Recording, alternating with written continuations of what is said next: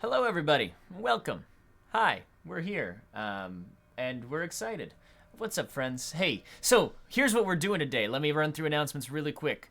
We are playing a game. This is an all-warlock game. Now, you might be thinking, all warlocks, that's silly. Yes, that's the point. This is a charity D&D game. We are raising money for the NAACP Legal Defense Fund. I've got some commands in chat for that, which you are welcome to use. If you type in NAACP, exclamation mark, NAACP, then you can see information about the Legal Defense Fund. Captions do take a second. I apologize about that. You can type in hashtag or exclamation mark BHM, which will give you some information about Black History Month. And specifically, this is resources for white people who might, want to learn how to be decent. Anyways, so take advantage of that. And then I've also got a donate command, which will let you find our Tiltify webpage to go and make donations. You can impact the game today with your donations. For $10, you can give one player character inspiration. They will get to add a D10 to the roll of their choice.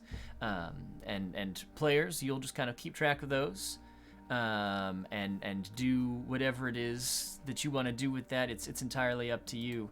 And then for $20, you can go ahead and give the entire party a reroll. That's an advantage for all of the players to use at their discretion. Pretty helpful. And then at $50, you can add one enemy to the final encounter. There's going to be a big fight at the end of this session, assuming that everything goes well, and I'll tell you why that is in a second. But you can add an enemy to this encounter if you would like. Last but not least, you can also donate $200. And if you donate $200, our adventure today is going to take a hard left turn. Oh no. I'm going to throw out the script entirely, and we're going to improvise from here on. So that's what we've got for you today. That sounds pretty tempting, Josh. We need $200 twice. Once halfway through, once like 5 minutes before we finish. Look. So to go off book and then go back on? Is that... No, go off book and then go further off book. Oh, yeah. That's scary. Just throw out books. I would appreciate it if y'all didn't encourage them like that. Come on, please. Why we're here.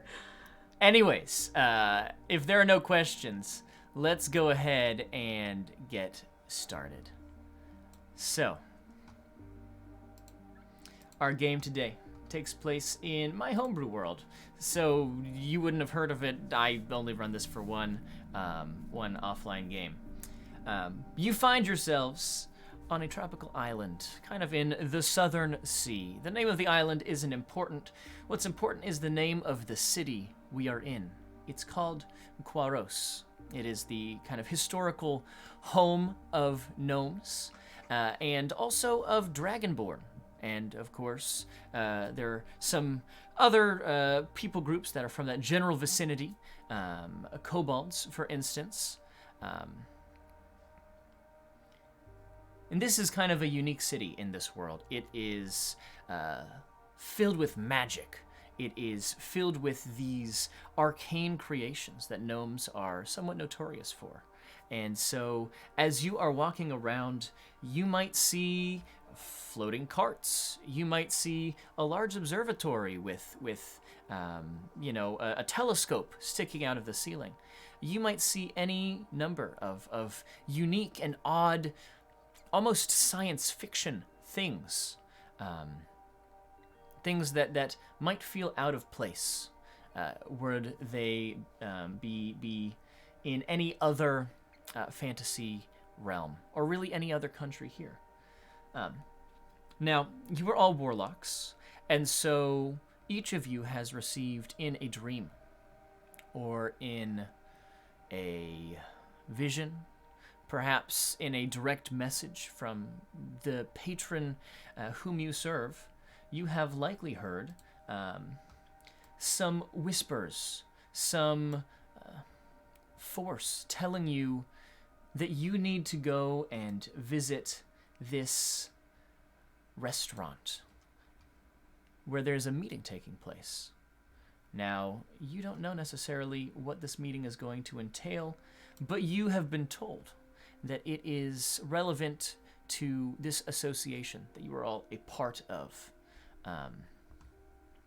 For those of you who perhaps are interested in this, there is an association of warlocks. It's called the Warlock Association of Quaros, aka WAC. No. It is kind of this underground society where warlocks who have this kind of shared interest in serving their non-savory entities, or sometimes savory entities, freely. It's I haven't tasted my entity, so I don't. Fair enough.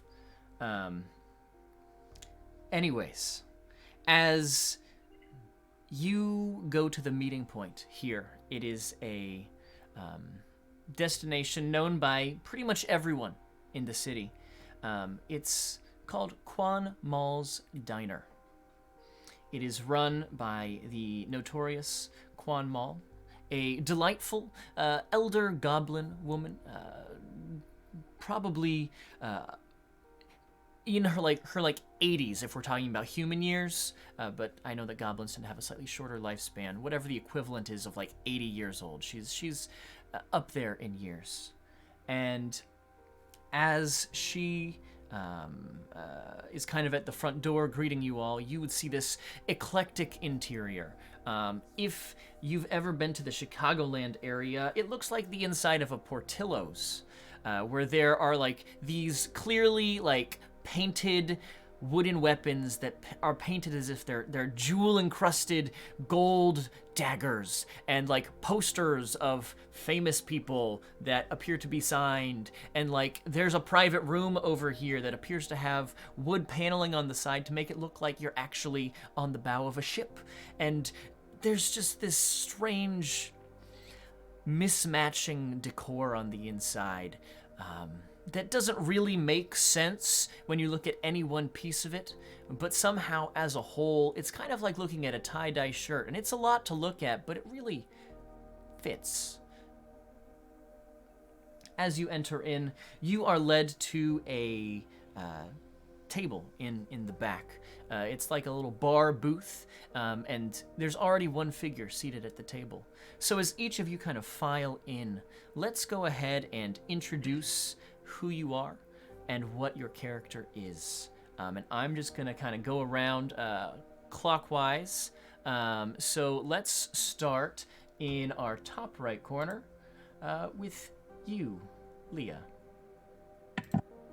So, as Bryony walks in, Bryony is she's a dwarven woman. Big curly red hair, big curly braided red beard, the whole look. In some sort of real shiny, really well kept half plate, big sword at her side. And as she walks in, she is giving a real side eye to these fake weapons on the walls. They are not up to her standard. She is a bit of a weapon snob. And she's going to go and find probably a table by herself and look for some mead if there is some to be had. Oh, absolutely. Absolutely. There's plenty of mead to be had. All right, and then let's move on around the table to Aaron. All right. Boogar, or Booger, as some people call him, is a goblin. You see, he's wearing nothing but a shiny pot that he had recently found on his head in a loincloth. And he's got a small banjo strapped to his back, and in his arms you see he's clutching what looks to be a dead possum, or taxidermied possum more specifically, frozen in that stereotypical look you see with a possum, like wide mouth, sharp teeth and everything. Exactly.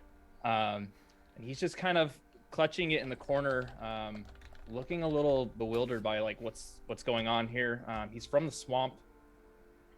He's lived in the swamp all his life, just in a small little tribe, but he's been led here because of the possum that he holds, and he's just a little confused right now why he's being led here, a little scared. He's probably in the corner right now, just hiding by himself, maybe under a table. Wonderful. Chantel. As they walk in, they are human, gender neutral. They took a bath last night, and while they were under the water, they heard about this association and thought, should probably check this out, find out what's happening, see if it aligns with his goals. And so here they are. Wonderful. And Dan?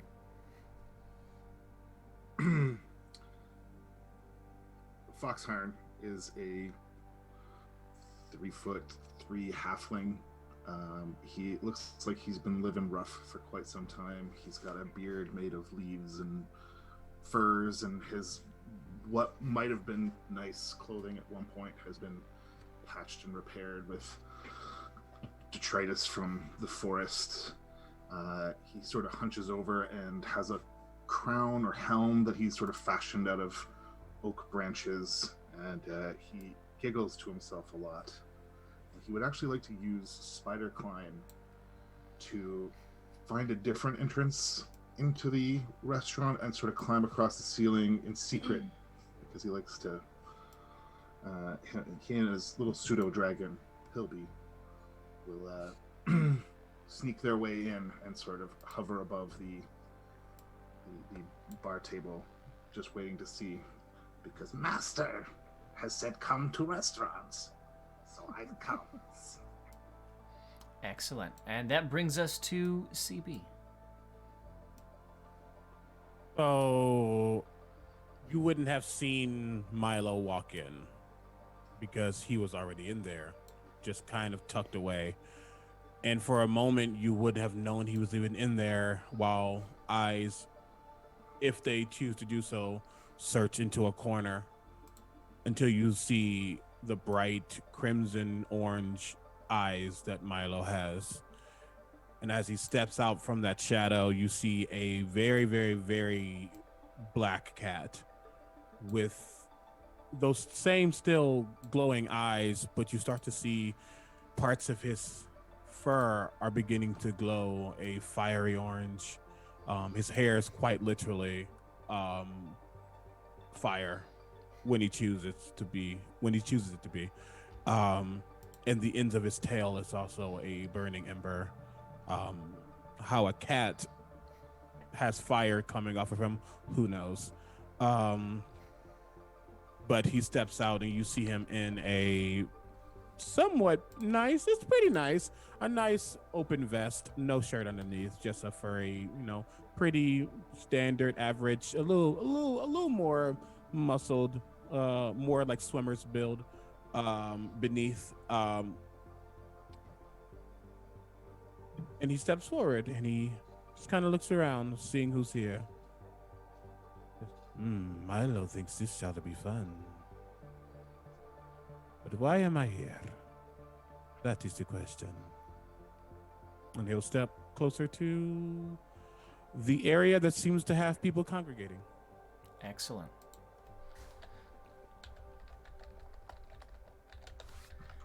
As Imagine we Booger hid in the same corner as Milo, not knowing Milo was even there. Completely Love it. oblivious. Then Milo just steps out and probably frightens Booger a little bit. Excellent. Totally oblivious. As we get started, we do have a number of giveaways today. And so I want to get one giveaway going right now.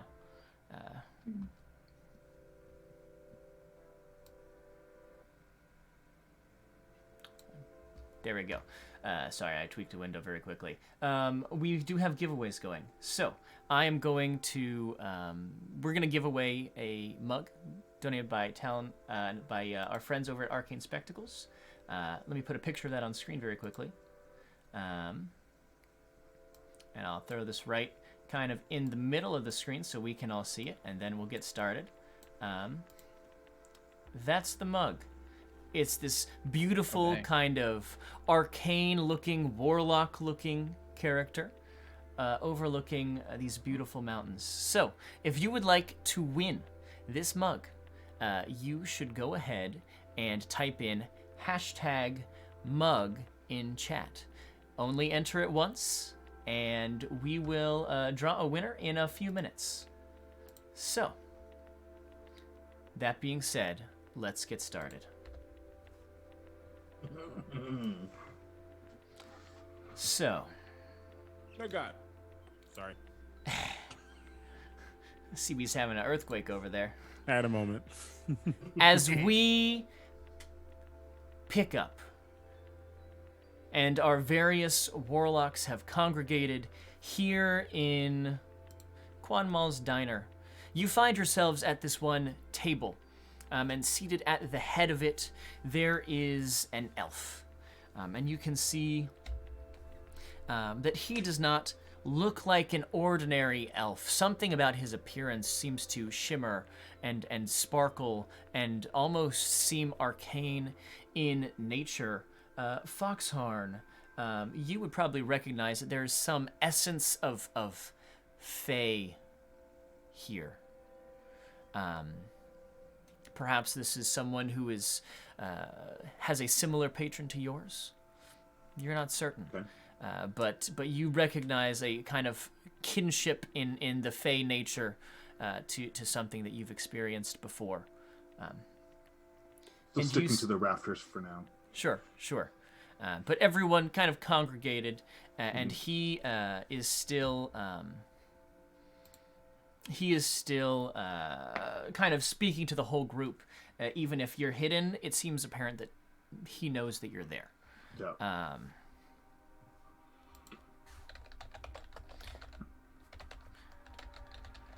There's a moment when he sees you all gathered and goes to speak.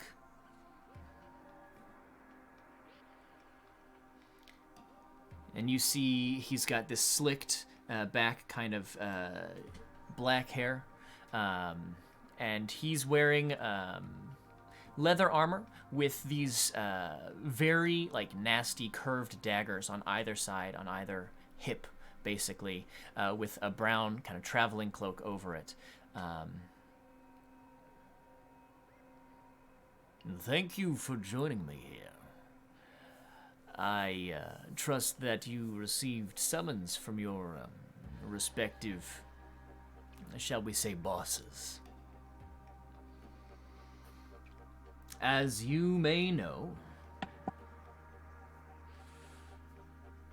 the Warlock Association in Quaros is an esteemed group, and while we have been operating underground for some time, it seems as though a certain religious sect has become aware of what we do and is seeking to put an end to it. Now, this would be no issue should we find ourselves in a full-on battle, per se. I don't think any religious zealots could do anything about us. But I was hoping perhaps we could cut the head off before it got to that. There is a monk in a local temple who seems to be heading up this investigation into the members of WAC. You'll find her. She is a gnome. Goes by the name of Talmina Stromwell. Now, she's recognized as being a little bit too good, above corruption, if you catch my drift. I fear the way to resolve this might be to either put her off of our scent or make sure that she, the one who knows about us, does not have ample time to inform the rest of her organization about us. Murder? You're suggesting murder? I don't think you'll have any issues with that, will you? Oh, no. Not I. Briny kind of looks around. And anyone else? Milo wants to get something very straight. Someone is seeing that we have a connection with another and is mad about it. And wants to attempt to dismantle this group, if you will, because they do not understand our connections. Is that what I am hearing? Yes. It is How hypocritical primitive. that someone serving a higher being would choose to judge someone serving a higher being. Don't you No, think? Milo does not serve a higher being. That higher being happens to be my great-grandfather. But still. You should be allowed to work with your great-grandfather in peace, should you not? Yeah. Hey, are you in charge of this whack?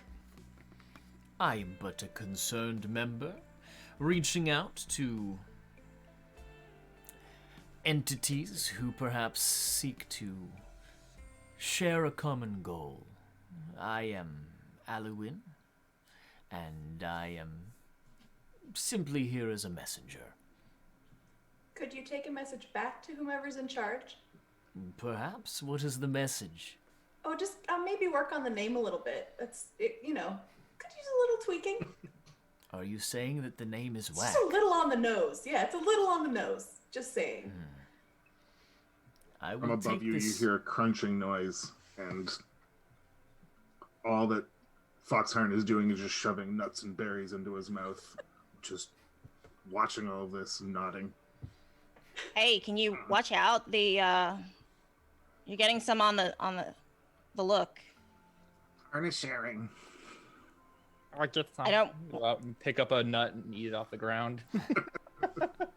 That's not the kind of sharing I like. We're friends now.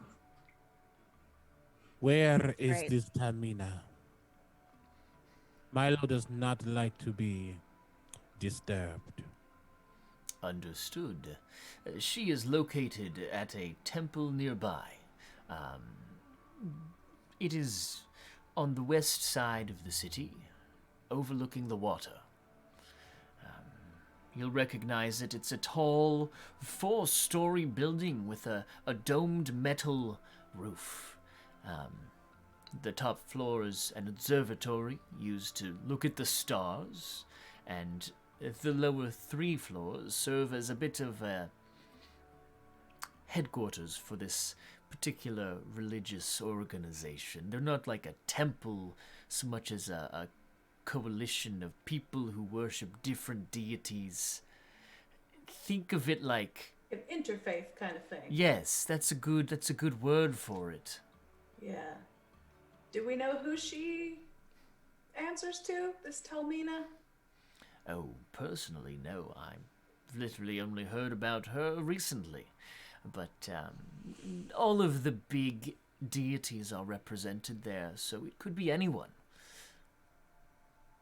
Cool. Well, I don't know. I don't know about y'all, but I'm up for some murder. Milo does not get his hands dirty, but he will have some fun. I'll follow. Foxhorn climbs down a pillar and climbs right up on the table and looks really closely at the elf, and then just turns around and walks off the end of the table as if he's ready to go. Let's do it. All right. So, as you gather your Before- things... Sorry, go Before ahead. we go, I'm assuming there's like candles or like, lanterns or something on the walls or something to keep it a little warm or whatever in here. Mm-hmm. If so, you'll see Milo kind of just take his hand and some of that flame will come to his hand and he'll just keep it here. How loud and bright do you want this to be? And that flame will begin to just grow. Are you okay with a little chaos? Oh, me personally, I love chaos. Good.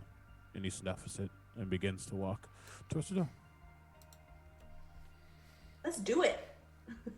They start to skip and then realize this is really serious and walk.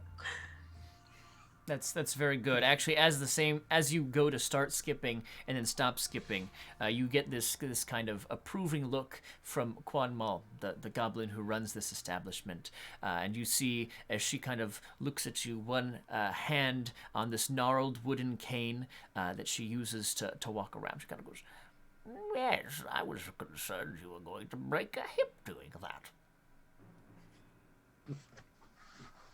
Healthy hips. Oh, very good. Mine have been bad for like... I have lost track of time.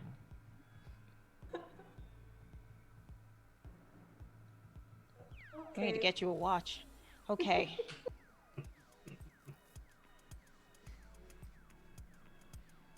Let's go.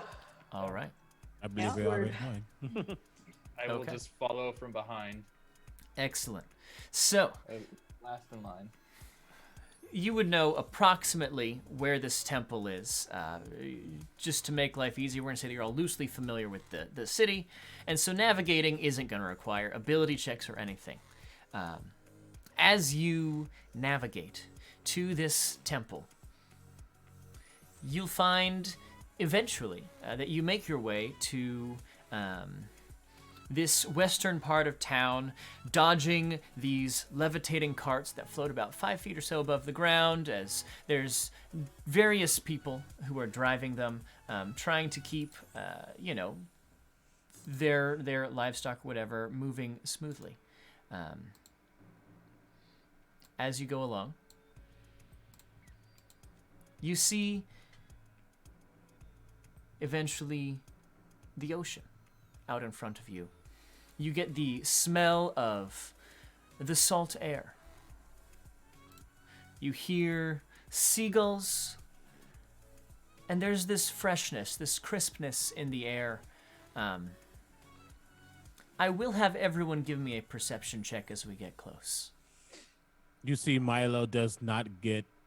He attempts to stay as far away from the water as possible. Does not Smells like. too fresh.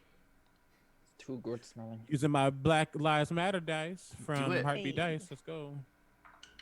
All right, and said while we're making perception? this check, I'm 13 gonna for me. roll the winner of the mug giveaway. And it has gone to Photo System. So, Photo System, someone in chat, one of the sponsors here, is gonna go ahead and give you a little whisper message to get your information, so that we can get that to you. Congratulations. We'll have another giveaway here in a few minutes.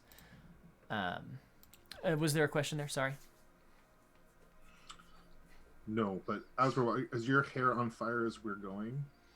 Yeah, that's like it's lower, but yeah, it's on fire. Yeah. So as we're walking, it's gonna fascinate Foxhound, and he's just gonna follow your tail as we go. Just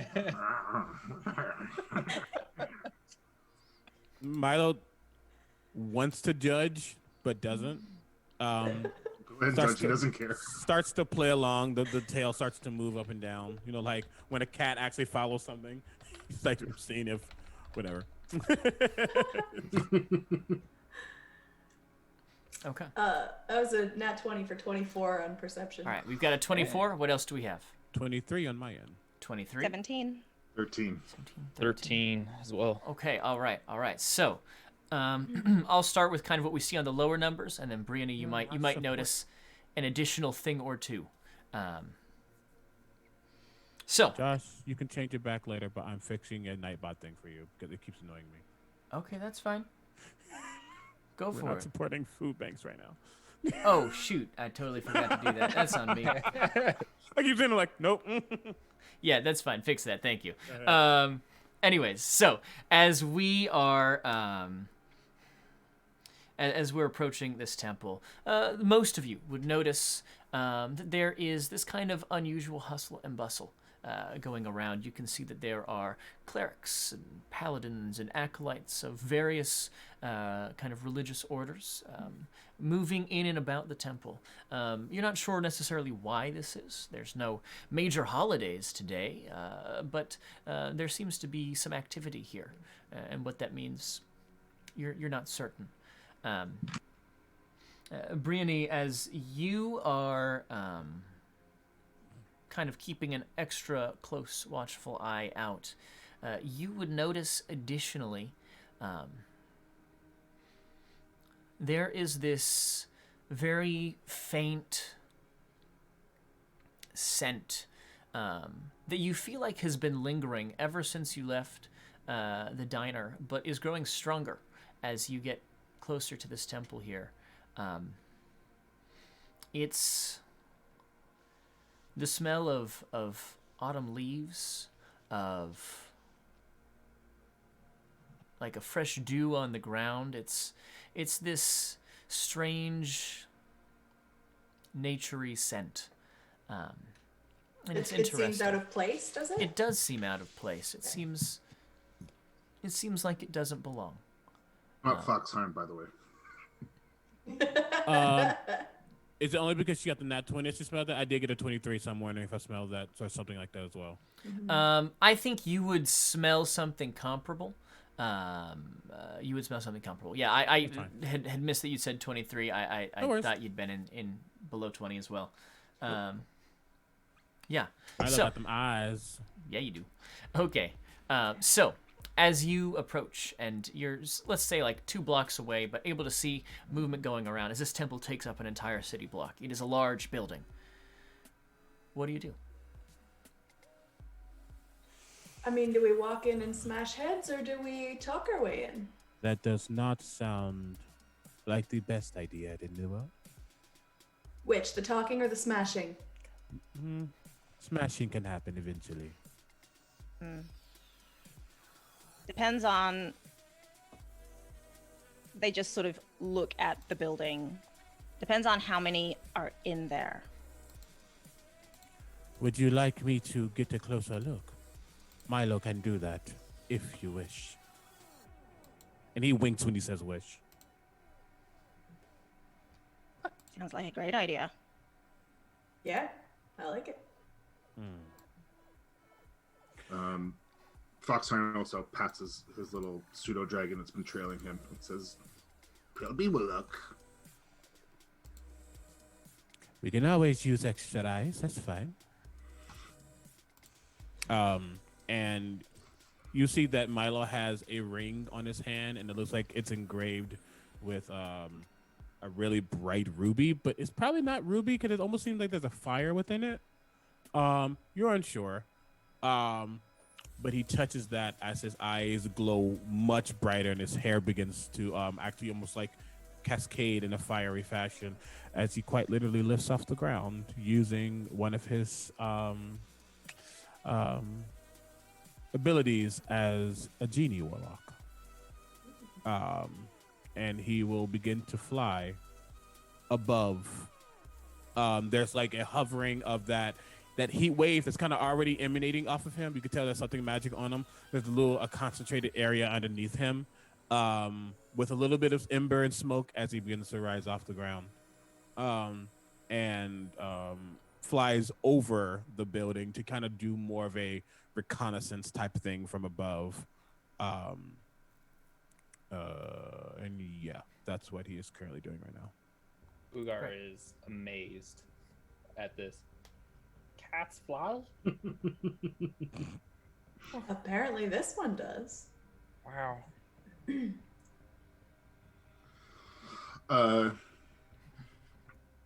While he's doing that, I'm gonna switch into the pseudo dragon senses and have the pseudo Pilby start flapping around looking for little windows and other entrances. Great. All right. So does that mean that we've got two people who are kind of scouting out the location? Okay. So I just can't move or anything while it's happening. right. So okay. I just want to be sure that I'm clear here. Are you looking to just like perceive from afar, or are you like getting close and trying to start like investigating, and making like an investigation check? If we do get close enough to make an investigation check, we'll also probably need an associated stealth check to try to stay out of sight. So, not trying to shoot the system. I do want to get close enough, but I'm not intentionally looking for specifics. Okay, so you're still just perceiving from a little ways away. Okay. Enough. Are you getting close enough that you would like to roll a stealth check, Milo? Yes. Okay. Close enough, but not enough to be like, but not trying to be like, what's that ant walking that way? I still want to get a gauge of the area, but get closer. We can work with that. You will notice that Milo is a simple cat. He knows a lot, but because he's a little charismatic, he's learned the tongue of the world, but he has a 7 in intelligence. So we're going to just do what we got to do. Anywho, yeah, but he will. Right. Great. If you will both give me stealth checks and then perception checks, Foxhorn doing that using your pseudo dragon's stats. Yeah. Let me know what your stealth checks are first, and then what your perception checks are. Sorry, 1 second. I'm trying to roll this in here, and I forgot that It's all D&D good. Beyond is a butt. 22 for the pseudo dragon. All right, on stealth, excellent. Yeah. I will remind you all that we do have re-rolls that you can use. So if you have a bad roll and want to We got 4 each fix right it, you have 4 each right now. Okay, sorry. Let me do that. 5. No. Scratch 5, that 5. Thank you for This those is- donations, friends. You can type !donate if you would like to impact the game. What are we looking at there, Milo? I to a couple of things, and I forgot to add it. I did get a natural 20 on my stealth check for 26. Excellent. And as I'm looking, you see my eyes flash even brighter as I cast guidance on myself. Okay. So I'm gonna roll a d4 real quick. Excellent. So I'll have to use a reroll. I'm not sure. Oh, how 4. to- 18 on perception. Okay, great. And what did you get on that perception check, Foxhorn? I'm just gonna roll a d20 and then add 3. Oh, 6. You know what? I'm gonna use one of my rerolls. Use one of your rerolls and just keep track of how many you have. Yeah, we all have 5 each right now. That's a nat 20. That's a nat 20 for a total of 23. 23. Okay, Nice. so Thanks, Dan. as the two of you just slip around in the sky as if you are not there, like just shadows moving through the night here in the middle of the day, you are kind of able to stealthily case the joint, so to speak. And looking around, if there's anything in particular you're looking for, definitely let me know. But there are a number of windows across the first, second, and third floors. The fourth floor does not have any windows. There is only one entrance on the exterior for the fourth floor, and it is an opening in a large metal dome where there appears to be a telescope sticking out of. As you are going around, you can see that there is a back entrance. It seems to be slightly less busy than this front entrance is, not just from like clerics and acolytes and various members of the clergy who are kind of going in and out, but also of just your standard everyday people who are going in to visit, maybe offer up a prayer or make a donation of that type. The back door is a little bit more quiet in terms of activity. There's still some people going in and out, but you might be able to find an ideal opportunity to slip in the back door without anyone noticing. Oh, nice. I'm gonna join you in that actually. Sorry. Anywho, once Milo sees this and sees the little dragon thing which he's interested in, he will start to fly back and let them know that our way's in. We just have to pick one. What are they? Hey Josh, what are they again? Because I totally was ordering food. There are a number of windows along the building on the first, second, and third floor, and there's one back entrance. One kind of small like service door. It leads out to a large like one of those commercial waste bins that the garbage truck will come by and pick up. So there's stuff out there. It probably smells a little bit out the back entrance, but you could get in. I kind of like the idea of sneaking in the back. What about I can't y'all? fly, so just go through the back. When Foxhound returns to his senses, he goes, Foxhound could make distraction. You want a distraction? I can distract. Are there seagulls around here? There are a lot of seagulls. Yeah. Gross. Ugar would like to approach the nearest group of seagulls or a seagull. Mm-hmm. And he's gonna start squawking at it, like as a seagull. Okay. Using speak with animals. Excellent. So I can do this at will without spending a spell slot. Excellent. They and I'm just gonna have like understand some of this. my rations and stuff out, like trying to like guide them in. And I'm just gonna ask him like, "Hey, you want food? Come here. You I have a get job for you here." answers from a couple of them, like, "Oh yeah, food. Yeah, I want food. I could use food. I need you to distract. There's food." I mean, like point at the tower and everything, and tell him like, the people that go in and out, can you dive bomb them and poop on them and just cause a ruckus, just everything, make it chaos. Yeah. Start shoving food towards them. You get this very affirmative answer. Yes, they can absolutely do that. Okay. For the price of some food, they are in. Cool. Just drop it down, just turn around, and give a thumbs up. We're good. Good job. Make my way back to the Foxhound group. sort of picks up on this and starts saying the same things, squawking, but running through some of the crowd and just throwing out more nuts in the crowd as he's squawking like a seagull. Okay. Milo, Has the beast speech ability. Okay. Nice. Yeah. Milo's. Oh, go ahead. They walk up to the front door because the back door. What? It smells back there, Overcomplicating no? things. walk up to the So- front door and knock. Okay, well, so Milo, just go.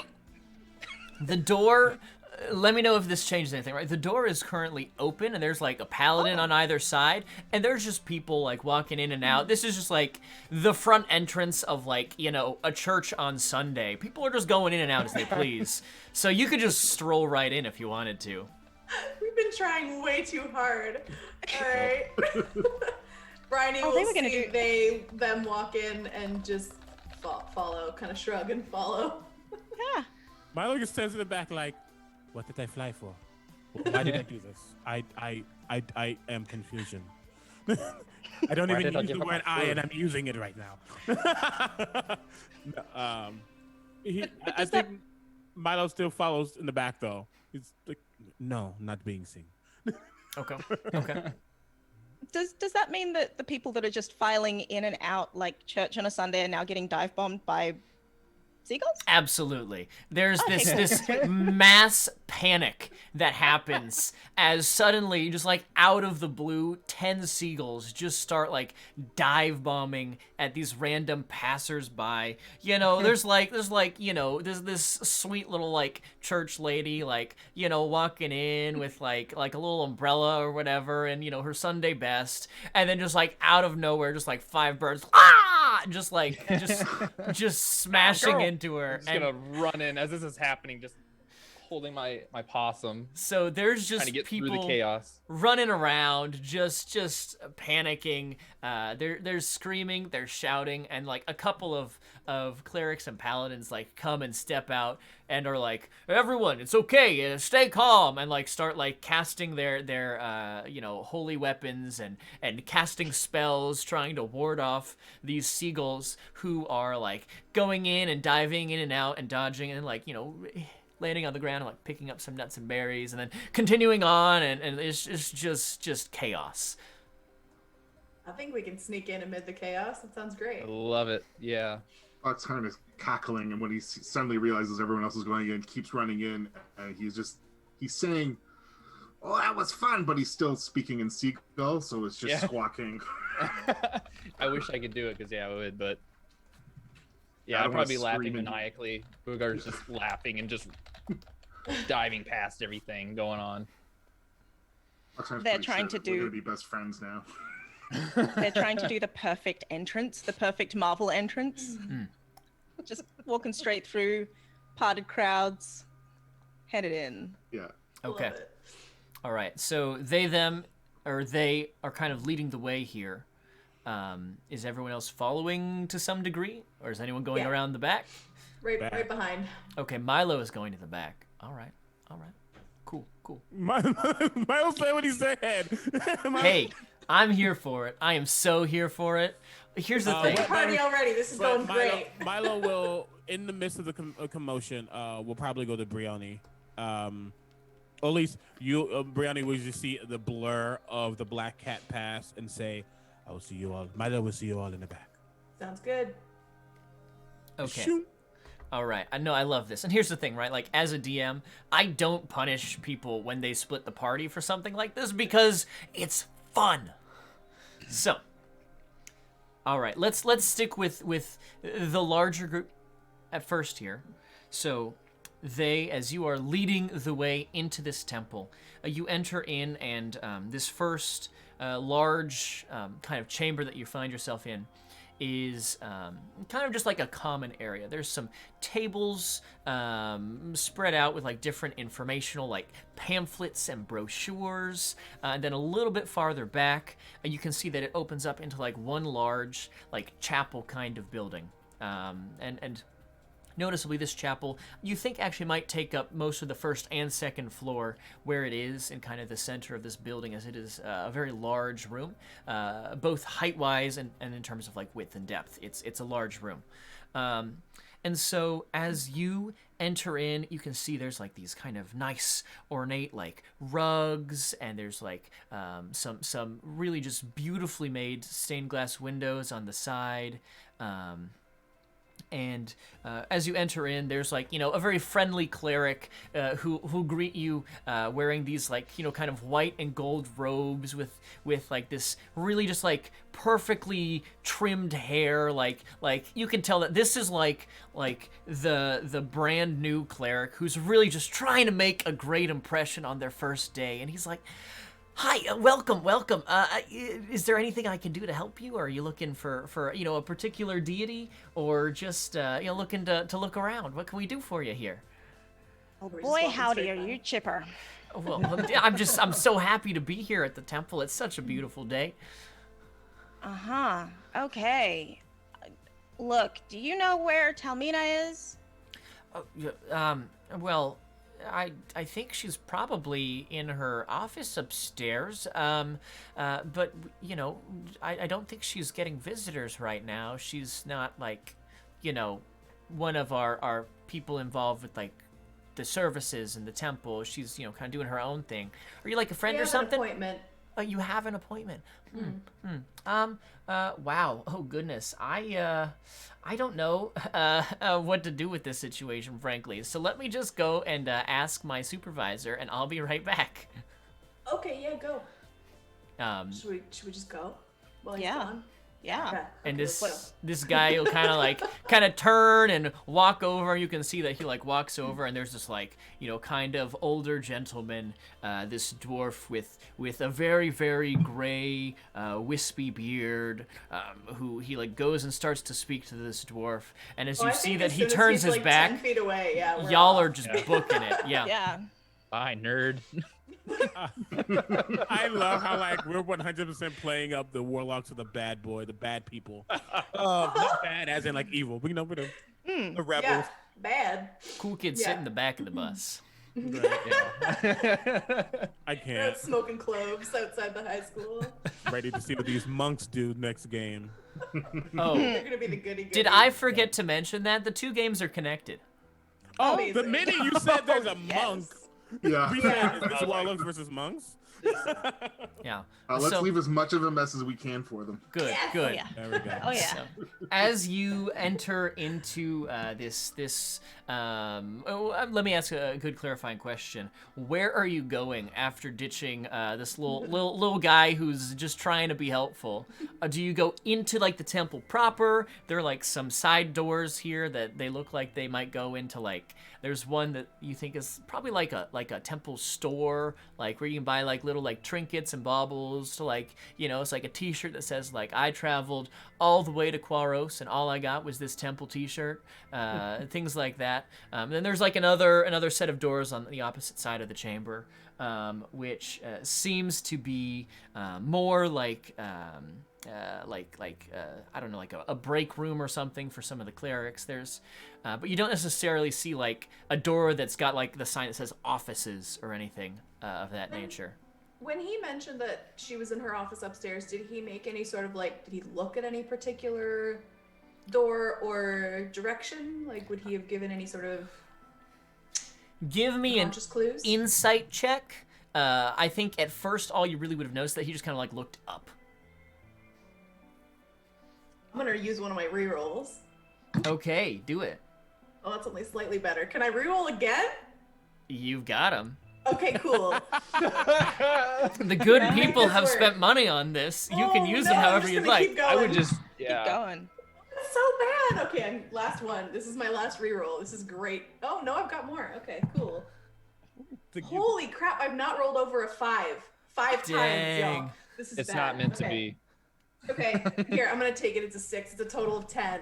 Okay. That's With the best I get in 6 rolls. with Wow. a total of 10, as you are really trying to like read this guy, man, he is a tough cookie to crack. Like you just He's so chipper. I can't relate to him at all. just no emotion on his face whatsoever. He is here, he has his customer service face on, and you have no idea what he's actually thinking or feeling.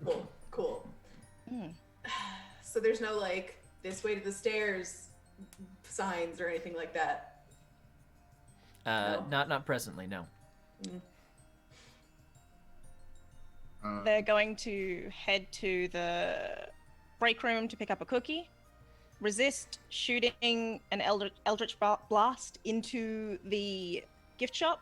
We'll do that on the way out. You get that Okay. itch, like, Yeah. no. Yeah, it's that, Eldritch! like, Ah! oh. Yep, yep. Holster And that. head for the doors. Okay. I'll just follow. Booger's directly behind them, probably A cookie like first. trying to hold on to their clothes, like to keep up. Okay. My Okay. short little I'll legs. take a cookie. That sounds great. Okay. Yeah. As you kind of Cookies and go mayhem. into this break room, there's enough people moving around, and you still hear like the distant like ah of seagulls still like just like dive bombing random passerbys. No one really notices as you just smoothly slip right into this chamber. And are able to grab some cookies. There's a variety. You can have whatever cookie you would like. They've got one of those like big variety packs with like the chocolate chip and the oatmeal and the sugar cookies. And so you got whatever you want. There's a cookie there for you. Foxhind will grab handfuls and shove them into various pockets and pouches. Delightful. All right. So, as you grab your respective cookies and kind of look around, at the back of this break room, there does appear to be a stairwell that leads up. Hey, good instincts, they. Great job. It Let's look it up the pays to stairs. get hungry. Heck yeah. I mean, who doesn't want a cookie for the road? Let's go. I want a cookie for Always. the road. What kind do you Absolutely. think Milo wants? I'll grab one for him too. I don't know, like chocolate chip. Probably safe, right? Is there milk? Maybe you want some milk. Oh, is there like an ice box? Or Yeah, like bottles there's of milk on the there's- counter or anything.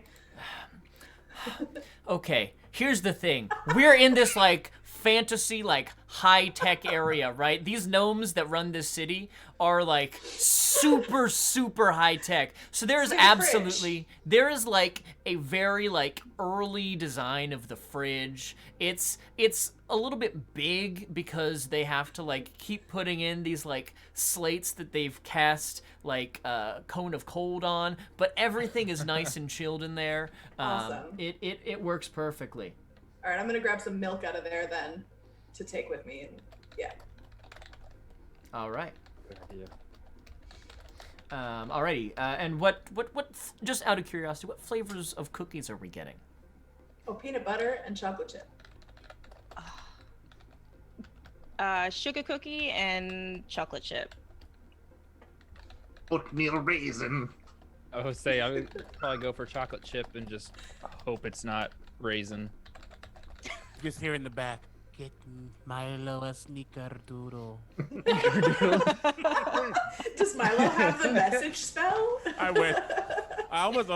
He almost had a feat that I changed it out. Booger doesn't know what a snickerdoodle is, so we'll just grab the nearest cookie. I mean, chances Pocket it. are Foxharn grabbed some of everything, right? So Yeah. if there is a It's just snickerdoodle, it's going to be in there. He's a little hoarder. You might not want it after it's been in his pockets, but it'll be there. Okay. Just for fun, Boogar, could you roll an investigation check to see if the chocolate chip cookie you grab is actually an oatmeal raisin cookie? This is Yes. this is a clutch roll. It was Aaron. a nat 20 for 24. It is definitely You chocolate chip. have found the chocolate chip cookie with the highest chocolate chip to cookie ratio possible. This is basically just a chocolate cookie. It's Oh my just a God. slate of pure chocolate. I love D&D. Yes, excellent. Okay, so as you make your way up this stairwell, grabbing snacks and whatnot, let's check in with Milo. So you went around to the back of this temple, yes? Yes. All right. What are you looking to do as you get back there? Well, see who might be back here. See if there's an easier way to get to the top, because most of the leaders go to the top and fire does rise. Well, he is assuming that the others will preoccupy most of the individuals in the front. So he's hoping to sneak around in the back and just kind of get in easier without eyes, as many eyes at least. He's definitely sticking to the shadows once he gets in because he has the ability to blend into the shadows quite literally. And yeah, so kind of sneaking around, doing what he needs to do, and if he needs to do other things, he'll do it. Great, great. Okay, yeah, and I think you would notice, right, as this is happening, while most of the seagulls are still terrorizing people out at the front of the building, there's like one or two stray seagulls who like didn't get like the exact same memo, and they're like out here at the back just like pooping on people as they're walking out to like take their 15-minute like smoke break. There's just like seagulls just like dropping loads, and it's just, oh no. No. There's some chaos in the back do? too. You'll definitely see him. Well, you won't see him. Just to make sure he gets in safely, you see like instantly bolts in as he uses his feline agility ability. Okay. Which would give him a lot of movement real quick. Excellent. A lot of it. But then once he gets in, he kind of stops, surveys the area for 6 seconds. Cool. Because he kept doing it again. Cool. But yeah, then he'll go in and start to scout and see who's there, see who's not there, stick to the shadows, get around, get as high and far as possible. All right. So, as you slip in, and it's fairly easy. I'm not gonna require you to make a stealth check to sneak past these handful of people who are all like running away from seagulls who are pooping on them. Poop. Look, they got more important things to worry about right now. This is gonna stain my robe. So as you slip in this back door, you get into what actually, interestingly for you, CB, to be the one to see this, is it kind of looks like the green room and like the tech workshop at the back of like a theater where, there's like some construction materials and some like super just casual seating. And you'll see one or two people kind of milling about in here. Someone is like clearly trying to like fix what looks to be like a slightly damaged like table, like one of the legs appears to have snapped, and they're trying to like kind of pull off the old leg and put on a new one. You can see they're like doing some basic just like woodworking in here, trying to make sure that everything here at the temple stays pretty and looks good, because as you know, so much of putting on any type of service or performance or thing like that is the element of appearances. Valid. That's So- cool. He sees it. So, as they're kind of just cleaning up the things, making sure that everything looks nice, you have a moment where you kind of spot around, and you can see that there is a ladder across the workshop. So you'd have to get past a couple of people, but it's a ladder that goes straight up. Or there's a hallway that kind of goes down to your left and appears to be kind of like that backstage hallway where there might be like dressing rooms and things like that kind of in this hallway. Although you would have to obviously get a little bit closer to know for certain. I'll take my chances. I'll go. I'll see the ladder, see the people, and go, too many. Might be a problem. And I'll go towards the hallway. Okay. As you move along here, you can hear as you pass by a door or two, like voices talking. So, in one of them you see, you kind of can see through a cracked door. There appear to be like 3 or 4 people who are milling about, perhaps changing out of their robes into something a little bit more just like, everyday commoner type of clothing. And you can hear some conversation about, oh, well, I thought that was a very good meeting. I think there's plenty of opportunity for us to perhaps further the benefits that we're doing for the poor in this city. And someone else will chime in. Yes, I do believe that we could certainly further our efforts, especially if things continue to go as they are. We've had an excellent series of months. I think perhaps we should look into opening up a new extension site out on, and they're just talking about, like expansion plans and how they can better, You see, I form some fire in my hand, and work with me.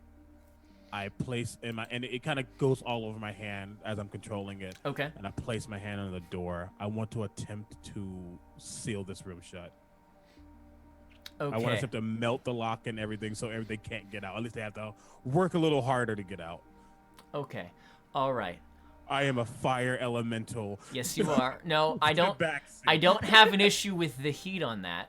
I want. What type of? Here's what I'm gonna say. Locking a door. I feel like that feels like a survival thing, right? You're trying to like melt a piece of metal in a certain way. I'm gonna say that this is a survival check. Can you make a survival check to try to manipulate the heat coming off of your form to perhaps melt that lock shut? Okay. Can I have guidance? If you would have time to guide yourself, yes. Yeah, I mean, I'm by myself. I'm hearing them listen. I'm hearing them talking. And you see like the heat wave kind of rise off of me. My eyes glowing, just like, no. Okay, survival check. Let's see how many rerolls I use. Oh, it's almost a natural 20. Definitely using a reroll. Oh, that was horrible. Plus guidance, add a d4.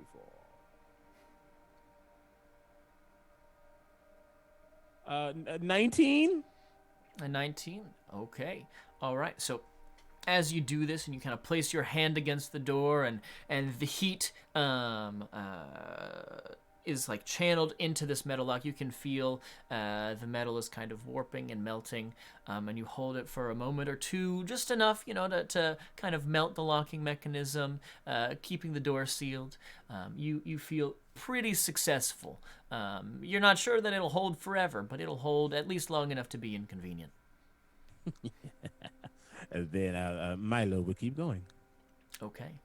Alrighty. So, as you continue down this hallway, you pass another dressing room of sorts, and there appears to be some folks in there chatting about something different. They're making lunch plans, and so someone's like, "Oh, like perhaps we should go. I heard that there's like a new tavern that opened up not too far away. Feel like I could have a drink after today. What do you think?" And someone's, "Oh, well, I was thinking more of like a sandwich shop personally. I don't know. It's just I've just got this weird. I've just got a taste for it, And they're just kind of chatting about food and whatnot. And as you continue on down this hallway, you can see there are a series of conference rooms that appear to be kind of on the edge of this first floor, before you find yourself similarly looking at a stairwell that goes up. And I will head to that stairwell. Alrighty, good deal. So let's flip back to our other group. As you follow the stairwell up, you find yourselves in a long hallway up here on the second floor. And as you your eyes follow where this goes, you can see that there might be some offices here, but as you're looking around, you're not sure necessarily that this is what you're looking for. Is there anything? Is there like a directory on the wall or anything anywhere? Like how they have in doctor's offices, like, this way to this office, that kind of anything like that? Would you like to give me like an investigation check or something to see if you could locate a directory, perhaps? I will try with my -1, sure. That's an 11. If there is a directory in this building, you have not seen it. It doesn't mean it's not there, just that it's not here. And so you could continue up this stairwell to the third floor, or you could come and explore the second floor here. It's kind of your choice as to what you would like to do. Is there someone on the second floor? Like, is there someone just around? As you kind of poke your heads out in the hallway, it appears to be empty for the time being. What's the decor like? This particular hallway is fairly bland, honestly. So compared to like lots of vibrant colors and ornate decorations down in the first floor, especially in that kind of common room where you first entered, and in the temple like chamber proper, where everything is very ornate and very decorated, this is much more simple. You're looking at just kind of basic stone walls. And there is kind of this pine green rug running along the hallway. You're not sure necessarily what the choice is behind that, but that's it. There's a table here or like a picture on the wall there, but it's very simple decor. How do people live like this? How do you live? Better than this. Do they not understand fashion? I don't think they live here necessarily. This is their work, right? Yeah, I know, but still. Oh, it's not Aesthetic, it's not nice, but yeah. I mean, they need an interior designer for sure. Needs more mud. I mean, Foxhorn it lives needs in more a sun. tree. Foxhorn's gonna get down on all fours and just start sniffing around, looking for a scent, something to follow. Okay. All right. Sure. What type of a check would you like to make for that? I feel like that's a perception check. Okay. Yeah. Give me a perception check. I could make it a disadvantage, being that smell is not up to you. Is there a reason that you would be bad at smelling? No, he's not bad at smelling. It's just this is one of the ways that he navigates his normal domain. Then so. I don't think there's any reason for it to be a disadvantage. Rolled a 1 on that, so I got a 6, but I'm going to use another one of my rerolls. Okay. Try that again. Well, that's a 9, so I'm just going to leave it at that. Okay. With a 9, you have a hard time picking out any individual scent. There's a lot going on here, right? And many people probably pass through this hallway and through this stairwell on a daily basis. And so you're not able to pick out anything that seems like distinctive to what you're looking for.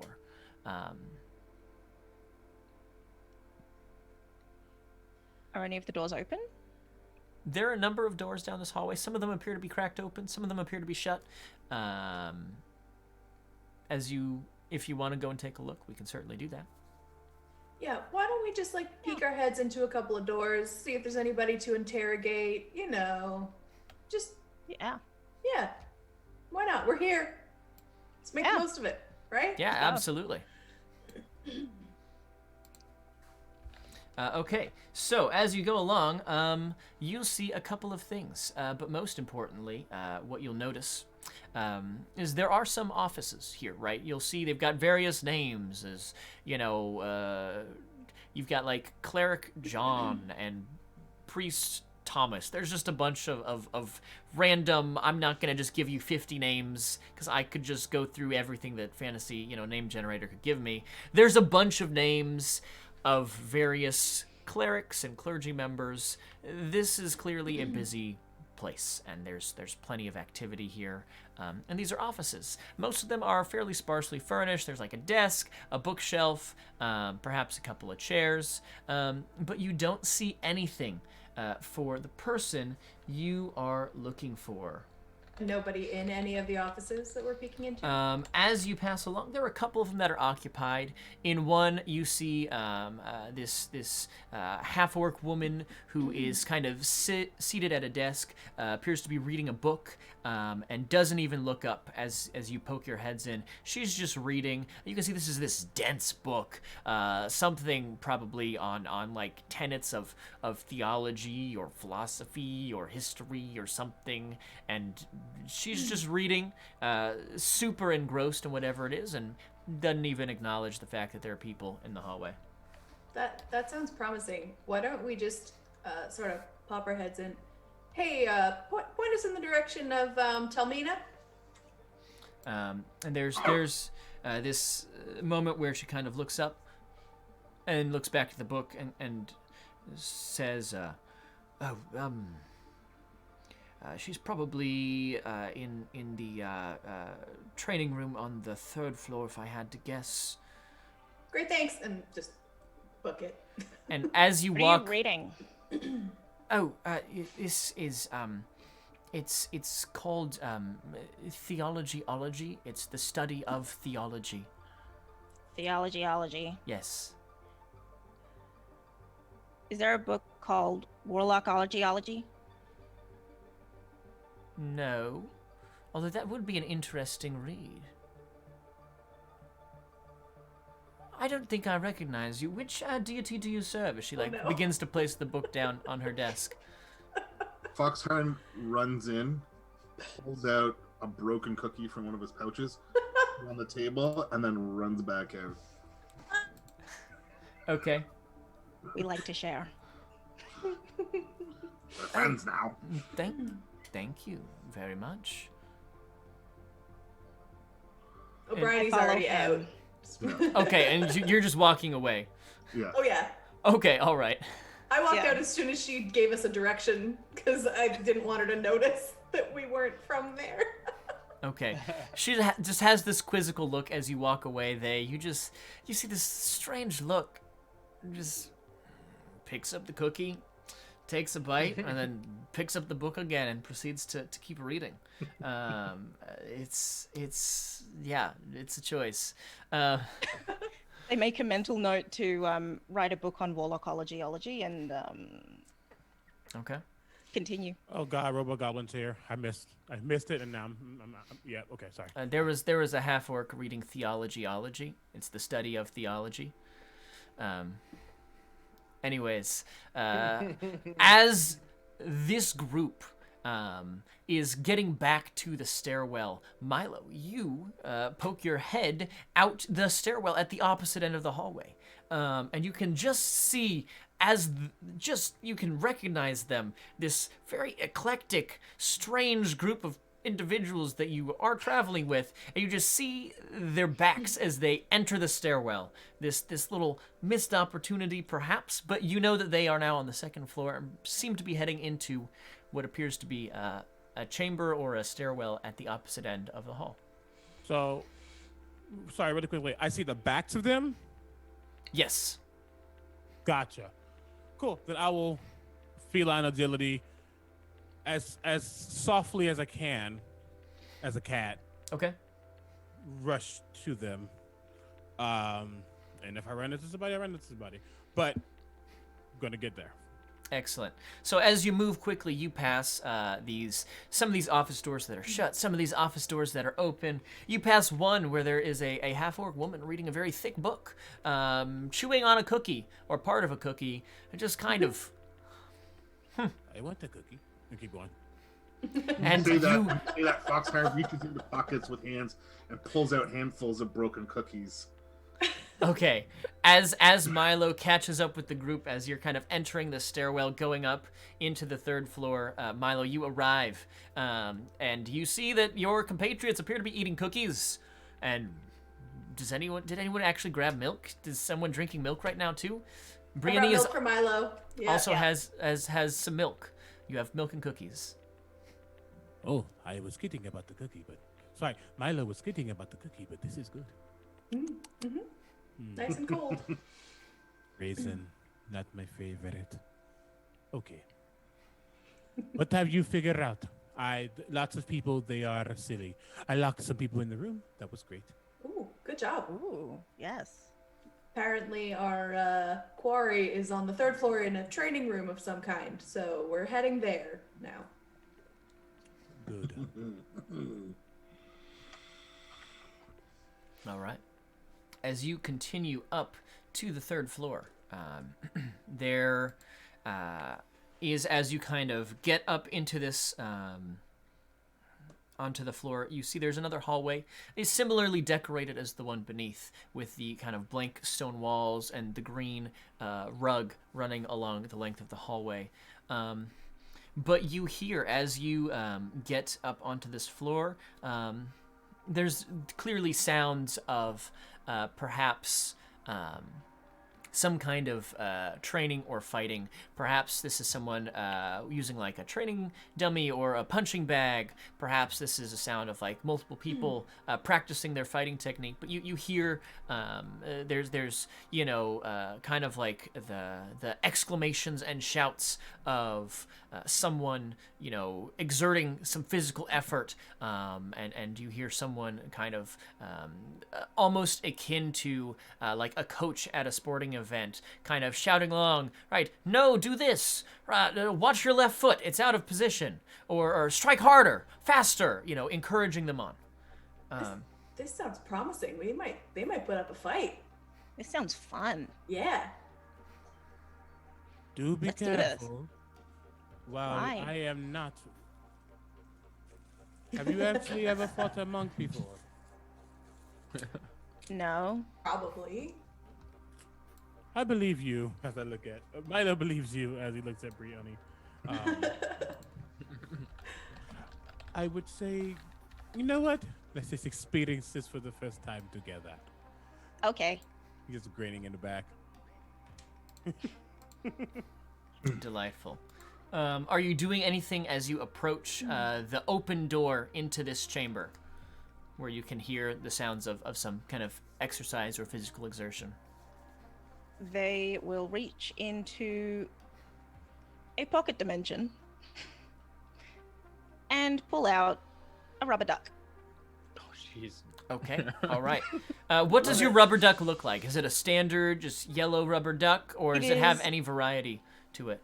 It is a perfect yellow rubber duck with its cute little, like, dark orange beak. The only thing that is different about this rubber duck is that it sits on an inexplicable pillow of pink bubbles. Oh, dang. Nice. Like real bubbles. Real bubbles. Beautiful. Just inexplicably pink Love bubbles resting. It's great. Foxhorn will ready his sack. He's just gonna pull up a sack, no weapon, but he's got a sack that's a rust color, Okay. and he starts giggling. Milo will say, I know that we all can be charismatic, if you will, but let me do the talking first. Yeah. Bryony's gonna Okay. pull out her shield and just prep the great big sword in her hand, her long sword, and just So if Booger Get ready to sees go in. everybody readying things, like he'll just hold the possum like under his arm like a cannon, just ready. Excellent. Excellent. Okay. As you all collectively, prepare and creep forward, approaching this chamber, I think this is the perfect opportunity to take a really quick break. We're going to have a moment to stretch, take a bio break, grab a snack, refill your water, coffee, whatever it is. Speaking of coffee, we have a coffee giveaway. We've got a gift card from Found Familiar that we're going to give away. So let's go ahead and roll that now and see who gets it. And it is going to go to Edna Mode 69. Edna Mode. nice. Congratulations. One of our wonderful sponsors here, giving all these giveaways, is going to reach out to you.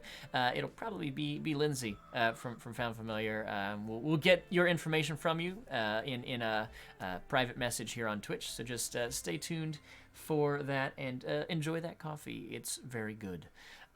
With I that, recommend the inspiration blend. It's very good. yes, with that, I'm going to take us to a break. We'll be back in probably 10 minutes, so don't go anywhere. But do take care of your own needs, and we will see you all very soon. Once we go to the break screen, I will start a giveaway for a D&D Beyond code, giveaway code for, let's do Xanathar's Guide first. We'll do Xanathar's Guide on the break. Let me just get us to the break screen, and then I will get that going in chat. Thanks y'all for being here, and we'll be right back.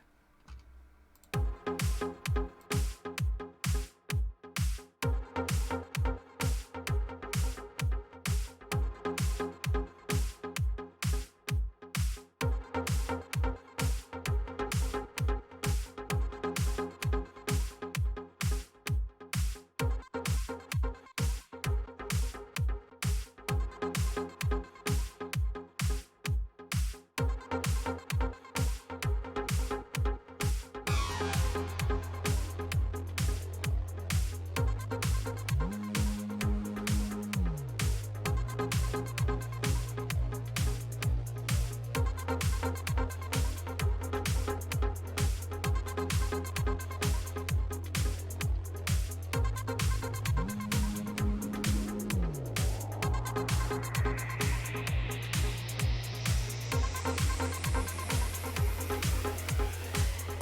I can't deny. Some days just don't feel right. I think I feel much better at night. Seems I can't deny. Some days just pass me by. You know I feel much better at night.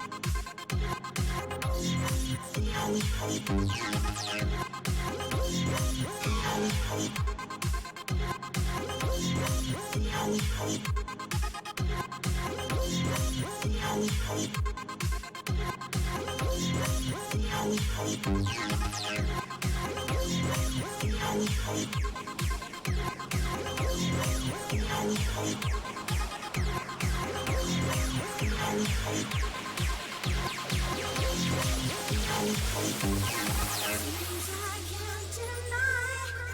Some days just don't feel right. I think I feel much better at night. Seems I can't deny. Some days just don't feel right. I think I feel much better at night. Seems I can't deny. Some days just don't feel right. I think I feel much better at night. Seems I can't deny. Some days just don't feel right. I think I feel much better at night. Seems I can't deny. Some days just pass me by. You know I feel much better at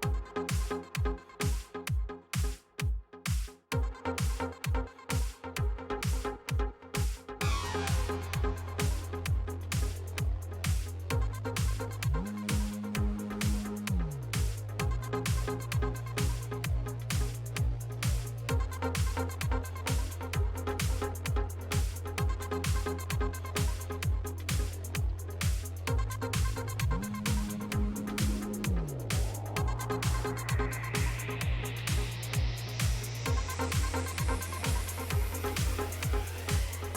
I can't deny.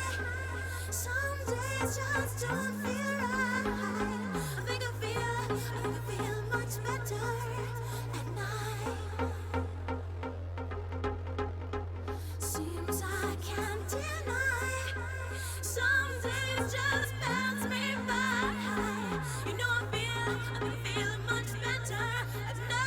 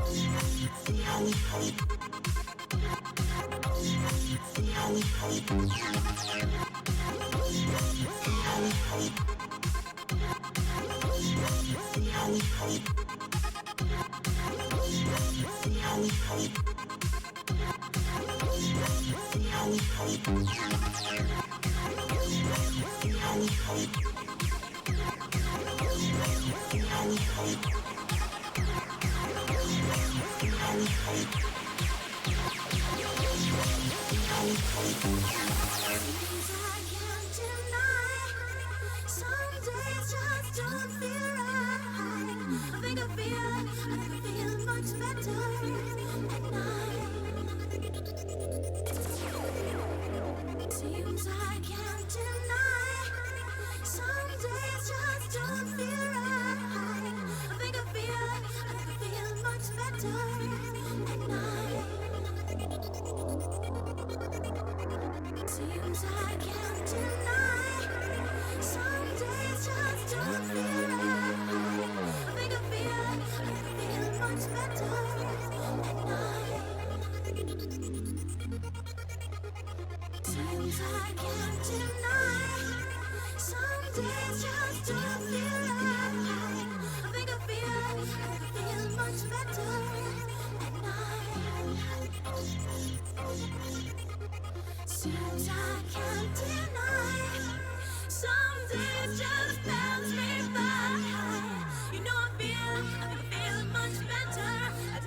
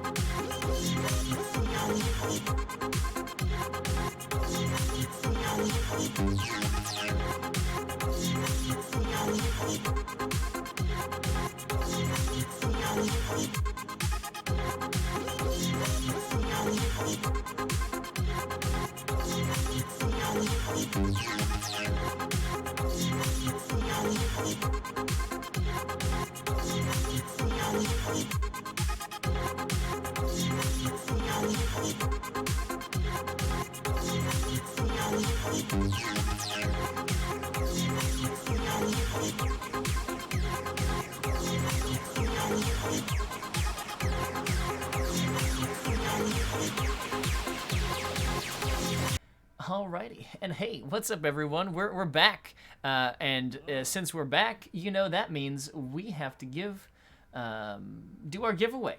We've got a giveaway code for D&D Beyond's Xanathar's Guide to Everything. If you've already typed it once, don't type it again. And I'm gonna pull that winner here right now. Okay, we'll roll that again. I didn't even put it in. I don't know. I technically because did you were encouraging people to put it in. That makes sense. Okay, well, hey, it goes to Nick Plays D&D. Congratulations.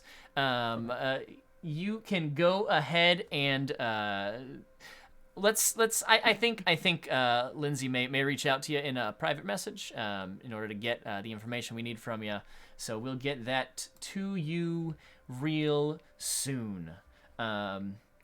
As we get back into the game now, we've got some exciting stuff happening.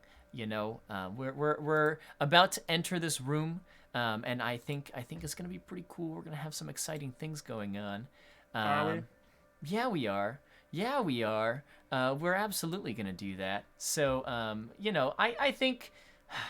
Okay, right before the break, you all prepared your various things, which is great. This is very good.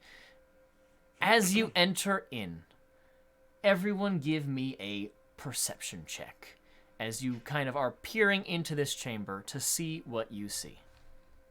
Kind of want to keep it. Got a 20. I don't see I'm gonna use a reroll. And you know what? I have too many fucking rerolls. So I'll use one. Yeah, they gotta go. They gotta I wasn't go. going to, but look, we have too many. Yeah, I could- I'm yeah. gonna There's a reroll lot. as well. Okay. Okay, not much better, but still. No. That's a 14. Okay. I do it again. Like, I want to be better, but no. Okay, so that's 2 rolls. Should I be rolling something? A perception check, please. Oh, I didn't even do perception. 11. Whatever, I'll take it. 19 for Booger. Okay, that's pretty good, y'all. So, as we look into this chamber, hold on, let me switch our music very quickly.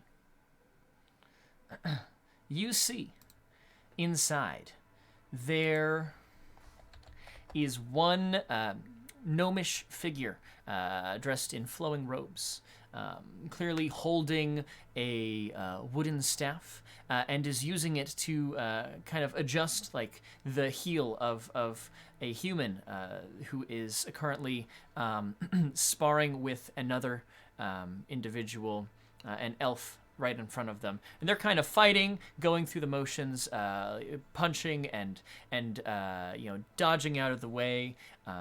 And she is kind of using her staff to adjust a foot here, lower a fist there, kind of giving some pointers on technique as you see them kind of going back and forth, punching and fighting and whatnot. Yes, they're working on their technique, CB. So is Just there the two of them? So there's the two of them fighting. There is a third person, a pupil perhaps, in the corner, basically like head down. There's a boxing bag, and they're like a boxer on like a speed bag, just going against the speed bag, kind of in the corner. And then there is this gnomish woman, seeming to kind of oversee this training fight between the two in front of her. This is what you see. Would there be a way to get the three of them in a 30-foot cone? Oh, they are easily within a 30-foot cone. You just have to be within 30 feet. Diving right in. Well, okay.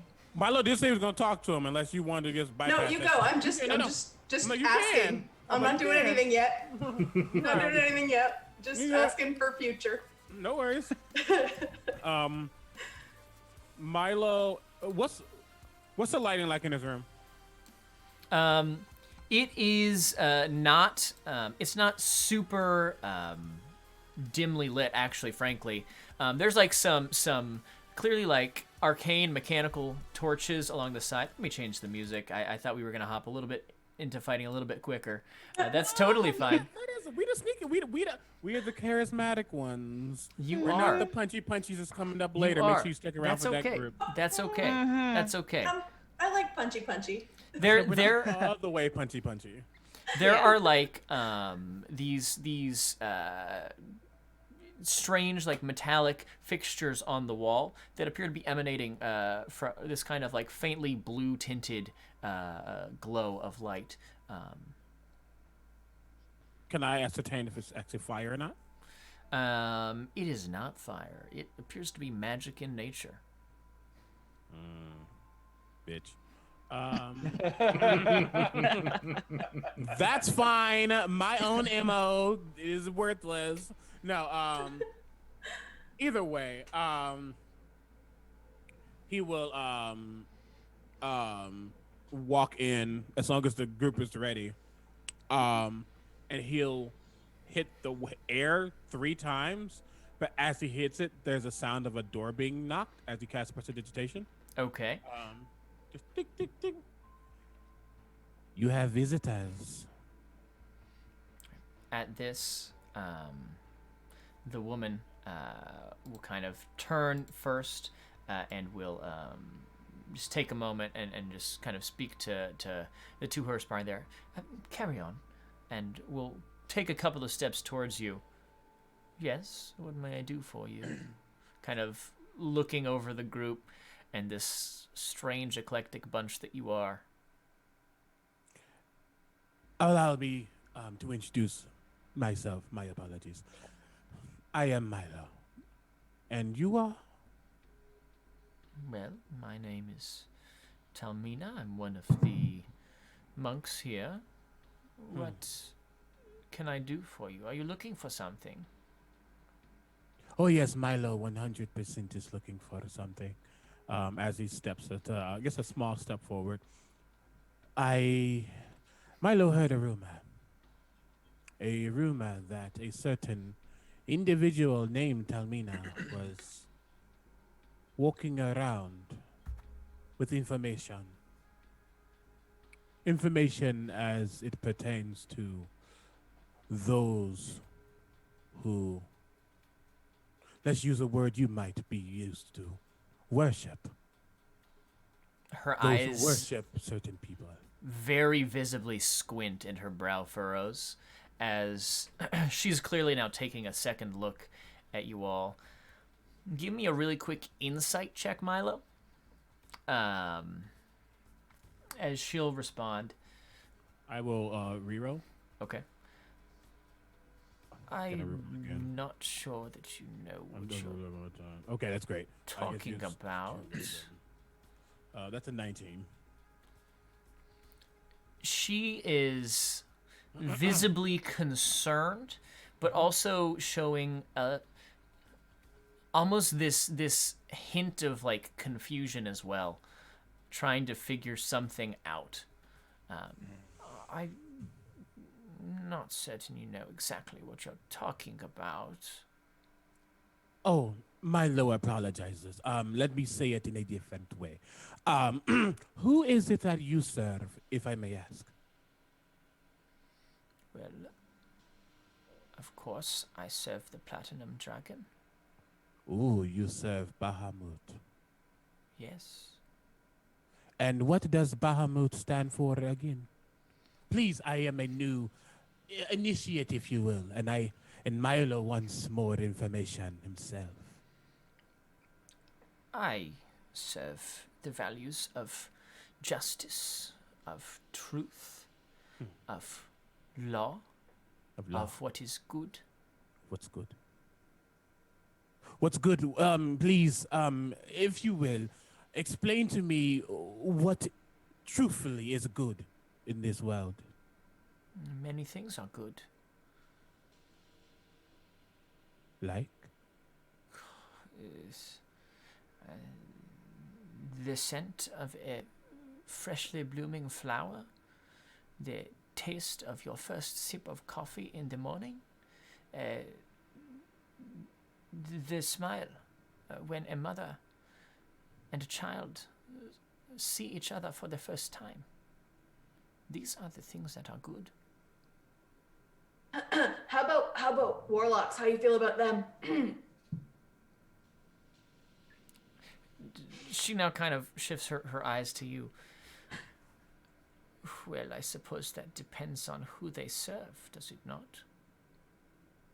No, it's just general question. Should there be a warlock serving a nefarious entities, and of course I have issues with that.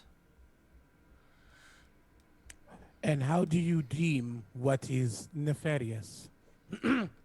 For there are those who serve, worship, in your words, entities who seek to help or seek to just allow one to live. Is that not truly nefarious? Or was that not a good enough description for you?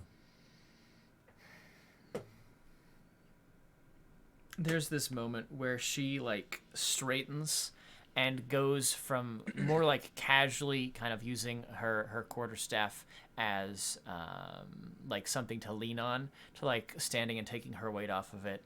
And at this, you would also, I think, all notice that the handful of individuals that she's been training kind of have all stopped what they're doing and are walking over to stand a little bit nearer and closer to where you all are as she kind of responds.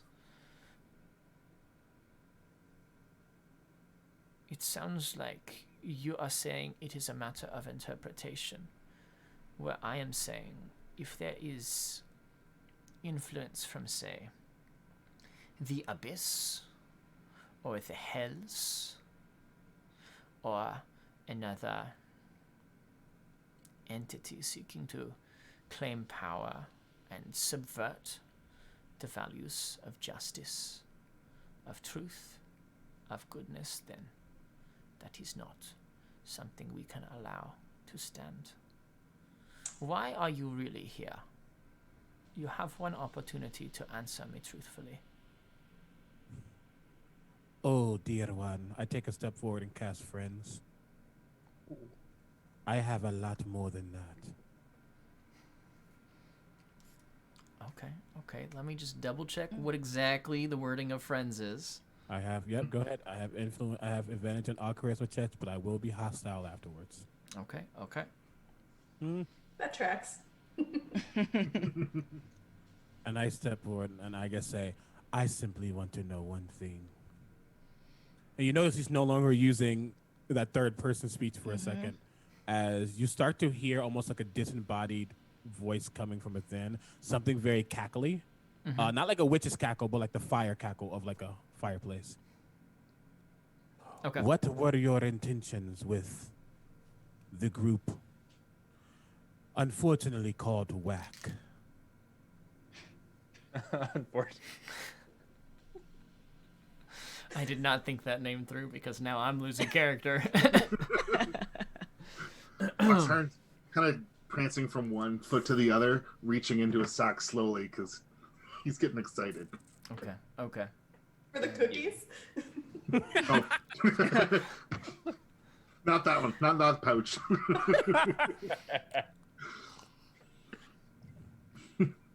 She kind of gives you all a very stern look.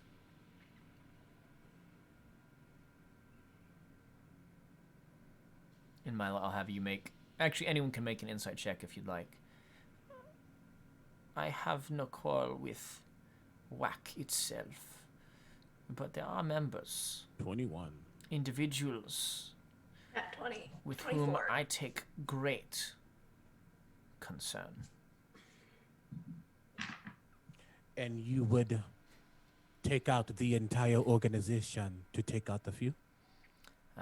And just as a quick note, for anyone who rolled a 20 or higher, you would be keen on there's this kind of there's this clear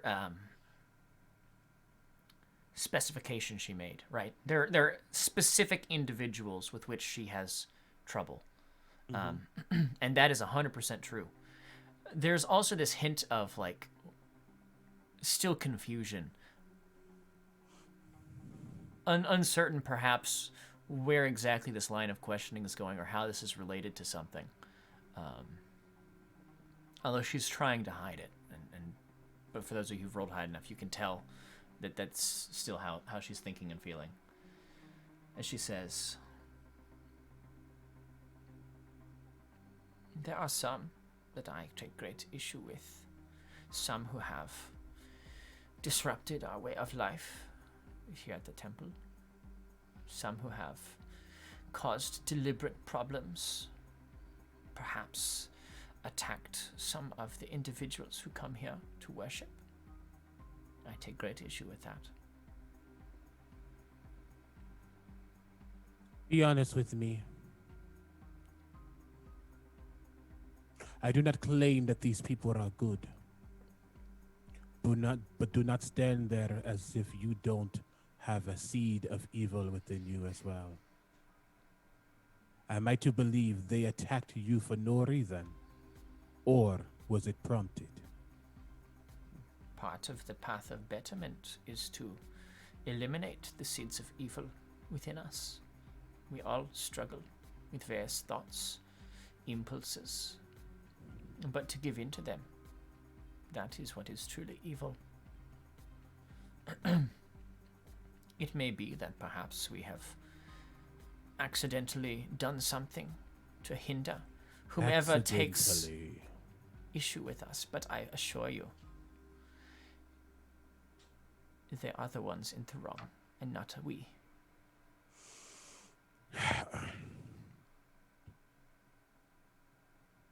This is going to go nowhere because, as you say, you are about justice and law and what is good. And in your draconically blinded eyes, you can't see the difference.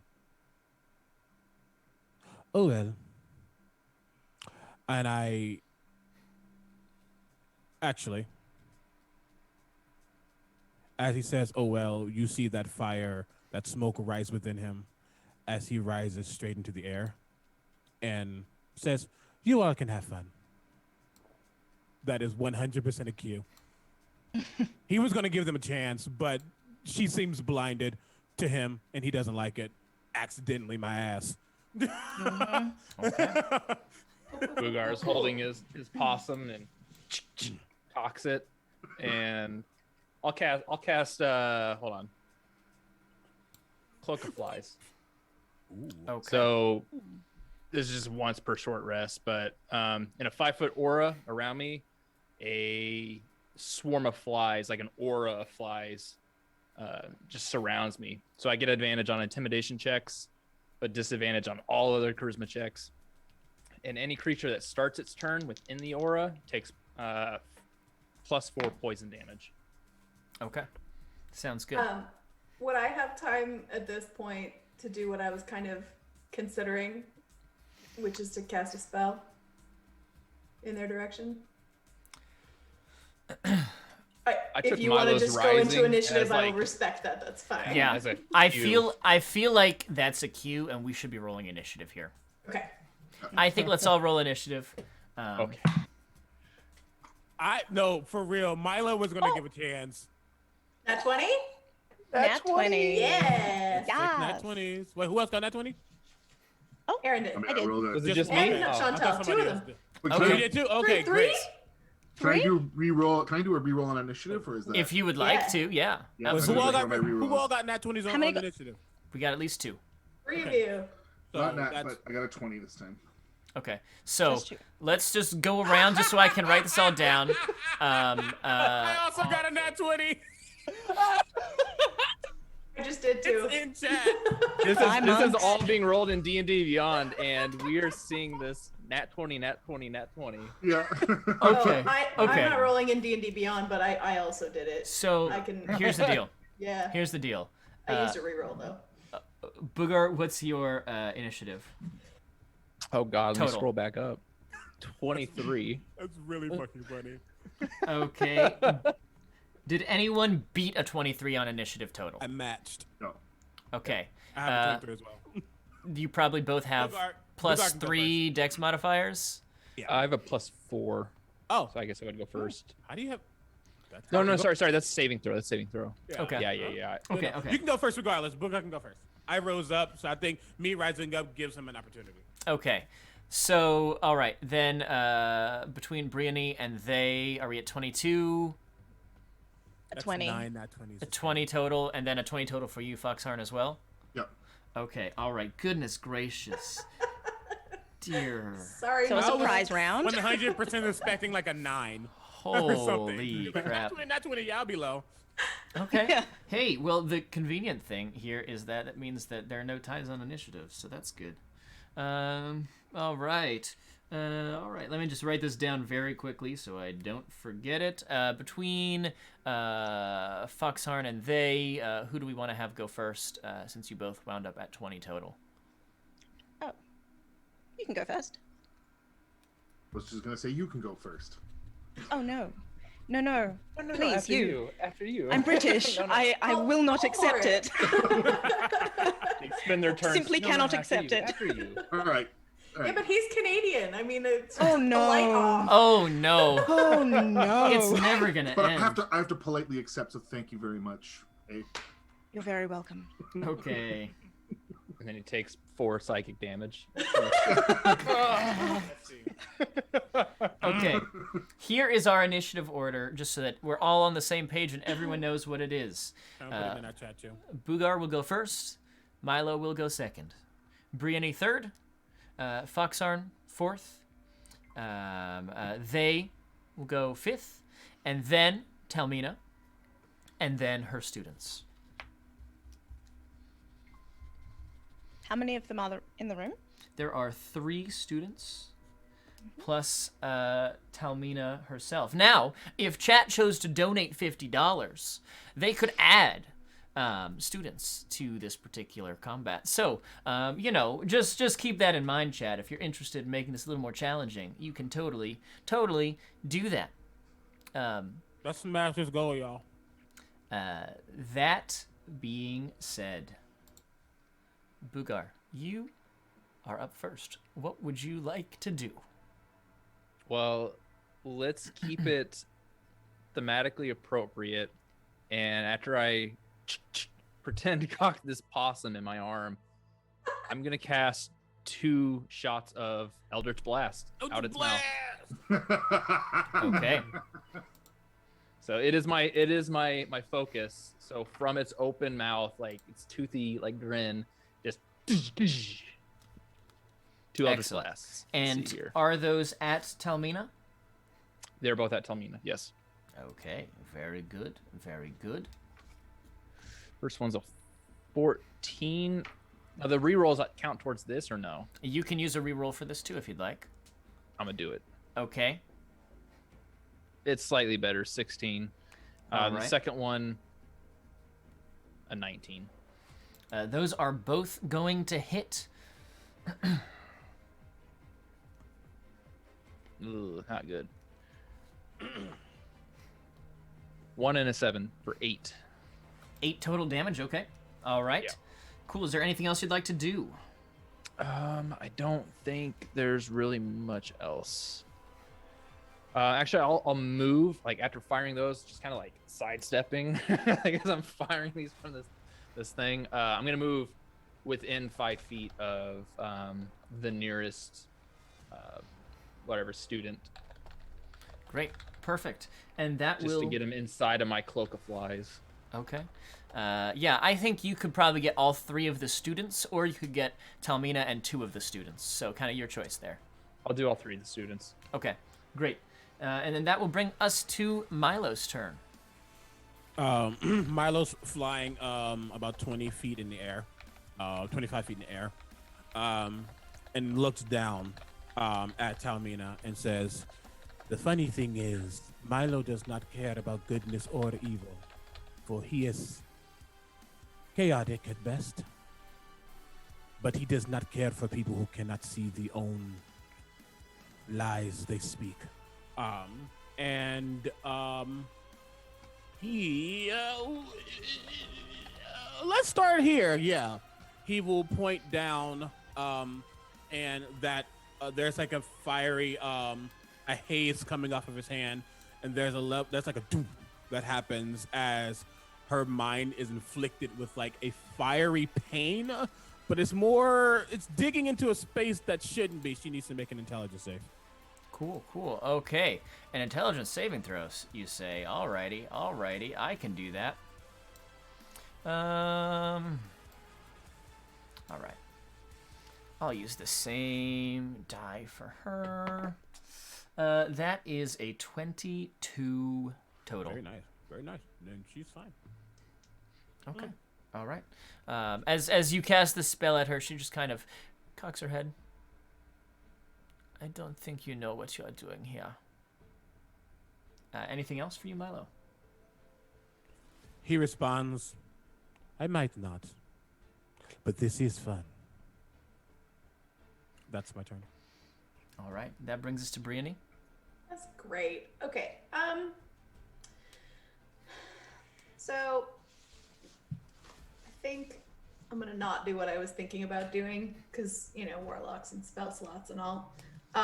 But I do want to run up with my big old sword, and I'm gonna attack. Let's say the students haven't taken any damage yet, have they? No, they have not. Cool. I'm gonna just sort of strike out at the one, let's say, on the right, just because I, don't really have a point of reference for Perfect. them. There's just 3 of them, and like this chamber is large enough, right, and we're just gonna kind of run this, theater of the mind. So everything's gonna be kind of within range, no matter what. So yeah, we'll do right, middle, left student, and then Talmina. Cool. So right student is who I want to hit Perfect. currently. So that is a 16 to hit. That sure is gonna hit. Sorry, 17 to hit. My sheet did all my It is modifiers gonna wrong. hit extra. Cool. So that is a D8 plus, so that's 9 damage. Okay. And then because I'm a hex blade and I have thirsting blade, I get to attack again. Yes. Do that. Mm. That didn't even hit the thing. It's a 1, so I'm gonna use a reroll. All right. That's much better. That's a 16 to hit. That is gonna hit. Yep. Still. Yep. They don't and have great that's ACs. Fair. Okay. And that's another 9 damage. Another 9 damage. Slashing damage. Yeah. All right. This one is clearly looking hurt. This is a student. They're not as tough as the teacher, but it's still standing. They're still on their feet, but a little wobbly. Cool. And I think that's it for the moment. All right. And that will... You know what I am gonna just say to the others? Hmm? This one's mine. Don't touch them. Okay. All right. With that, Foxhorn, you're up. So Foxhorn excitedly reaches into his sack and pulls out what appears to be a ball of fuzz and hurls it at the feet of Talmina and giggles maniacally as then he runs behind they and uses his halfling ability to hide. But I will roll up to see what the ball of fur becomes. I rolled 7, which means that it is... The ball of fur becomes a lion. Okay. Oh, So, jeez. So a Okay. lion Oh my erupts. god! I was hoping goats, but sweet. I wanted to go too, but I'll take the lion. excellent. It's just for the ease of combat. This is really for the benefit of chat, as we've kind of talked about this before as a group. We're just going to have summoned creatures go on the player who summoned them's turn. So you're keeping track of that on your turn. What would you like to have the lion do? Well, the lion is going to attack. So it's just gonna doesn't do multi-attack. So it's just gonna try and bite Talmina, and it's +5 to hit. And that is a 9. So it's not going to hit. So Yeah, not quite, not quite. we'll keep moving. Excellent. Oh, Now, do I need to make a hide check or a stealth? if you would like to, I will say that I think technically pulling that out of your bag is an action, but Yeah. I'll let you make a stealth check as well if you'd like. Now, granted, you are hiding behind they, so if they moves, you may find yourself not as well hidden, but go ahead and make that stealth roll. Right. That is a 17. A 17. Okay, that's pretty stealthy. That's pretty stealthy. Excellent. Anything else? That's me. In that case, you're up. They haven't fought monks before. They don't know what monks do. It's kind of interesting. So they're gonna stay right there. So that's great. Foxhound is perfectly safe. They are going to cast Armor of Agathis. Okay. And what that looks like for them is from the rubber duck that they're holding, the bubbles begin to sort of drift down as if out of nowhere and just wreath them in bubbles. So now they look like they're kind of in a bubble bath. Bubbles through the hair, through everything, just coated in bubbles. Oh, I love that. And they're pink. I want to know more about him. This is great. The best. All right. Wonderful. Cool. Is there anything else you would like to do on your turn? They're going to say, it seems really odd to me that you don't like bad things when actually it seems to me that maybe trying to chase people down because you don't like what they like is bad. Maybe think about that. And I oopeth. Okay. Excellent. Okay, so with that, it is now Talmina's turn. And on her turn, she is going to take out the... well, I shouldn't say take out. She's already got it. She's got her quarterstaff in one hand and has just her fist in the other. And is going to... How high in the air are you, Milo? 10, 15 feet? 25. 25, okay. She looks up at you and says, nope, and is going to, I guess, move over to you, Brianny, because you're probably the closest. And is going to make... Actually, you know what? She's not going to use the staff at all. She's going to plant it in the ground, and it's going to stay stuck there. There's nowhere to... She just sticks it in the wood, and it just sits there. Just think about that for a second. And is going to walk over, like rolling up her sleeves, and is going to just walk up and just punch at you twice. I'll use these two die. Is she leaving the lion's attack space? You know what? I would say yeah. She's technically leaving the lion's attack space, so you can give me an attack of opportunity there. Okay.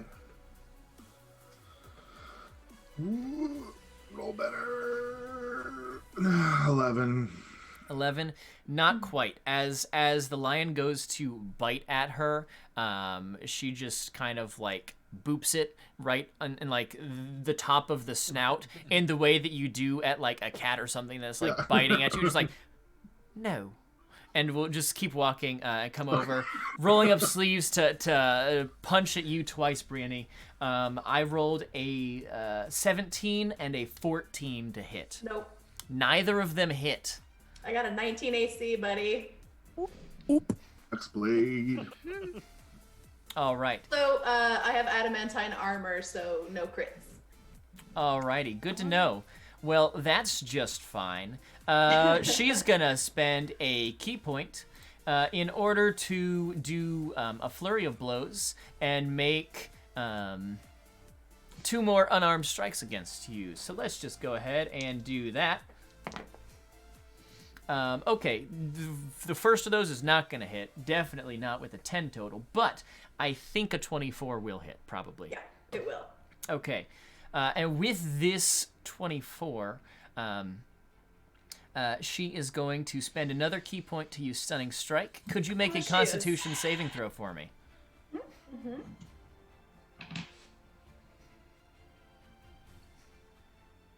I'm gonna re-roll that. I think Okay. this is my last one. Okay. Okay, that's way better. 16? On a 16, you will succeed as there's this kind of moment where she punches once and you kind of duck out of the way, punches twice and it bounces off your armor, punches a third time and you step out of the way again. This fourth punch hits you, and as it like just gets you square in the face, there's this moment where you feel like, oh wow, but you're able to shake it off, and you are not stunned. However, she is going to channel one more key point into this to use Hand of Harm. And so, You asshole! No. What does that do? in addition, Deadly. Oh no! in addition to your 8 points of bludgeoning damage that you take, you are going to take an additional 5 points of necrotic damage. All right. All right. Bryony can take it. Oh, I didn't actually Girl. need to spend a key point there. I see, because I've got Flurry of Healing and Harm. Good to know. Okay, never mind. So I didn't spend that extra key point, but it still happens. Oh, she's a high level. No. Wait, what? Uh-oh. She's a high level. Is what he just said. Hey, cool. Great. And It's really funny though because I'm starting a campaign with Monk, with Mercy Monk. So I'm happy to see this. Okay, good. So, as that takes place, we are going to flip over to the students as 2 additional students rush into the room, making there now be a total of 5. No. The one that had previously been hit by you, Briony, is going to using this like small wooden club that it has at its belt. It's going to make 1 strike at you. And I don't think a 19 is gonna hit. Meets it, beats it. Okay. Yep. In that case, you are going to take 3 points of bludgeoning damage. All right. And the remaining 2 there are going to make attacks against you, Bugar, because you're kind of in the middle of them and harrying them with your swarm of Yeah, they nastiness. All 3 of them take the 4 points of poison damage at the beginning of their turn. Oh, in that case, Oh no, does that mean I do too? no, the one that attacks you, Briony, falls dead before it can hit you. No! I needed to kill them. Fine. Oh, I know what. Yep. Mm-hmm. But the other 2 will take their 4 points of damage.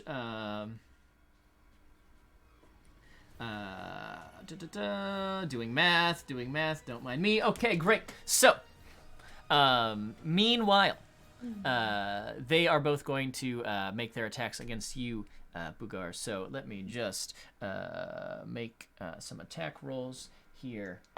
All right, they're both gonna be 9s to hit. Oh yeah, they miss. I'm just standing there going, like hissing at him like a feral beast. But like you're hissing Try- for trying to the hit stuffed me. possum, right? Yeah, I'm just like shoving it in their face. Happening it. Okay. All right.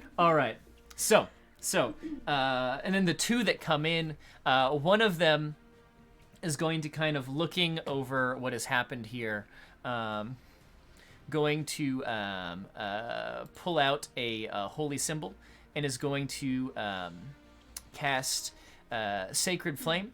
And this is going to be an attack roll against, I'll say you, they. So that is going to be... Sacred Flame is not a attack roll. Oh, that's right. It's a dex It's a save. saving? You're right. So give me a dexterity saving throw then, and I'll tell Let's you see what how many rerolls I use. I'm sorry. I'm going to No, you're rules right. lawyer back here. You're right. You're totally right about that. Ooh. An 18. That's good. Do I even need one?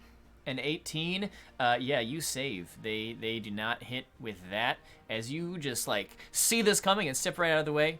And the other one is going to move forward, pulling out a similar club, and is going to make its way. Here's the thing, Foxarn is hiding, and I want to respect the fact they're hiding. So I think it's going to be another attack against you. Sorry, Milo's flying, so Yeah, Go and for it. does a 10 hit? No. Okay, then you're just fine. As they come and swing and whiff. Alrighty. And that will bring us back to the top of initiative. Bugar, what are you up to? Who do I still have around me? I guess There are still two of these students that are still around you. They've both taken damage from you, but no additional damage yet. Okay. Josh, I don't know if you saw, but I think we're supposed to be adding 2 students. I did add 2 students. Or are there 2 additional in addition to the 2 that I've already added? No, Well, didn't added we him. start with No. 3? We started, Yeah, with, we three, started with 3. and I've And now just we're had at 2 2 more. Did I more just walk miss into that? the room that just attacked Okay, I today. missed that. Yep. Got it. Yeah. All right.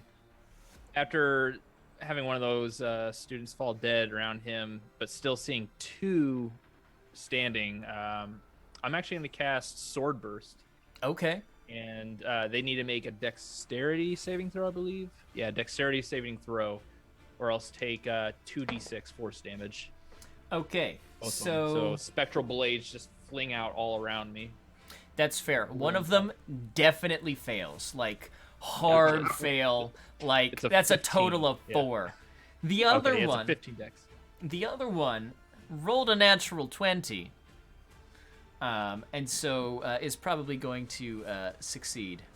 Yeah, he succeeds. Got my nat 20 The one right that there. failed takes 8. Was Okay. it flashing? Force. Force damage. 8 force damage. Excellent.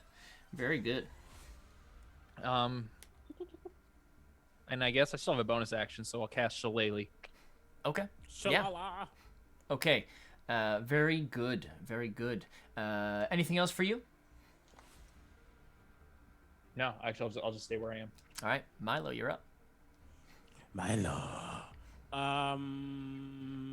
So Talmina is still there, now engaged in combat with Brianny, and you can see that she's like doing monk shit, punching people. You can see the 2 students that are still standing there are still there, engaged with Bugar, and then you would notice that 2 more come in and have made attacks against they. Oh, okay. Tamina's preoccupied. Those students are annoying. I look back at the ones that I guess came in on they. You see me kind of go around and take some of the fire out of my hair and hold it in my hand. And as I hold it in my hand, I take my other hand and split it in 2. As I shoot it down, I'm casting Firebolt Twinned. Okay. Using a sorcery point because I have a feat. All right. Raining fire. Both of them at Talmina? No, at the 2, one at each of the 2. At the ones that are attacking. Went at Thay. Okay, great. Okay, and those are attack rolls to hit, yes? Yes, those attack rolls. Delightful. The first attack does a 17 hit? Yes. Okay, and that's gonna be for that was gross. 6 points of fire damage. Nope. 9 points of fire damage. You see that when it hit him, another like blaze of fire happens, and it gets an additional amount of damage. Second attack at the other one is a non-reroll in that. No, that's a natural 1. No, ma'am. Okay.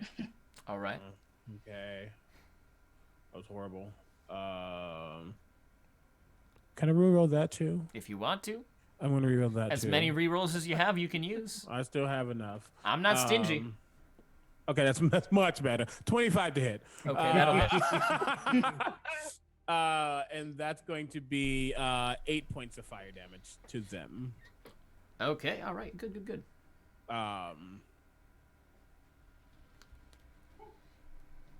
Is that what I want to do? Yeah. Yeah, yeah. And as that fire hits them, it kind of spreads and goes over to Talmina and begins to wrap around. And you almost see these fiery chains just kind of engulf as I cast Hex as a bonus action on her. Okay, on Talmina. Excellent. Very good. Okay. Anything else for you? I'm gonna make this a little easy. I'm gonna float down 10 feet. I'm Okay. only 15 feet in the air. So someone could hypothetically jump and maybe punch the Hypothetically. bottom of you. Yep, hypothetically. Okay. You a monk? The monks are better, right? Oh, Thing, monk. monks can do monk shit. Don't you worry. Monk shit. All right, that brings us to Briony. You are currently face to face with Talmina, and there are two other students kind of off playing with Bugar. You're not sure what exactly they're doing. But isn't there one student still from the first three? There's still two students from the first three, Okay. and then two additional ones that are currently engaged with they. All right. Well, I want to slash out at the one that just took more damage from Bugar's situation. So the one That'll that's be looking the a one little- farthest on the left. So So yeah, that's doable. person That's on the doable. left. Okay. Yep. I'm gonna do. I mean, I'll move to do it if I need to, but Would you do it to move out of melee range and get an attack of opportunity from Talmina? If that means hitting, if that's the only way I can hit them, then yes. Okay. I would say that you would have to step out of attack range in order to get that hit off. Yeah, then that's fine. Okay. I will do that. Is she gonna hit me? Yes, she's going to make one attack against you. And I don't think that's going to hit. Okay. Cool. It's a 15. Cool. So this is a total of. Damn, I wish my thing was done right. 13 to hit the student. That will hit. Okay, cool. So that is 9. Keep rolling 9s on the damage. 9 slashing damage. Okay. All right. That is enough to kill this student. Cool. Well, this is fun. So I'm gonna curse their soul, and they're gonna rise again as a specter, Ooh. and it now obeys my commands and operates on my turn, and has 25 hit points and an AC of 12. Okay. All Yeah. right. I'm going to go ahead and let you just run that stat block. Cool. Cool. That's cool. all you. So that was my first attack. I'm gonna go do my second attack.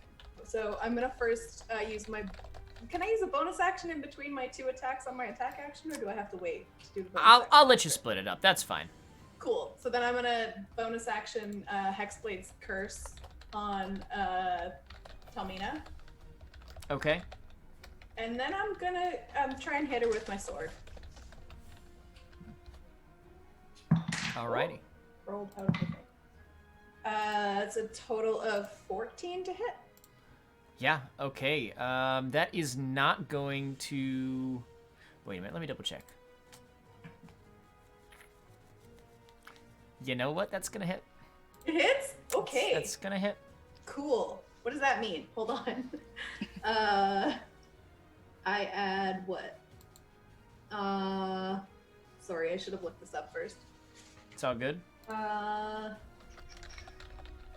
my proficiency bonus to damage attacks. Okay, cool. So 4 plus 3 plus 4. So 11? 11 slashing damage on her. Ooh. Okay. All right. All right. All right. I see you. And then my 11 slashing specter's damage. gonna hit her too. So it's just gonna stand back up and slash out at Talmina with whatever weapon they were holding, I guess. Hell yeah. Okay. Oh no, you know what? Their attack is called Life Drain. So I guess we'll do that. A target of the Spectre's life drain must succeed on a DC 10 Constitution saving throw, or its hit point maximum is reduced by an amount equal to the damage taken. Okay. So I guess I have to hit, and then if it hits, she has to make a saving throw. That sounds right to me. Cool. So it's a 13 to hit? That is not going to hit her armor class. Okay, cool. That's it for us then. Okay. Good deal then. Oh, she also has disadvantage on dexterity checks. I forgot to say that with my hex. Good to know. Good to know. Alrighty. So, as you make this attack and hit her, she's clearly damaged by it and a little unsettled that you now have a specter that's also going to attack her. And even though she kind of sidesteps away from that attack, there's this momentary look of like panic of like, oh God, what have I gotten myself into? Yeah. Rethink your life choices, lady. Fair enough. And so with that, we are now to Foxharn. Your turn in initiative. So those 2 new students that came in are still within our vicinity. Yes, they are currently engaged with they near you. Yeah. So in sort of almost a panic move of being surprised by these 2, pulls out another fuzzy ball and throws it behind them, which is an action. And this time erupts. Oh, 4. What's 4? Sorry, I gotta switch over to my equipment. 4 is a goat. Yay! All I right. got what I wanted. Foxhound screams, "Goat!" And the goat can charge. He's gonna try and ram the student that is closest to they. Okay. So it is a +3 to hit. I'm gonna use one of my rerolls for that because that was just a 9. There we go. There's a 20 to hit. That's definitely gonna hit. Goodness gracious. And the goat does how much damage? 1d4 bludgeoning. Okay. It's gonna do five damage. 5 damage. Hey, that's pretty good. That's pretty good. And that's against one of the acolytes. Let's say choose left or right. Left. Okay, cool.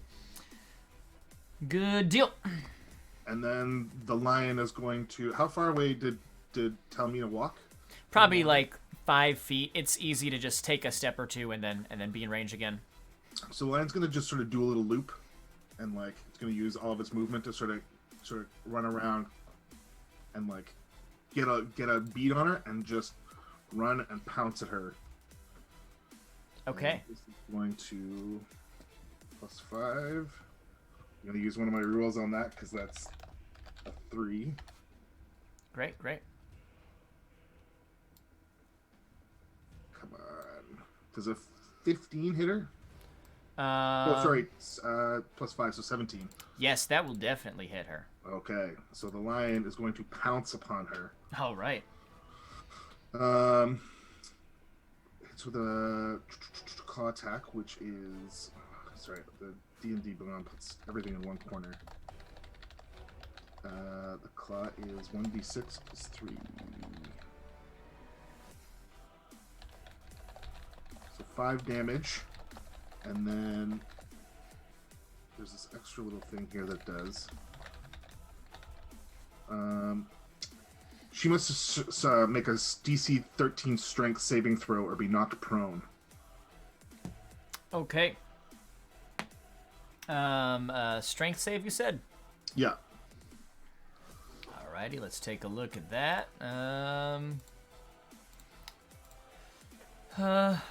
That's an 18. Okay, so she's not knocked prone. And that's me.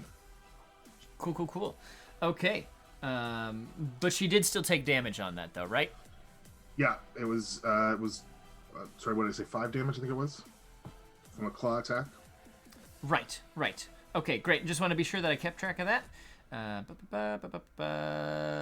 Okay, there we go. I love the bag of tricks. It's a really good item. It's one of my favorites. Just like Yeah. sheer chaos, and also you get cute animals. Yeah. It's Goat! The a lion's gonna win-win. eat it after this. It's a win-win. Alrighty, that will bring us to they. You're up. Let's hit up all of Cartoon Network. Why stop at one? They're going to look at that staff that's just standing there by itself. Yeah. And say, "Ooh, what does this button do?" And Eldritch Blast it. Okay. Oh. Ooh. All right. Yeah. Give me an attack roll then. Did you just quote Dee Dee, by the way? Just wanna Yes, I verify. did. I'm gonna re-roll that. Okay. We're not having a 2. I'm gonna You got re-roll extra that. cool points We're for not it. having a 5. You gotta be cool when you Another do the cool 5? thing. Mm-mm. Okay. Thank you. Okay, a 22. Yeah. All right. You strike the staff, and you send it just scattering across the room as this wooden staff just clatters and rolls. Now, of note, there is this like faint blue arcane energy that comes out of it when your Eldritch Blast hits the staff. Because like wood isn't that tough. If you were able to strike wood with an Eldritch Blast, and it was just standard wood, you would think maybe it would actually like take damage or splinter or something. But this is clearly magical of some type because it, while taking the hit and taking the force damage, is not damaged per se. And it has gone rolling back farther into the chamber. We'll say it's rolled 30 feet back. Let's roll 30 feet back. Is Foxon hiding behind me still? Still in your general vicinity, I think. Yeah, I'm still pretty close to you, but don't worry No. about it. Not currently hiding though. I wasn't actively hiding. There's people all around us Okay. now. Then they're heading over there. They want to know what that's about. Sure. Okay. You start walking that direction. I'm sure I'm in melee range, but they're not thinking about that. Yeah. Sure. Let me just make 2 attack rolls and just see if those students next to you hit. One of them's a natural 1, so that's not gonna hit. But does a 14 hit? Yes. They also take 4 damage. Anyone that's still within my cloud. And- at You're the- right. At the top of their turn. And they take 5 damage as well. Jeez, because 9 of- damage Yeah. right off the bat. It's just straight up. That's right. Okay, so you're gonna take 3 points of bludgeoning damage, and then the one that hits you is going to hit you and then immediately crumple to the ground. The Yes. armor of Agathis damage is more than enough to put them out. I love it. Just walk away and they don't notice. They don't care. They want to know what's over there. It's kind of like just like when you're driving the car on the highway and like just bugs splatter across the windshield, like they just attack. It's sort of an annoyance.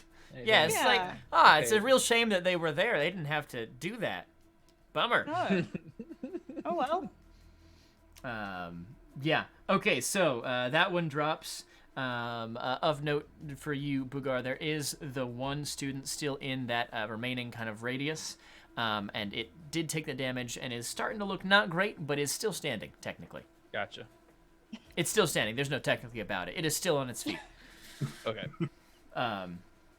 Alrighty. And that will bring us to Talmina's turn. And Talmina has been focused on you for the time being, Brianny. But now has this lion that's been attacking her, and also sees that Milo is kind of lowered himself and is kind of within range, and so is kind of looking around and wondering what to do here. And is going to split off from where both you and the lion are, provoking attacks of opportunity as she runs towards Milo. And from the Spectre too, right? I think. And from the Spectre, that's right. 3 attacks of opportunity. 16 hit. A 16 does hit. So I rolled a 19, and because she has Hexblade's Curse, that's a crit. Okay, all right. Nice. Are we counting that to our totals or numbers? I feel like that's not a natural Yeah. 20. Yeah. No? No, All it's right, not a nat 20. that's fine. Okay, fine.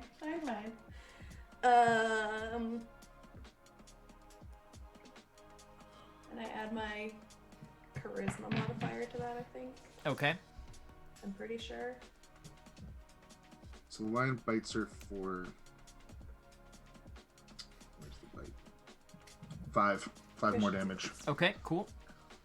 Okay, so it's a total of 16 damage from Bryony. From you, okay. Ooh, dang, And all right. then the Spectre rolls a total of 17 to hit. That's gonna hit.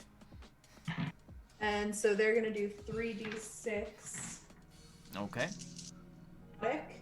So that's 12, and her hit point max is reduced by 12. Not that that'll be relevant, but Fair enough. Yeah, I'll say she probably not gonna make it out of this fight if we're looking at it. That's fair. So, okay.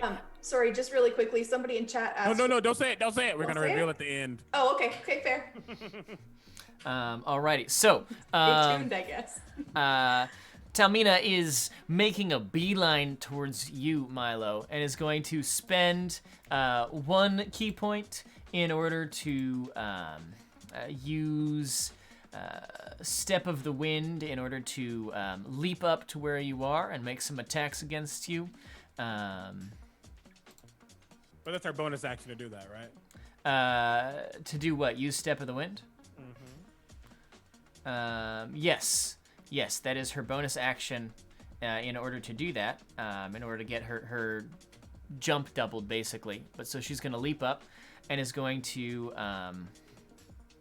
make her 2 attacks against you. Hit me! 100% will. Okay, so the lower of the 2 rolls is a 13. 1 second, sorry. My just totally went away from my character. The lower does not hit. Okay.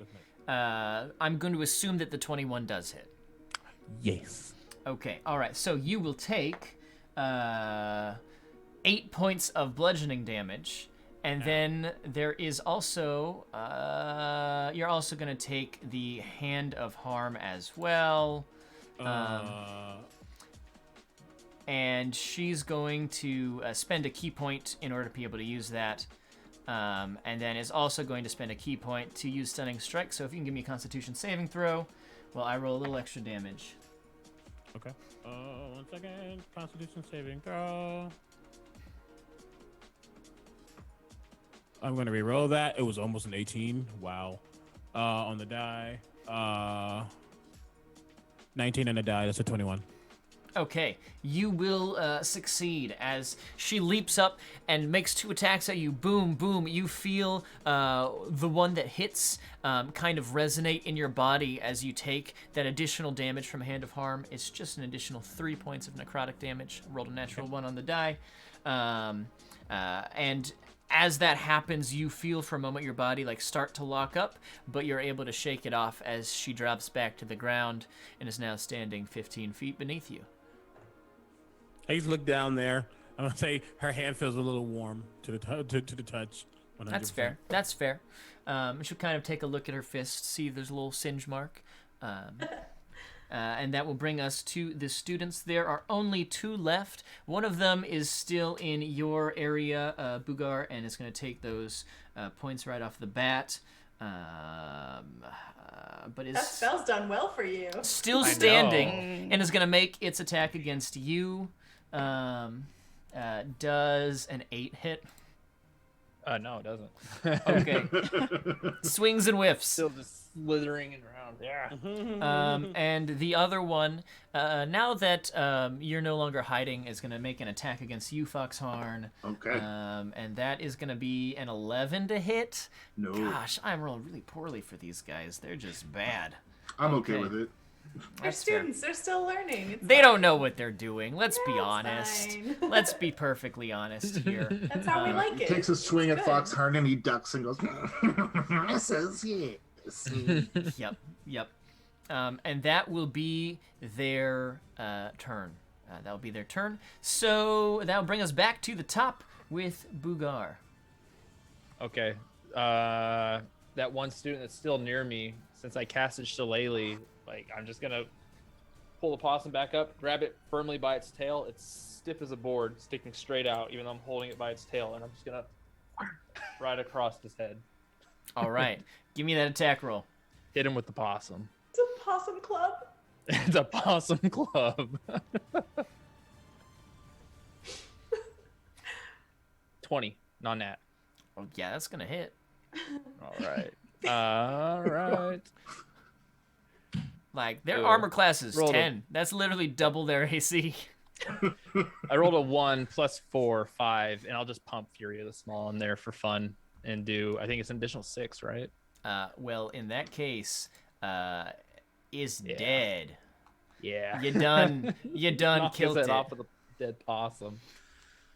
What does it look Ridiculous. like as you slay this student, wannabe, like, monk cleric guy with a dead possum? What does that look like? Paint us a mental image. Boogar is like, he's gone feral in the moment because he started attacking them, but then they started attacking back, and now he's hissing and just dodging attacks and just purely, reacting on instinct, and just that one swipe with the possum grazes him across the face. But he's just hissing the entire time. I mean, it's nothing special. Okay. In the Okay. face with a Almost dead like an possum covered in thorns. Uppercut. And just stands there afterwards. I love it. Okay. So, Great. yeah. All right. One down. Anything else for you, Boogar? If there's no one around me to do an opportunity attack, I'm going to kind of put some distance between me and anyone else. Just kind of run to the edge of the room, Yeah, sure. put the wall to my back. Yep. Easy enough. That will bring us to Milo. So I have a question. Yes, I'll I mean, it's answer it. below me. How far away is that other person who's getting hit from Talmina? From Talmina. I would say that they're within 15 feet of each other. I know I'm doing this to a monk, and I apologize, and I also apologize to the party in advance. But Milo watches her. He gets hit, and he looks down, and he just starts to laugh. And again, as he laughs, you hear that cackle of the flame beneath the voice, and he said, "You may serve the platinum god." As he begins to rise back up, he's going up about 10 feet. And as he's saying this, you start to see like ashes begin to, like smoke and like embers starting to like billow and come off of his form. And he says, "But my great grandfather is someone you don't want to fuck with. Okay. Hopefully you can survive this." And as a couple of those embers hit the ground, nothing happens. Explosion, fireball. Oh, gosh. Oh no! Oh, jeez. Oh, wow. Oh, jeez. Oh, man. However, Don't you know? if there's any other people within 20 feet, give me a number. With my last sorcery point, they all automatically save. I'm going for the 2, and if anybody else is in that path, they'll take half damage if they take half damage. Well, I'm range. I definitely know I'm in doing the I know range. I'm doing Just this in towards time, a yeah. monk too, so she's probably gonna succeed. But I'm like, fuck it. I'll say that Briony and the lion and the specter are in that range. Okay, yeah. I mean, it's with my sorcery point makes them save the throw. Makes them the save. lion's got to save here. Yeah. Oh yeah. My So, lion. yeah, you automatically succeed on your saving throw. Okay. Oh, So we'll All just three of automatically us? take half damage. Boogar's like pinned up against the wall like this, just feeling the heat of the blast. Like, so yeah, range she has walks to. at the time. Talmina and other monk boy have to make a save. Okay. I'm kind of expecting her to make it. It's okay, but Is I still don't Talmina know still what at to do. disadvantage? She was on disadvantage on saving throws as checks with Hex. Gotcha. I was trying to get her with a mind sliver beforehand to give her a little bit of a disadvantage. Surprisingly, the student succeeds with a natural 20 for a total of 20. And then Talmina gets a 18. That succeeds. So they will both take half damage. Everyone will take half damage, but go ahead and give me that damage roll. all around. 25, so 12 for half. Ouch. Okay, that is still enough to take down the student. And Talmina's looking rough. She's looking rough. That was Mine's briny. okay. This is hard. You kind of see Milo like wreath in flame for a second as he is a very chaotic individual, and this is just bread and butter for him.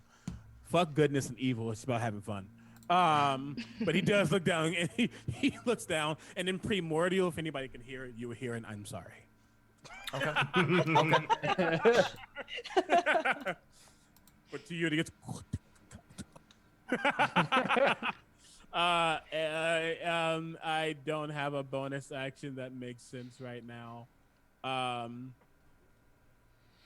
do have a bonus action to use, but I'm not going to use it. That's me. That's me. Alrighty. Good deal. That brings us to you, Foxhorn. What are you up to? So I'm actually next. using my. Oh, you're action. right. You're right. I'm sorry. I totally right. misread my note there. That's Brianny. You're right. All good. Okay, so I want to, I don't think I'm going to have another cool thing to do, so I'm going to use my second and final spell slot to Misty Step and just end up behind Talmina, so I can, like, surprise her. All right. Yeah. And the Spectre's going to advance to where she is as well. But yeah, I'm going to try and hit her with my big sword, because that's what Absolutely. Hex Blades do. That's 23 to hit. Yeah, that's gonna hit. Cool. So that's 14 slashing damage. All right. First She's one. looking really bad, barely standing, but still alive. Sorry, 13, not 14. Okay. And then 18 to hit. That's gonna hit. And then that is 12 slashing damage on her. Uh-huh. Do you want to keep rolling damage, or would you like to tell me how this looks? Oh, that's all the damage there was, so that's fine. Great. Yeah, so Bryony like disappears and reappears in like a little puff of purple magic behind Talmina and just sort of slashes out and slashes at her knees. And as she falls, just like, I picture, if you're okay with this, just like chopping her head off. Sure. It's like, This is a fantasy realm. Yeah. The head is removed from the shoulders. And with that, you have successfully ended combat here. There is a moment of I don't want to say calm, but a moment of temporary peace, as for a second the room falls quiet, and then you hear this chuckle. Oh. Oh no. Oh no. It's the voice of Alwyn, whom you spoke to not too long ago, going, "Yes, very good. Thank you for your assistance." And he will appear in the room, actually kind of face to face with you, standing over the staff that you had blasted back with your Eldritch Blast. Is going to scoop down, pick it up, and say,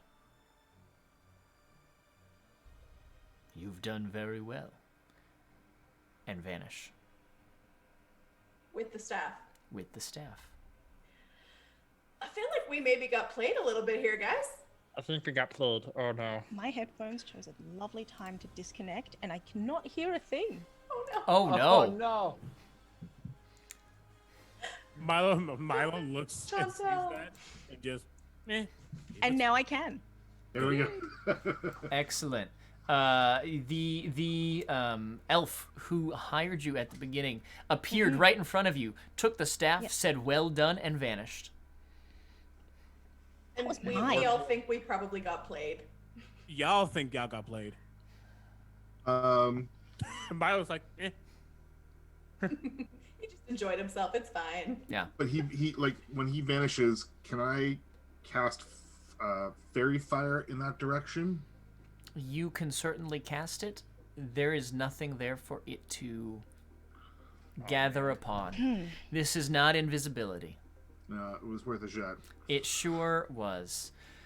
With that, because we do have another game coming up, we're going to go ahead and wind down. But let's go around and just once more say who you are and perhaps give us a very brief epilogue for your character. What might they look to do next? And we did clockwise last time. Let's go the other way around this time, which means that we will be starting with you, CB. Oh, hey, as far as an epilogue goes, Milo would have looked at the group and said, "It was still fun. Don't be afraid to have a little fun once in a while. I didn't like her anyway." And then he will fly out one of the windows, he'll leave. Yeah, he's very interested now. He's more curious to see what this Alwyn will do. And what's going to come of this chaos. Because I'm just saying we need to do a crossover event for charity with these two. Now, Next week. Could certainly do that. not next week. No. But, Same, what a time. Anywho, hi, yes, I have been your chaotic genie warlock, Milo. Just for added fun factness, his father is a fire genasi. That's why he can manipulate fire so well. And his great-grandfather is the patron that he gets his power from. Anywho, yes, you can find me all over socials at Critical Bard. I'm not going to really... I'm going to say this. Stay here. Don't go to where I need to go because we have enough numbers over there. Stay here and support Josh and the next group doing what they do. I have another charity thing to do over on Saving Throw Show. We're raising money for the Trevor Project. I'll be playing New Pantheon Academia as a kid in high school. As a kid in some school. I don't know if it's high school. Who is his power comes from Anansi, the spider. And yeah, very excited about that. Other than that, stick around, see what I do. I do a lot of stuff. I'm a Twitch streamer. It is Black History Month, and I am part of the Twitch Black History team this year. Every now and then when I'm streaming, I might be on front page as well. So just come out and show up, not just for me, but for all Black people, not just during February, but through all the months. Again, we are raising money for NAACP Legal Defense Fund. So please, again, show up and show out for those of us who show up and show out for everybody else. That's me. Goodbye. Boop. Awesome. Dan? I think just because he loves his bag of tricks, Foxhorn would finish off by tossing out a 6, which is a giant boar. Okay. And laughingly, and in various animal languages, speaking in boar and then in lion, would use them to sort of get his way out of the temple and return to the forests where his patron resides. And as far as he's concerned, he's pretty happy with how things went. It feels like the guy who stole the stick and him are on the same team because they both serve Fey Master. So Master's happy. That's what he was here to do. And Excellent. Other than that, I have been March 1 Studios. You can find me on all the socials, and I'm going to be sticking around in the chat to help out with the next game. And I hope everyone sticks around to help keep donating for this. Sweet. I don't have anything else to say. And this has been wonderful. Thank you all for playing with me. I had a lot of fun. Yeah, thank you. Let's go over to Chantel. They will immediately grumpily say, I hope he's going to Townsville with that. And take the rubber ducky and just walk out the way they came. On the way out, they'll Eldritch Blast the gift shop. They might stop off for another cookie, then Eldritch Blast that. Burn it down. Oh, they'll on the way down the stairs, they will Eldritch Blast that carpet. Okay, it's pretty ugly, to be fair. Yeah, I mean, it's an improvement. So they'll do all of that. Then they'll leave and go home for a bubble bath. Wonderful. Yay, this is amazing. thank you. This is a group of people I've been wanting to play with for a while, so I'm happy. And I'm happy, even more happy that it's Black History Month, that I get to do this in. So yes, keep donating. I am gonna let other people explain what the Nat 20 was about, but I am an actor, I'm a writer, I'm a game designer, I'm a streamer, I'm a psychologist. I do a lot of things. I just, whatever. I spend a lot of time on Twitter at Chantel B or on my site, wordswithcolor.com. I am recording a podcast for Shrike Tabletop, which is Era of Silence, and I'm one of the writers on Omen's Rising, which is a narrative-heavy RP game. So tomorrow I'll be playing in the Falkenstein Affair over at Action_Fiction, which is fully cosplayed, and that's at 8 p.m. Eastern. And on Wednesday, I'll be playing Good Society over at Any_Actors channel, and that's also at 8 p.m. Eastern. Awesome. Yes. Awesome. All right, let's bring it over to Aaron. Let's see. Boogar would probably leave just behind them. I think he would stop on the way outside, just pull into an alley and have a conversation with his possum face to face. I don't remember if I went over or not, but the possum's actually Boogar's patron. So yeah, he had acquired this possum from the swamp when he snuck into a hag's hut while the hag was gone, and just kind of ransacked it trying to collect things, made his way out with a possum, and the possum is actually a vehicle for a fiend that the hag had placed inside of it. So basically this possum has rewarded Booger with powers and stuff for ridding him of the hag. So he's just gonna have a conversation to find out, what does he need to do? Like, was this the right thing to do? Because he feels like he's way over and over his head now that people are getting their heads chopped off in front of him. There's fireballs blasting off and singeing him on the edge of the room. So but after that conversation, probably make his way back to the swamp just to pick up where he left off. Sure. Yep. Thank you for having me. Everyone stick around. As far as Found Familiar goes, Lindsay's in the next stream as well for the monk stream, the Oops All Monks stream. So stick around, watch her, keep donating, hang out, and support. So thank you. Yeah. And who are you? Just so we know. Me? Yeah. I am part owner, basically the co-founder and co-owner of Found Familiar Coffee. We're a D&D themed coffee company that we started specifically to support artists and creators within the TTRPG community. So basically the whole gist is we sell our coffee as a means to fund creators within the community. So a portion of our coffee, whatever we sell, is used to support charities that we believe in, to support special projects from other creators and other businesses even within D&D or tabletop RPGs. So we do it all. We enjoy the creative aspect of tabletop games, and we want to foster that creativity. So we started a business to just center ourselves around that and keep pushing that creativity. Awesome. Last but certainly not least, Leah.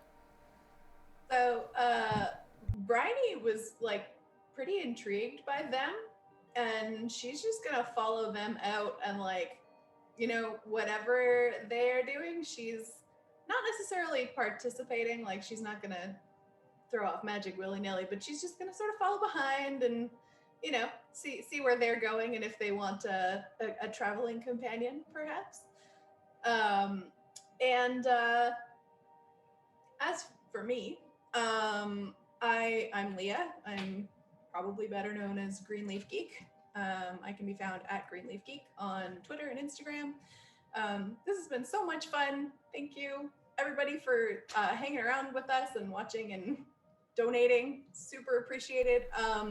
As far as tracking our Nat 20s, I threw out there sort of early on, and then CB and I think a couple other people sort of hopped on. For every nat 20 that we rolled during the stream, we're going to donate $5. So I ended up at 10. Did anyone I ended else up have a at different 11. count? 11. Okay, I, cool. I got 11 as well. Okay. Cool. So we're at 11. So I'm going to donate $55. I'm doing it right now. Yep. Those Do it now. will Miller will match both that as go. well. Those will both go to adding opponents to the final fight that the monks are going to face in just Great. a little bit. Awesome. Yay. More warlocks Let's do for it. them. Awesome. Excellent. We'll update the Wow. goal, and we're gonna have some fun. Beautiful. We do need to get this group out and the next group in because we've got 30 minutes of in between time, and we want to respect, time Paid. boundaries and whatnot. So here's the deal: we're gonna go to break. During break, we're gonna give away another D&D Beyond code. We're gonna give away a code for Tasha's Cauldron of Everything to be drawn sometime during the break. We got 30 minutes, so take your time, go stretch, grab some food, whatever. We'll be back with Oops All Monks in just a little bit. My name is Josh. Thank you for being here. This is my channel, and with that, I'm gonna kick these guys out and kick everyone else back in. And we'll see you real Thank soon. you, Josh. That was All right. Thank you so much, Josh. Everybody. All right. Thank Bye, you. y'all. See you all.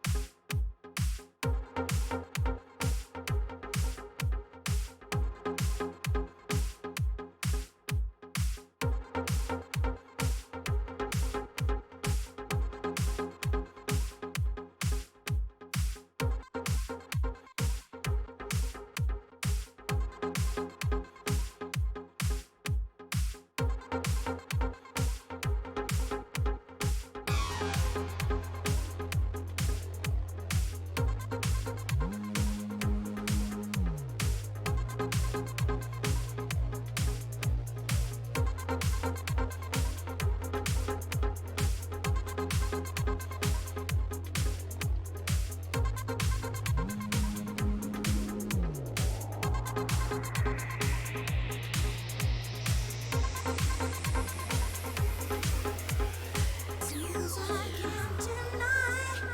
Some days just don't feel right. I think I feel much better at night. Seems I can't deny. Some days just pass me by. You know I've been feeling much better at night.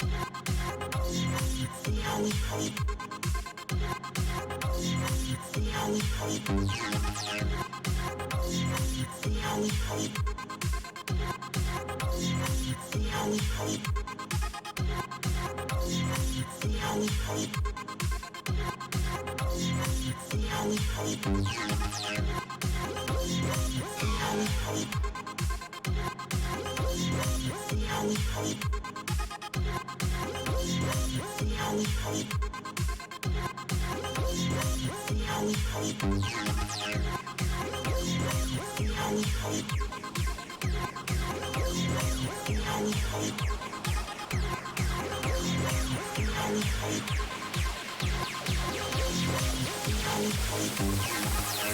I can't deny. Some days just don't feel right. I think I feel much better at night. Seems I can't deny.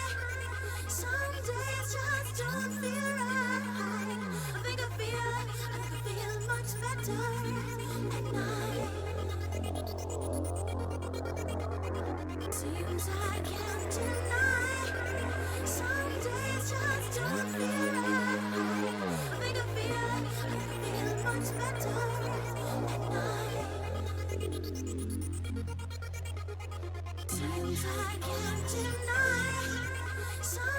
days just don't feel right. I think I feel much better at night. Seems I can't deny. Some days just pass me by. You know I feel much better at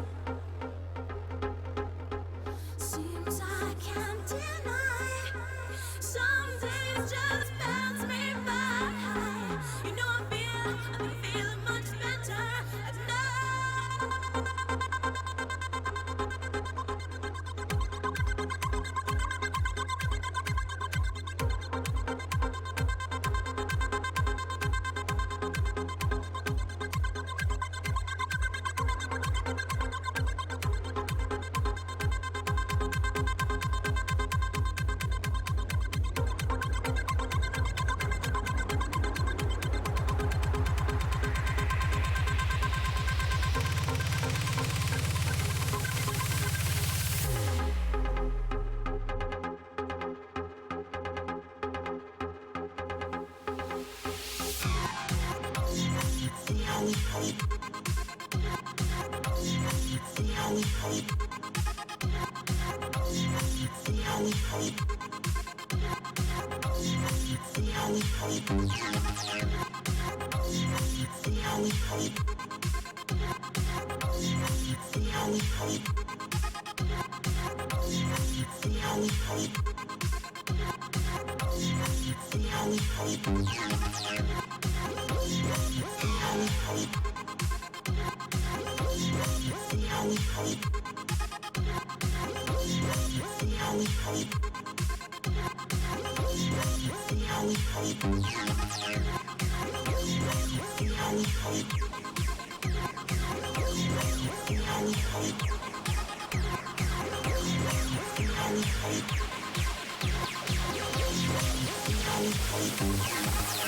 I can't deny. Some days just don't feel right. I think I feel much better at night. Seems I can't deny. Some days just don't feel right. I think I feel much better at night. Seems I can't deny. Some days just don't feel right. I think I feel much better at night. Seems I can't deny. Some days just don't feel right. I think I feel much better at night.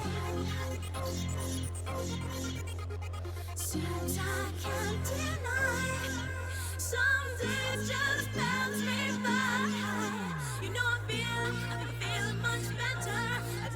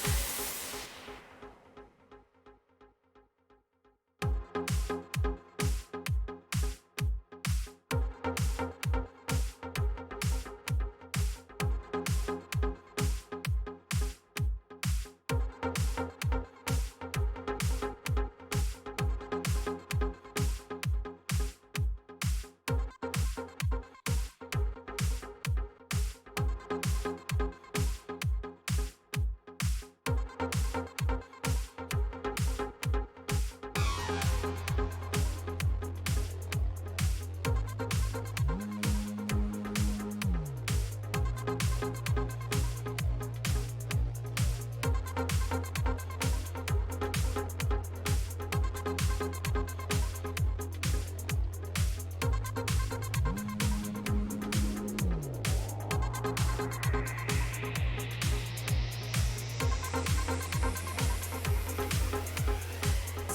I can't deny.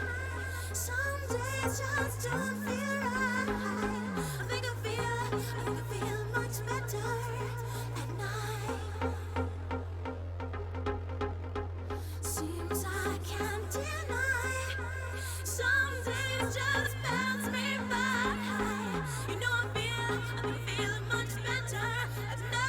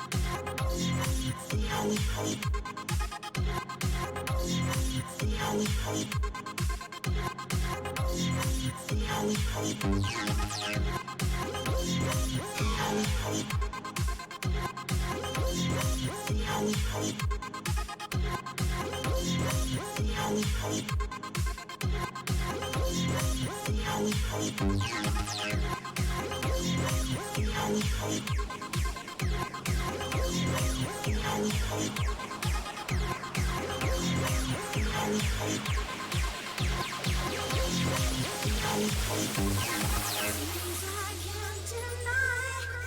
Some days just don't feel right. I think I feel much better at night. Seems I can't deny. Some days just don't feel right. I think I feel much better at night. Seems I can't deny. Some days just don't feel right. I think I feel much better at night. Seems I can't deny. Some days just don't feel right. I think I feel much better at night. Seems I can't deny. Some days just pass me by. You know I feel much better at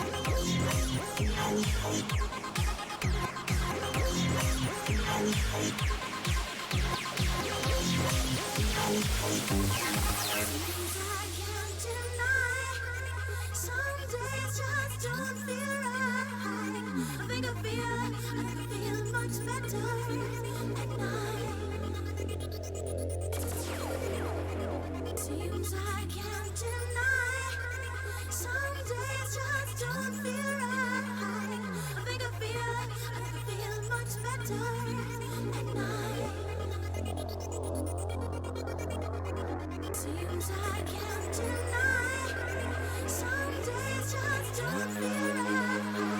I think I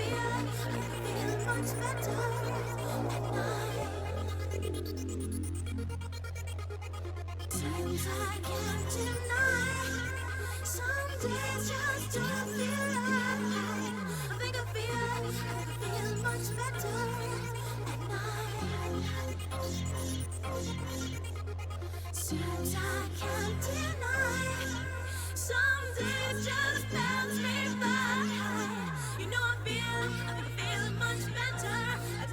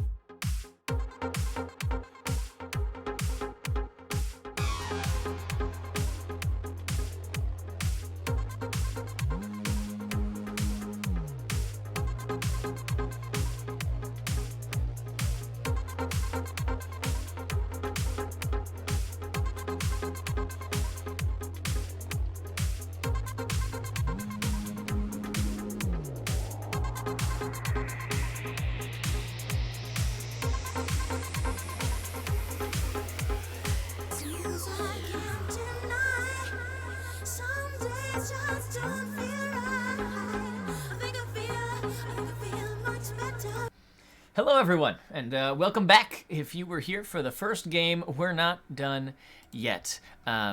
Today, I closed my captions window. Today, we are doing our second of two giveaways, or not giveaways, charity streams. You can tell that I've been talking for the last 3 hours, can you? We are going to do the second of our two charity events today.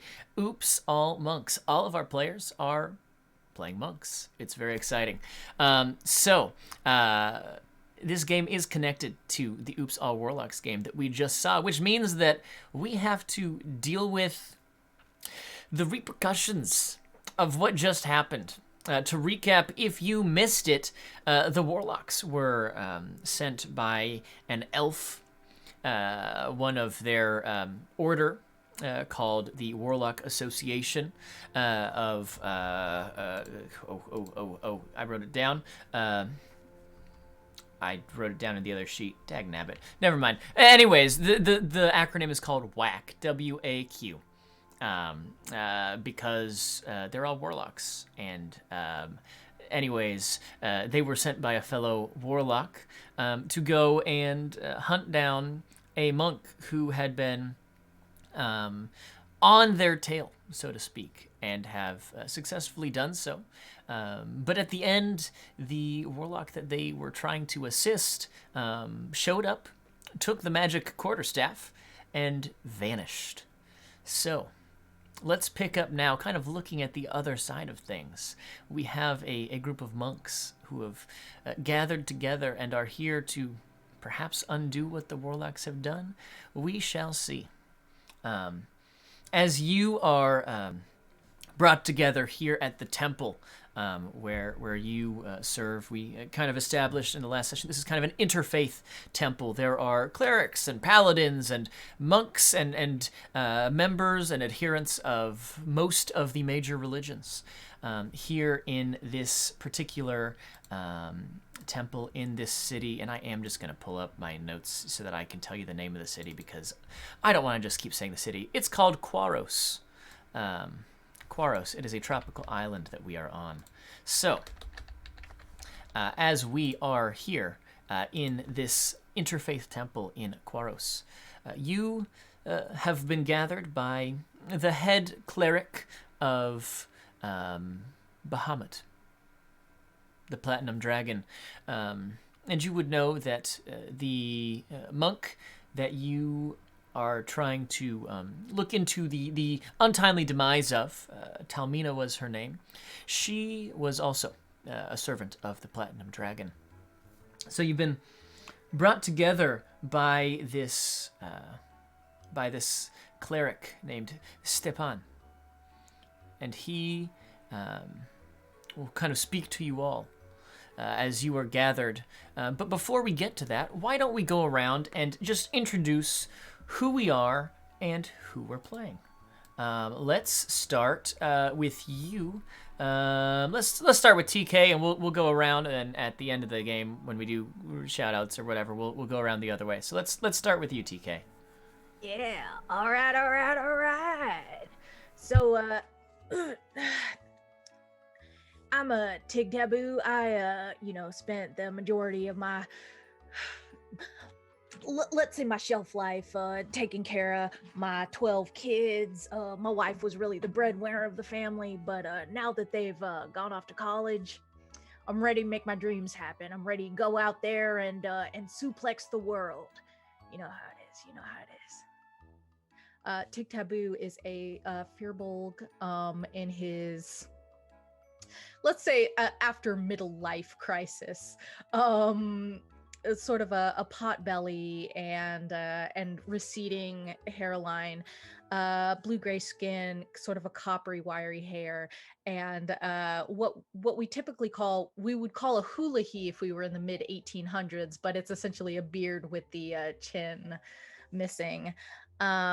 He dresses in these sort of like very bright chromatic colors, and like most wrestlers in his tradition, he comes from a non-monastic, entirely secular academy, and he's pretty happy to be here. And I don't know exactly what our mission is, but I'm looking forward to making some money and meeting some fans. Nice. I love that. All right, and let's hop down to Frankie. Who are you playing today? I am playing Neep Deadnettle. So you see this little goblin with really abnormally long arms, tan skin, green hair, just like smiling to themselves with these bright pink cowboy boots on, and like the closest to a fantasy equivalent of like spandex is their outfit. And it's like, I guess it would probably be like leather or something, stretchy leather. We'll call it stretchy leather. and they're like, they walk up and they're like, I would really like to do a cartwheel in here. It's kind of small though. that's neat. Wonderful. And just for the record, spandex totally exists in this world. If you want to wear spandex, you can wear Oh my spandex. gosh. Yeah, I would this love this to. is the capital of innovation right here. This city was originally founded by gnomes. You'll see like floating magical carts and incredible magical arcane inventions that do ridiculous things that you could have never imagined. So But the spandex. best one notoriously is spandex. It's spandex. So. Yep. Awesome. Michael, who are you playing? Hi. I am playing Bodrick. He is a Kensai or half-orc monk. Essentially, he was a warrior. He found a kind of enlightened orc tutor who taught him how to control his rage and kind of use it in a way that's efficient. He was taught the ways of the Kensai to empower his weapons, to be able to change the tide and flow of battle by going defensive and offensive. They wear a lot of robes. They wear like some sentimental, like huge beads on their around their neck. They have a cloak over their head that's kind of just like a really quick cloak. Under their monk robes, where their legs are, they have the smonks leggings or spandex. Essentially, it's one that a lot of monks like, a brand that a lot of monks like using. There's a little bit of compression there, because he's doing a lot of work. So that's Bodrick. Love it. Alrighty, let's move on over to Lindsay. Who you playing? I am playing Zora. She is a Way of the Shadow monk.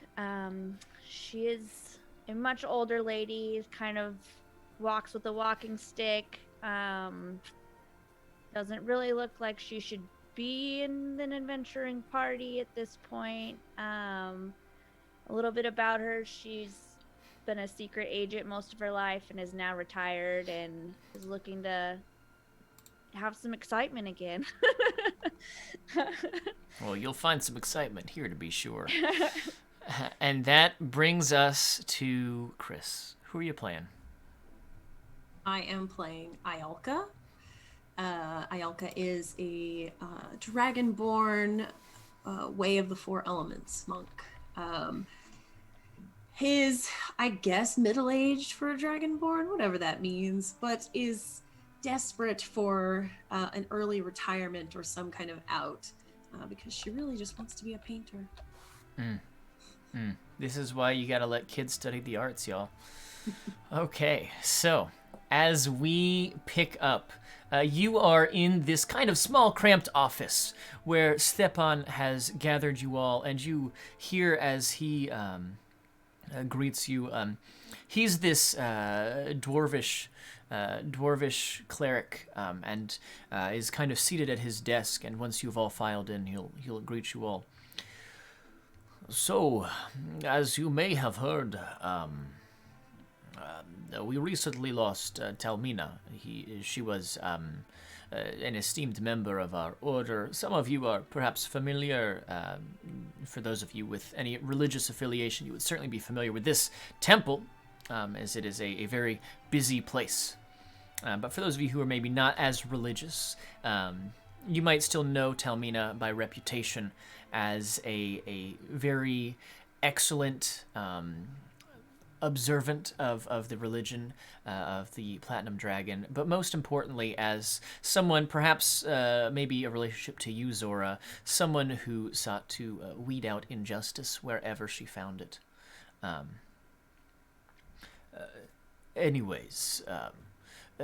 We have spent the last day or two since she was killed, unfortunately, and have tried to track down who did this. Before she died, there was an investigation going on. She was looking into Fey interference on the prime material plane where we are here. specifically, she had found that there is a fey being traveling in this area here in Quaros, and this entity, whomever he is manipulating people and causing them to, do unpleasant things, posing as a warlock patron, posing as some divine entity. He is leading people astray. And so, we have to, of course, bring an end to this. It is unjust. We believe that he manipulated a group of individuals to come and kill Talmina in hopes to throw them off of her scent.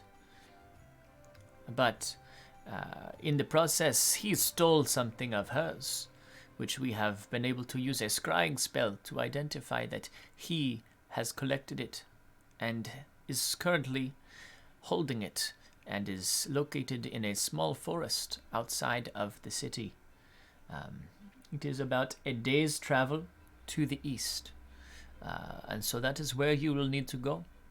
Do you require any information or supplies before then? Can I answer any questions you might have about this? We thought perhaps this would be the ideal group to send, so we are not sending a bunch of clerics and paladins that he will run at first glance.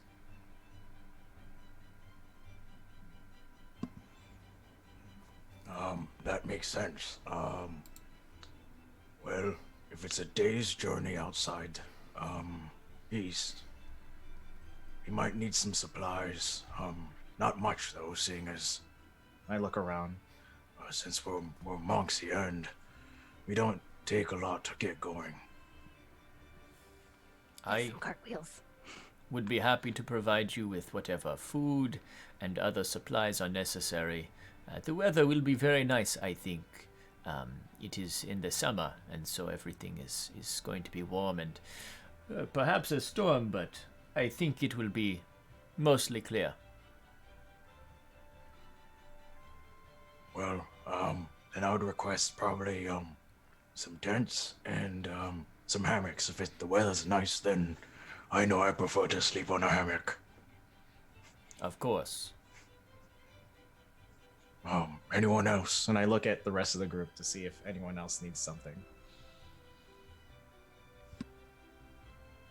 Well, spandex doesn't really make the best pajamas, so if I could maybe get like a blanket, that'd be really nice. Thank you. We can provide a blanket, yes. Oh, thanks. I can put it on my pack. It'll fit. Yes, we'll take care of that. You'll have it before you leave. Thank you. I'm just excited to go. I don't need anything. Yes, it's good to see you again, Zora. It has been some years, hasn't it? Couple, yeah. No, I'm glad to have you back. I still got it though. So, are these supplies of any kind, or is there any chance I could Within get... reason. Okay, what about a foldable easel? Yes, I think we could do that. I would really appreciate it. Yes, I would you like that now or when you return? Now is perfect. Oh, yes, let me speak with someone. We'll have an easel for you by the time we're ready to leave. Wonderful. Because blankets were asked about, do you have the nice little soft blankets with the Bahamut picture on it, you know? Some shops have these things. Yes, the throw blanket from our gift store, yes. I could provide you with complimentary blankets. Oh, the fancy ones. Yes. I like those. Wonderful. Wonderful. Tig, anything for you? Tig is like when you ask, Tig like kind of gives a small start, like, nope, doing great, thanks, because he was not paying attention. Okay. He'll just kind of nod. Wonderful. Any final questions or anything, or I could send someone to go fetch the things and they'll be ready for you when you're ready to leave.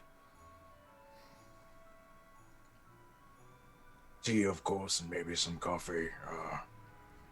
I like those in the morning. That's it. I swear that's the last thing I need. Yes, that can be taken care of. We're monks and we don't need much.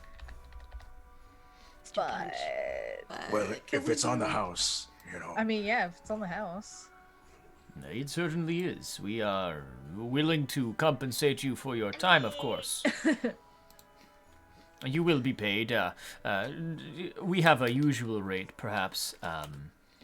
Perhaps we should add. Well, this seems like a special ordeal. Perhaps 500 for each of you. 500 gold pieces to.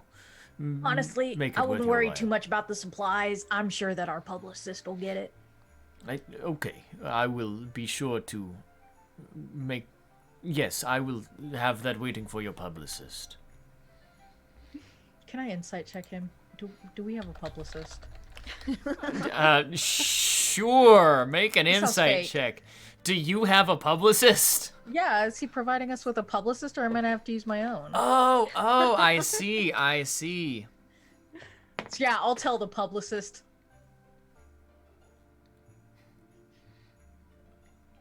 All right. Sorry, I'm right. I am rolling for it. Okay, I got okay. 16. Do 16. I have a publicist? Of course you have a publicist. Why wouldn't you have a publicist? You're a famous fighter. I'm so famous. Yeah, absolutely you have a publicist. Are they here with you in the meeting? Oh shit. Oh, can I cuss on this? Yeah, absolutely. Fuck. Oh, I forgot to bring my now, like everybody can tell that like Tig was just like, yeah, and then suddenly went like, oh no. It's just like my writer. Didn't you leave her like 2 towns back? I sure did. I saw White Castle on our way over and we never picked her up. Oh, I love that. Well, whenever you find your publicist, send them here, and I'll make certain that they pick up all of the necessary payment. Ditched my publicist at a White Castle 2 exits over. It will all be taken care of, not to worry. The Church of Bahamut always pays its bills. It's like a...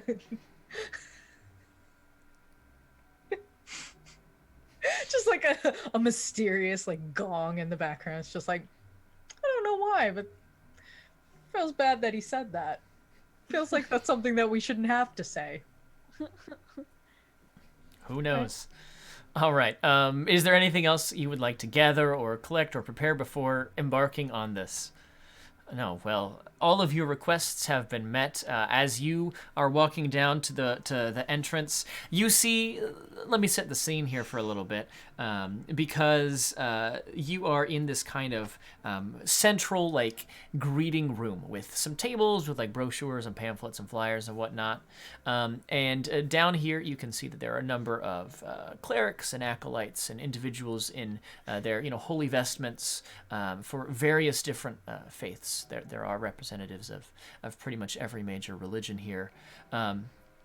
And they're all kind of, standing around, greeting visitors who are coming in. But there are, in particular, two young individuals. You can tell that they're probably like in their first year in, whatever like the temple school is. And one of them's like holding a stack of blankets, and one of them's got like some tents and some food, and they're just like holding all this stuff that you've requested. And when you come down, you can see there's this like visible sigh of relief of like, and they just drop all the stuff at your feet for you to collect. He quickly runs up and is like, and grabs a blanket and holds it close.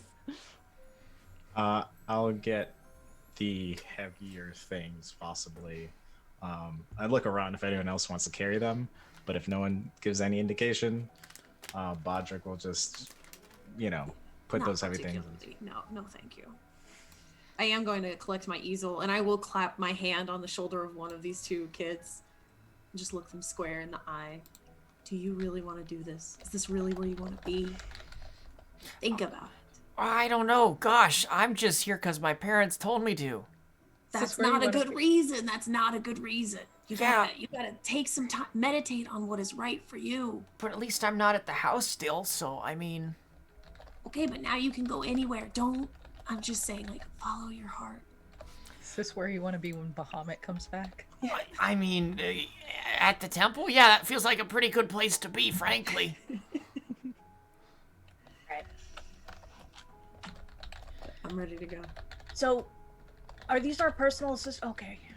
Yeah, just like Tig will put on whatever does not obscure sight of his biceps. Okay. Cannot wear any backpacks because he is wearing a long iridescent orange cape. But other than that, if it's like a fanny pack or like I don't know, like a wine bottle, great. Okay. Yeah. I think Bodrick would have, if you ever seen like those climber packs that have like the 3 like tight ropes that kind of come together like this, and it has like a canvas bag, like that's what he has to like, he's been carrying stuff for the group, I think, and so he just has that on deck, stuffs all the tents and the hammocks in there and the teas and the coffee. Tig is very much that guy when you go camping who like when you're like tightening up the lines for the truck bed and everything, comes over and you're like, yeah, if you could give me a hand and just hold down that strap, and he like shoves one more thing in like a cooler, is just like, you're doing great, buddy, and leaves. That's Tig. Love it. All right, so you're able to collect up and gather your things. Now, as you walk out the entrance of this temple, you do see some remnants, a little bit of evidence of what chaos ensued not too long ago. The clerics were able to determine, due to some forensic investigation, that some individual managed to convince a group of seagulls to dive bomb and poop all over pedestrians here at the entrance of the temple. And so while you're walking out, and most of it has been cleaned up, there's still just the occasional, bird droppings, and you see, like places where like people are still like kind of hesitantly like looking to the sky as they're trying to like rush from outside of the temple or inside the temple as they're trying to like make their way around. Very aware of the fact that they were recently attacked by birds here. Because that was scary. That was the distraction that the warlocks used to get in the building. Wow. Gross. I think it's time to do cartwheels over all of this, because I don't want to touch any of this before we get started. I was really considering it, but I don't know. I might wait until we're farther out into the forest. This is kind of gross. I don't really like birds. Zora will just be looking around, not really paying attention to the bird poop, but she remembers that there's always cookies here, so she's trying to find cookies. Oh yeah, you could easily grab cookies from the break room on your way out. There's a tin of cookies. You could easily get something to eat. Thank you. Yeah, and there's always milk in the ice box. It's this large chest, but it's like, instead of like a chest that you open up the cover like this, it's actually like kept on its side, and you open the cover out, and it like opens towards you, and there's like some shelves in it, and there's this like slate of stone that the priests and clerics will put in, which has this cold effect spell cast on it, which keeps everything in the chest cold. They think of everything here. Brilliant. Like, these amenities, like, where is this temple? Where do I gotta go? Yeah. Incredible. My first thought is Ialka has like pulled a canvas out of her pack quickly and is like holding it out, trying to catch some of the stray poops that are falling. Just like, oh, the texture, it's so natural. You can't make this color up. The texture is, yes.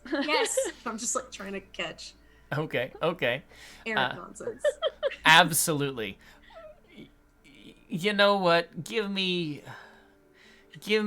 like an acrobatics check to see how deftly you can catch this new paint. You asked me perhaps. to roll for poop is what just happened. I did just ask you. This is officially a one shot.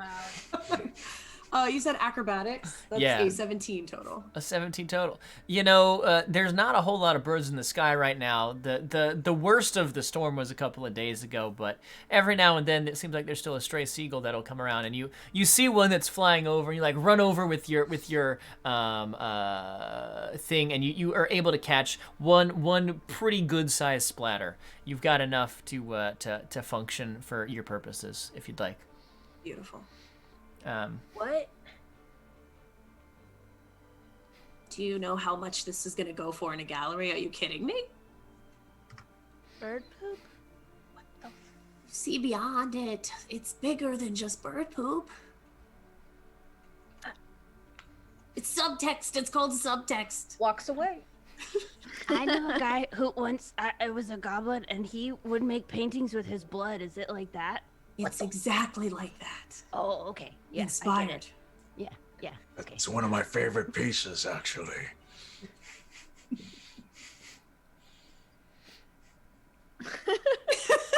And we're gonna get going. Okay. Yeah. On that To note, do some cartwheels. All right. We'll just fast forward past that. Hey, all right. So It's gonna What be a is happening? it's gonna be a cartwheel transition where someone hits a cartwheel and then the screen kind of wipes yeah. into the next scene. Ooh, okay. No, just you wait White for my streak. cartwheel. I'm ready for it. As we have this montage of Neep doing a cartwheel, we No, wait. Can I describe how I do my cartwheel? Because I have my absolutely fancy boots. Please, Okay. you've got your boots. So I have these pink cowboy boots. And like as I go to do a cartwheel, you see, like I have really long arms. I'm kind of made for cartwheels, you know? And so I go to do a cartwheel and you're like, oh, okay, that's going to be like, you know, one cartwheel. And I just keep going for 30 feet. I just keep cartwheeling. Amazing. That's making me dizzy. As the cartwheeling goes across the screen, it flips. We're no longer in front of the temple. We're walking through the streets here in the city. And as you're walking around, you can see the sights of Quaros. You can see that there are these carts that are magically like levitating as they're going through the street. And you'll see, you know, like the occasional person driving a cart, like just gesturing or waving or say hello. And you can see there's these strange like poles sticking out of the ground with like a little magical light affixed to the top of it. Not like a torch like you would expect or like a lantern or anything like that. It's like a little metal can and light is just coming out of it. It's just magical. It just does this. It's the strangest thing. As you're walking, you can see, off in the distance, there is this tower with it's strange. There's this like face with like 12 different like lines on it, and they're like different pointy bars that are like moving. And some people tell you that they can use this to tell what time of day it is. This is something that you may not be familiar with, but it is an interesting piece of technology that makes it possible to tell time for some locals who know how it works. So as you travel along, you see these interesting sights before eventually you make your way to the edge of the city. And here at the edge of the city, as you kind of pass through the city gates, you can see off to your left, which is off to, I said that we're going east, so that's to the north. You can see to the north, there is the shore.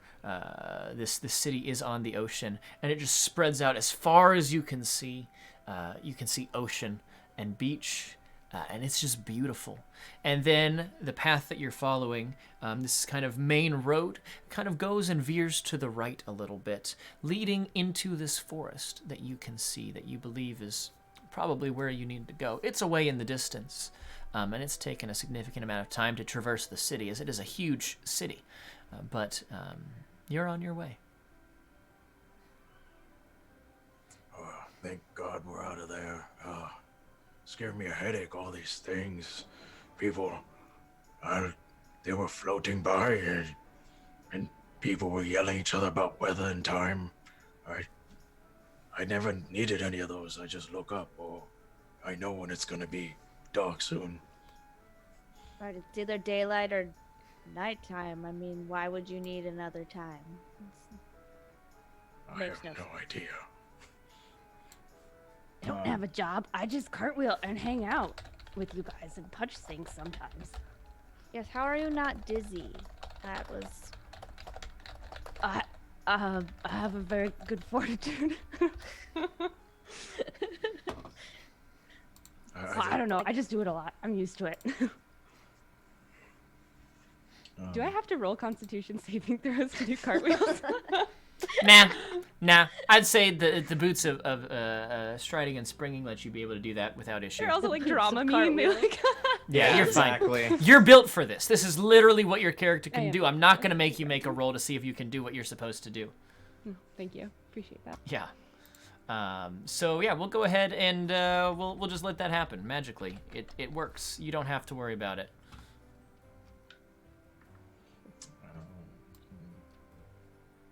But yeah, I agree with you. There's too many people. Then like closed spaces. It's just a lot. I think after we're done with this job, we should probably go to some other area. This place gives me a headache, so maybe stop by back at White Castle to pick up Tig's publicist as well. Did You just Did gotta I- wait there? I publicist at White Castle? Oh god, I gotta stop doing that. I mean, what kind of a He has, like, publicist is it if they literally can't find their way time. out of a White Castle? I wouldn't worry about That's it. what I'm saying. That's what I'm saying. You get it. We're right here. We're here, forgetting entirely about the poop incident. It'll be fine. I am meanwhile sprinkling sand onto my painting, kind of like when you have like what tacky glue and you put glitter on it and then turn it upside down. That's what I'm doing. Incredible. I can't wait for your airbrush tunics. I mean, I wear like neutrally kind of like beige colored. It's not robes, but like gear. But it's like smeared with paint all over. Everything on me is just slightly disheveled and a little not put together. I love that. Is it all actually paint or is it just different kinds of poop? Yes, yes. Oh, okay. You have a little something right here.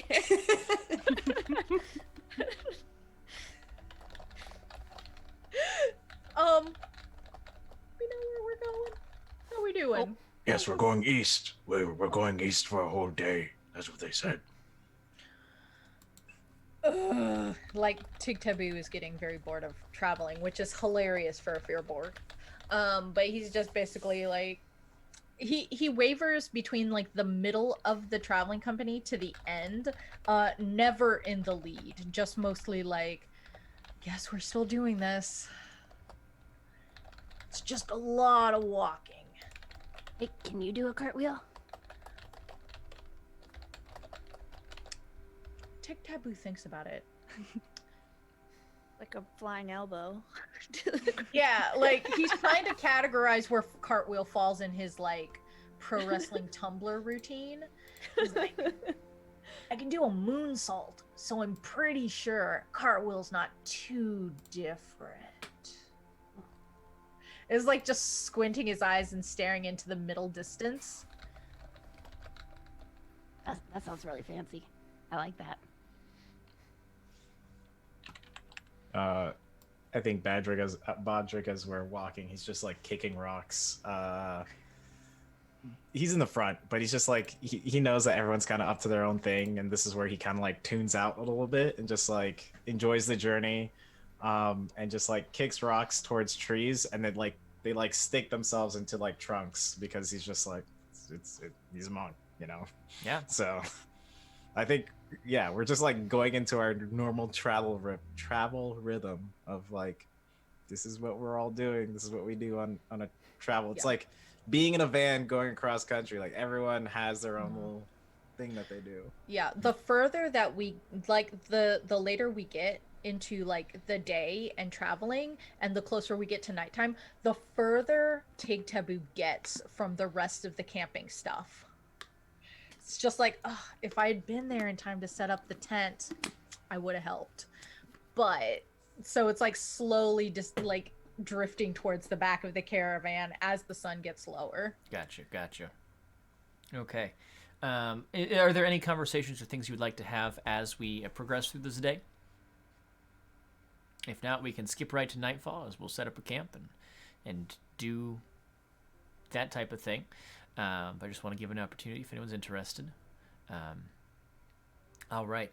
As you go and you continue along, it eventually does get to nightfall, and Tig is, I guess we might maybe suspect it, nowhere to be found when it comes time to set up the camp. But just as soon as the camp is ready, he just waltzes in, and you're like, oh, there you were. Ah, dagnabbit, just what a mistake. But it's okay, you know.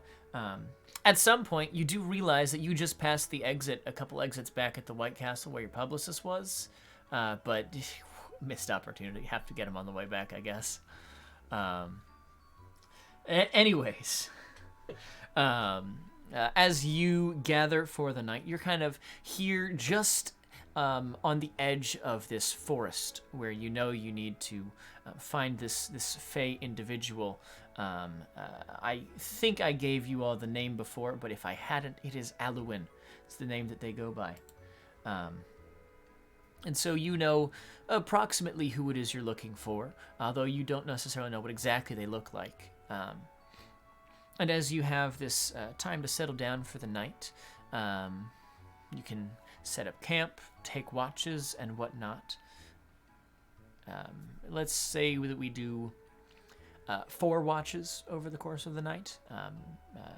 Does anyone want to take the first watch? I think I'll take the first watch because I was setting up. I figure I'm camp dad, so I'm just camp dadding everything of putting up hammocks and setting up tents to people's preferred things, and after that, starting a fire, getting some tea going and some coffee going, probably decaf, maybe some not decaf for people staying watch. Yeah, I think I'll probably take first watch, just doing those things for everyone. And yeah. Great. I think I'll go would opt for last watch so that I can get up and catch the sunrise. It's the perfect time of day. Yeah. Tig will also opt for last watch. And when it comes time to draw straws for watches, Tig actually already has the only magical item that I chose, which was a whisper jar that has all of Tig's affirmations recorded into it.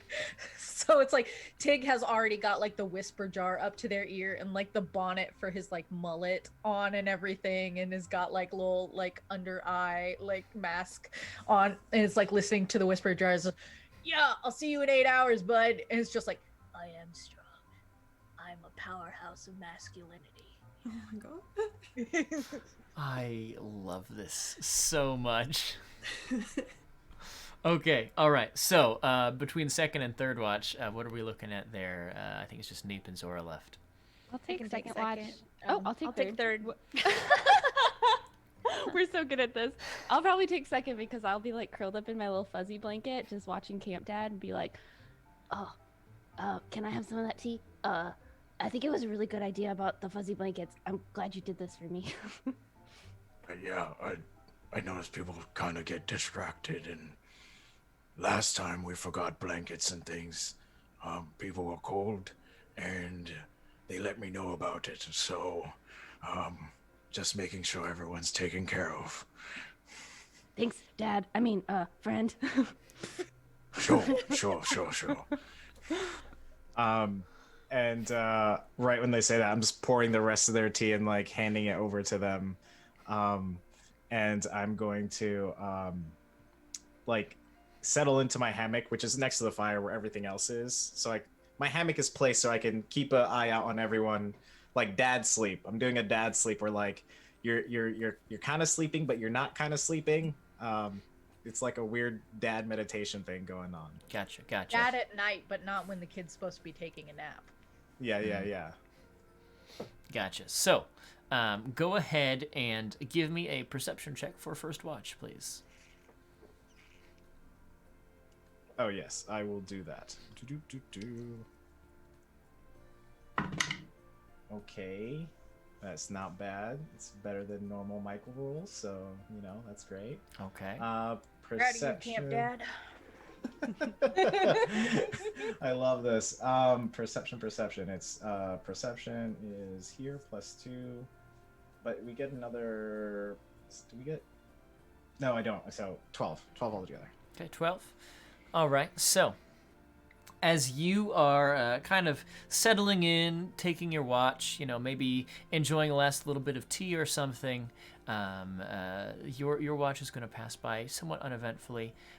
It's a fairly clear night tonight. You can see stars in the sky, with just the occasional dark spot rolling by. Those are clouds. And then as you turn and kind of look into the forest, you can see that it is dark, but you can hear like the sound of a hooting owl. You can hear perhaps distantly a sound of howls and barking perhaps of some distant wolves, but nothing close enough to necessarily be concerning, especially not for a group of your reputation. I don't think you'll have any issues should a group of wolves decide to show up. But you just kind of settle in and enjoy. This is a really peaceful night, especially after kind of an interesting experience in the city where there is all this stuff and technology and like just leftover bird poop on the ground. This is much better, frankly. Mm-hmm. You just have like wolf poop and rabbit poop everywhere, but not seagull poop. So much better. Yeah, I that's what I'm gonna do for my watch, and kind of basically poke down the fire for there's just like the small kind of red embers that will burn out eventually, but I leave both pots of tea and coffee on those so people can have that when they take their watches. And then I'll do cool monk shit and basically run up where I put my hammock. I'm just gonna, because I put it up a little bit higher, so I'm just gonna run up in it and do like a gainer off of it, and then like basically just lay into it. Like as I do that, I basically land by sleep, like getting into the sleep position of my hammock. Awesome. Eventually, your watch passes, and Neep, yours begins. Could you roll a perception check for me? You know what? I can. Just Thank for you. Oh, that's so kind of you. It's going to be a 14. A 14. Excellent. So, as you are kind of settling for your watch, is there anything you're doing on your watch? Just, sipping my tea and snuggled in my blankie. Probably maybe some stretches, like, maybe, you know what? I feel like I'd probably do some like Pilates just to keep warm, Okay. Sure. That sounds very nice. So, as you're kind of doing this stretching, trying to make sure that your muscles don't get cold, you don't get tight anywhere, work out whatever, soreness you might have from your previous day's cartwheeling, you're feeling pretty good about yourself, enjoying a nice little bit of tea here and there. You eventually will kind of hear as you get into the dead of night, things begin to get quieter and peaceful. You can hear the distant sound of crickets, perhaps out in the grassy fields outside of the forest. But you are not... There's nothing that raises your concern, per se. You are enjoying a very peaceful evening. It's kind of nice to have that quiet by yourself, Yeah. Also, by the way, this is like chibi anime music of like people just like doing their thing, like she's just doing stretches and it's like weep weep weep weep weep weep. That is absolutely what's happening, Michael. Amazing. Awesome. So eventually your watch will pass and it will go along to Zora. Could I get you to roll a perception check for me, Zora?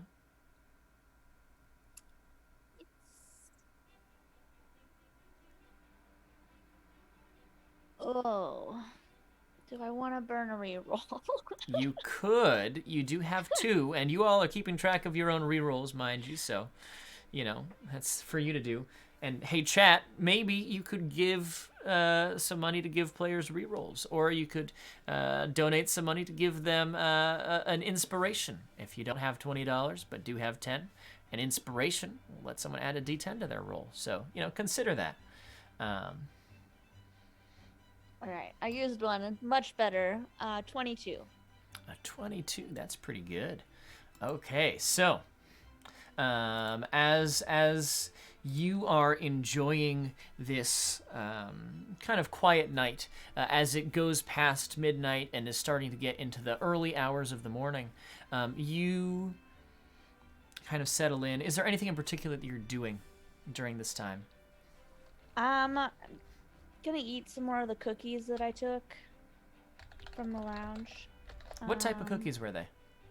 Definitely chocolate chip. Chocolate chip, I okay. mean, yeah.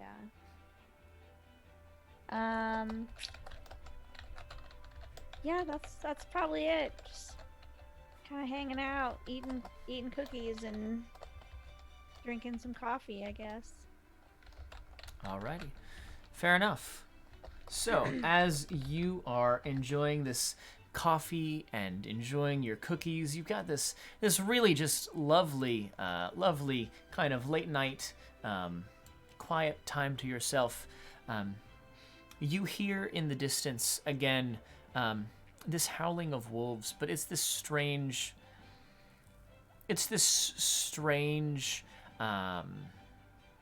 howling. It doesn't match what you would expect necessarily, like from like a pack of wolves per se, and there isn't anything hostile in the tone of it. And as you are kind of sitting there and enjoying this quiet evening, there's a moment where you could swear you hear perhaps some rustling in the bushes near you. And as you look over, you see maybe like 20 or 30 feet away, there appears to be a dog-like shape, almost like that of a hound. And it's kind of walking around and sniffing around before it turns its head and looks at you. And you kind of make eye contact with it. I'll throw a piece of cookie at it. Okay. It'll kind of walk over, sniff at the cookie, kind of look back up at you, and then vanish. No, I don't like it.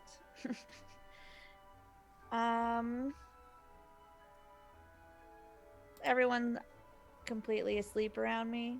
They're all asleep. Yeah. Okay. Don't really have anything to do. I will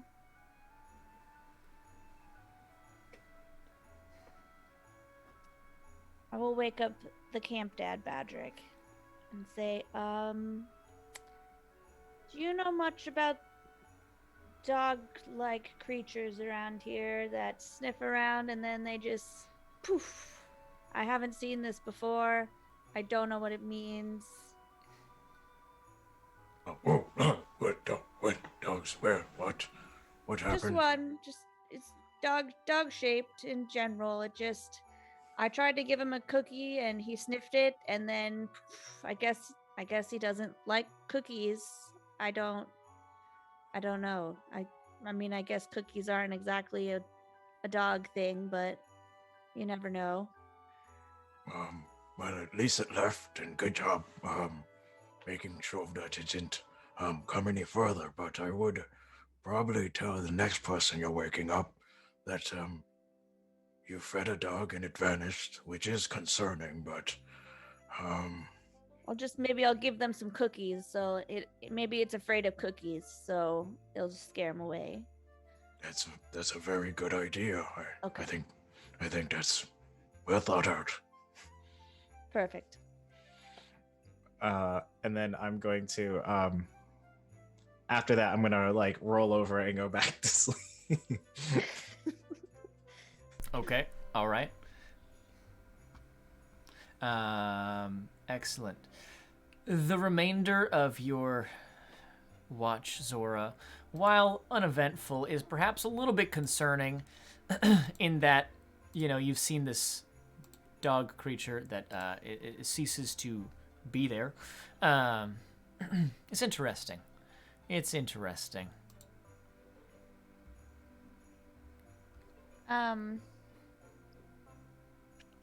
I mean, I guess I've done a lot of exploring. Could I just kind of sit there and try and go through like everything that I've experienced in my long life and see if I can come up with any explanation for this. Give me a history check or an arcana check. Your choice. Okay. Well, they're the same. So, 17. 17. You've heard rumor of creatures that resemble dogs, but are not technically dogs. They're fey in nature, and are known for their ability to blink in and out of existence, kind of teleporting at will within a short range. Maybe that's it. You're not sure. Okay.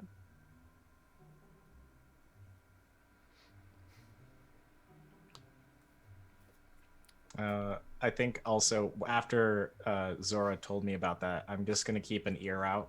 Essentially, I'm gonna be half sleeping now. Before Okay. I was like I was half sleeping during one of the watches, then I went to dead sleep, and now I'm back up to half sleep. So Okay. that's what I'm doing. All right, fair enough.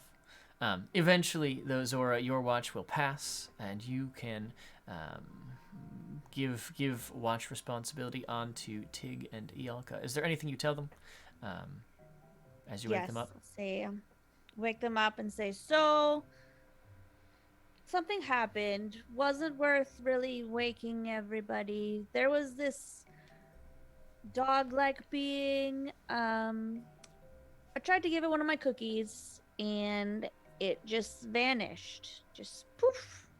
So, if it comes back, throw this cookie at it, and it should be okay. Okay. So It Tig worked had- last time. Yeah. Tig had to be shaken awake, like dead sleep, dead to the world. You could hear the whisper of Jar just being like, you really need to think about it.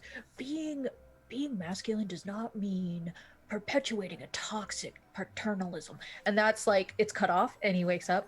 And he like kind of squints his eyes. He's, okay, so when you say dog-like being, you mean like a coyote or like It's a just- demon? Is it closer to dog than other thing that is not dog? That's It was yes, dog-shaped. objective on a scale of dog to demon. shaped, and then it just Dog poofed, and it was gone. Okay. So I don't. Okay. I don't know. Okay, fairy dog, that's fine. Yeah. And it eats cookies or it fears cookies? No, it doesn't like Making cookies. sure. I Okay. tried to give it a cookie, and he smelled it, and then he just You gone. got more cookies or? Yeah. I gave you guys one. Tig will don't hold eat out it. the hand for like multiple cookies. What if I miss? You can have mine, and I'll Okay. just drop it in your hand. All right, hand still out. It's just like, I just think that we should come. Tig like wants to lay out a perimeter around the camp of cookies. What time of night is it? Is the sun coming? We're looking at like 5 a.m. at this point. Like the 5 sun a.m. is starting to rise, but there's a couple hours left for those who've already taken a watch before they're fully rested. Nice. Tig's gonna take like a boxing stance, like just kind of like jog the perimeter of the camp, just like, I'm gonna get you. Meanwhile, Ialka's just like rolling her eyes, and I'm charring the edges of my painting in the fire that's dying out. Trying to distress the edges of it. Is this the same painting with the bird poop on Mhm. it? Okay. Mhm. I want to know what the finished product looks like. For the record, that has to be Yeah. part of your epilogue tonight. You have to tell us what the finished painting is. Okay. Good. Okay. Okay, so Starry night. so Ialka is busy doing some impressionistic artwork, perhaps something. It's unique. It's modern art is what it is. And Tig is busy trying to put cookie crumbs around the outside of the camp. And It's like a salt circle. could I get either both of you can roll one perception check, or one of you can roll an advantage if the other would like to help? I would like to roll perception at disadvantage. Okay. I'll just roll regular then, I think. Yeah. Just All to right. be Cool. Doesn't matter. Got a 5 either way. Nice. Nice. Oof, I'm gonna use a Yeah, so reroll I'm just those. like I'm just crumbling up some like oatmeal raisin. You're not gonna trick me into getting using a reroll on a perception this early in the game. I know what's up. I know we got a bunch Okay. of bots features coming up. Okay. Just like crumbling up. What kind of cookies are these? What are these? Snickerdoodles? I need to know Chocolate what chip. level They're chocolate chip, Yeah, yeah. high level of protection. That's good. Is Yeah. nice carob chip. He's like, just like crumbling them and just like spacing them out. Excellent. We got a 12. Could have perception. eaten those. Well, there's a Okay. rock behind us, so we don't really need to do a whole circle. It's more like it's a semicircle. Right. That makes Going sense. great. You've got enough cookie for the circle. That's what matters. Kinda. Put some cornbread in between the cookie pieces. Just like start. They won't know pulling the it difference. from the rations. Like this is probably fine. It'll do. Okay. I'm concentrating very hard. All on right. So, Tig, you're not even paying attention on your watch. No. You're busy surrounding the camp with cookies and cornbread crumbs and making sure that there's no way any creature could make its way into camp without stepping over a line of baked goods. Meanwhile, Ialko, you're kind of doing your art thing and also kind of keeping an eye out. And as the sun rises, you can see that there are some clouds rolling in, but you don't notice anything threatening or imposing. Although I will say that kind of in the early morning, you do start to hear as like birds begin to chirp and twitter out their bird song in the morning as the sun rises until eventually the party all wakes up and kind of comes to. I wake up kind of violently. So what happens while I was sleeping is I was using that rucksack or whatever that I have as like a pillow / body pillow, but like most of the other food and cookies are there. So ants came up and like started biting on those cookies and also bit me. So I'm just like, oh, and then I roll out my hammock and I slam into the ground and there's just like cookie and cornbread on my face because it was dripped around all the whole perimeter of the camp. I'm just like, oh god. Oh. I love it. Yeah. I think halfway through Tig creating this perimeter, they just kind of like stood up and like looked around and was like, is our group a hot mess? No, it's the Just with my bird poop painting, just it's like, are we ill-equipped for a quest like this? No, we're good. No, we're fine. Are all the cookies gone? I thought I was gonna eat some for breakfast.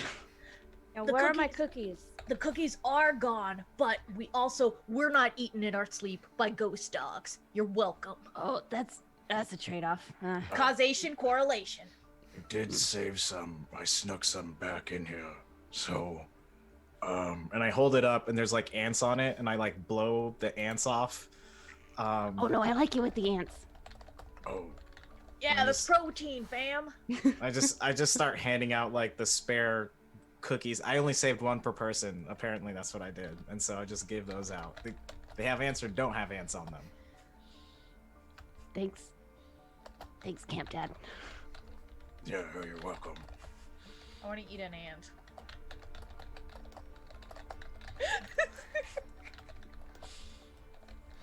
This has gone so far from what I expected it to be, and it's worlds Thanks. better than I could have ever hoped. The cookie one shot.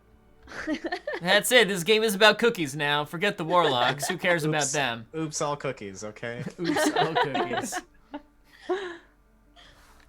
Alrighty. Well, I think that now is probably the best time for us to take our break as the whole group kind of comes and wakes up. And when we get back, we're going to take about a 10-minute break. When we get back, we will kind of fast forward to traveling through the forest, having successfully, packed up camp and whatnot, because we know Tig isn't going to help with that anyways. As we're on break, though, I do want to, one, encourage you to keep donating. You can totally impact the game. $10 lets you give one player inspiration. They can add a D10 to whatever roll they make. I actually have an inspiration for this game, and I'm excited to use it in combat. It's going to be probably used to save against a stunning strike constitution save, because I'm confident that there's going to be a lot of those. Additionally, you can donate $20 in order to give the entire table a reroll. The whole party will have a chance to reroll one roll, and you know that's a great time. For $50, you can add another monster to our final encounter. There are already a number that have been added, so if you want to make it even harder, throw in another $50. Or for $200, our story will take a hard left turn, and I will throw away my notes for the rest of the session. And we will just see what happens. It might become oops all cookies. That being said, we are going to do another giveaway of a Greenleaf Geek gift card while we are on break. So I'm going to go ahead and get that started now. Go ahead and type #dice to enter. And when we get back, we will announce the winner. So we'll be back. Take a second to stretch, take a bio break, grab a snack, grab a drink, whatever, and we will see you all in just a couple of minutes.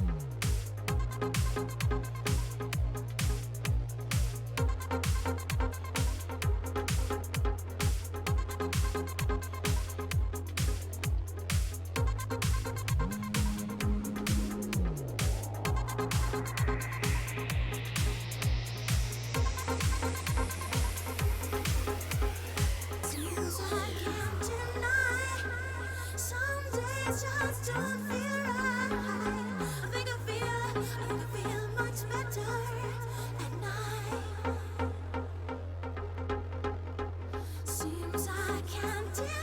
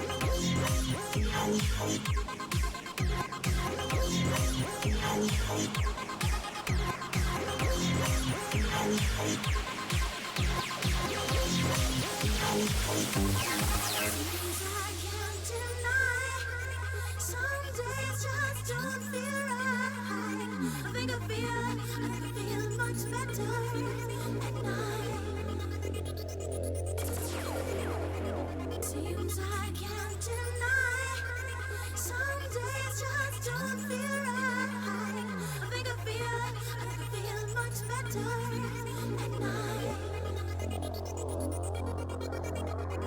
Seems I can't deny. Some days just don't feel right. I think I feel much better at night. Seems I can't deny. Some days just don't feel right. I think I feel much better at night. Seems I can't deny. Some days just pass me by. You know I feel much better at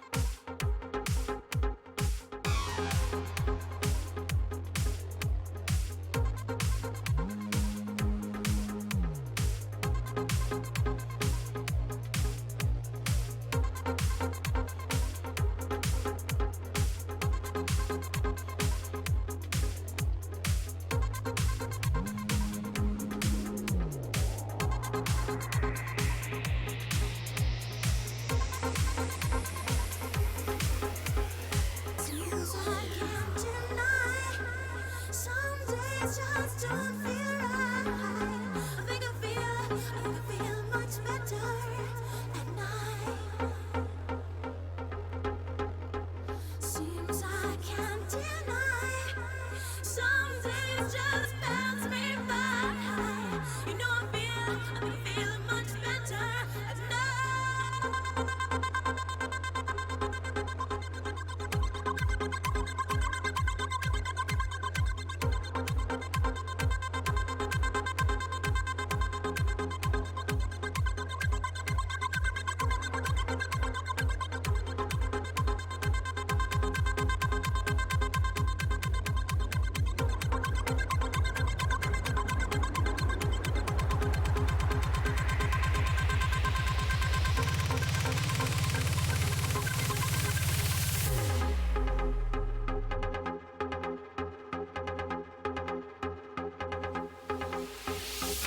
Hello.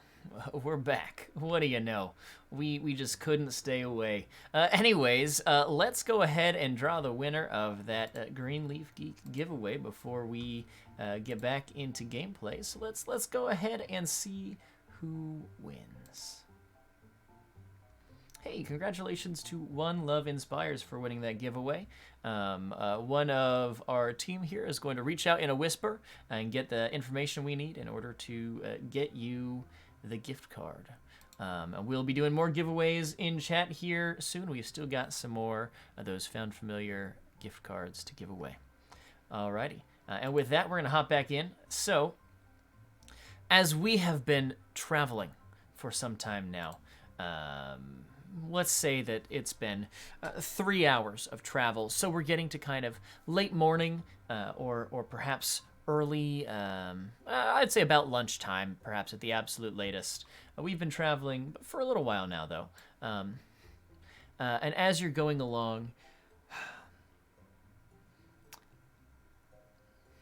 I'm going to have you all make a nature check for me. Because something is up, and I want to see if perhaps you can sense it.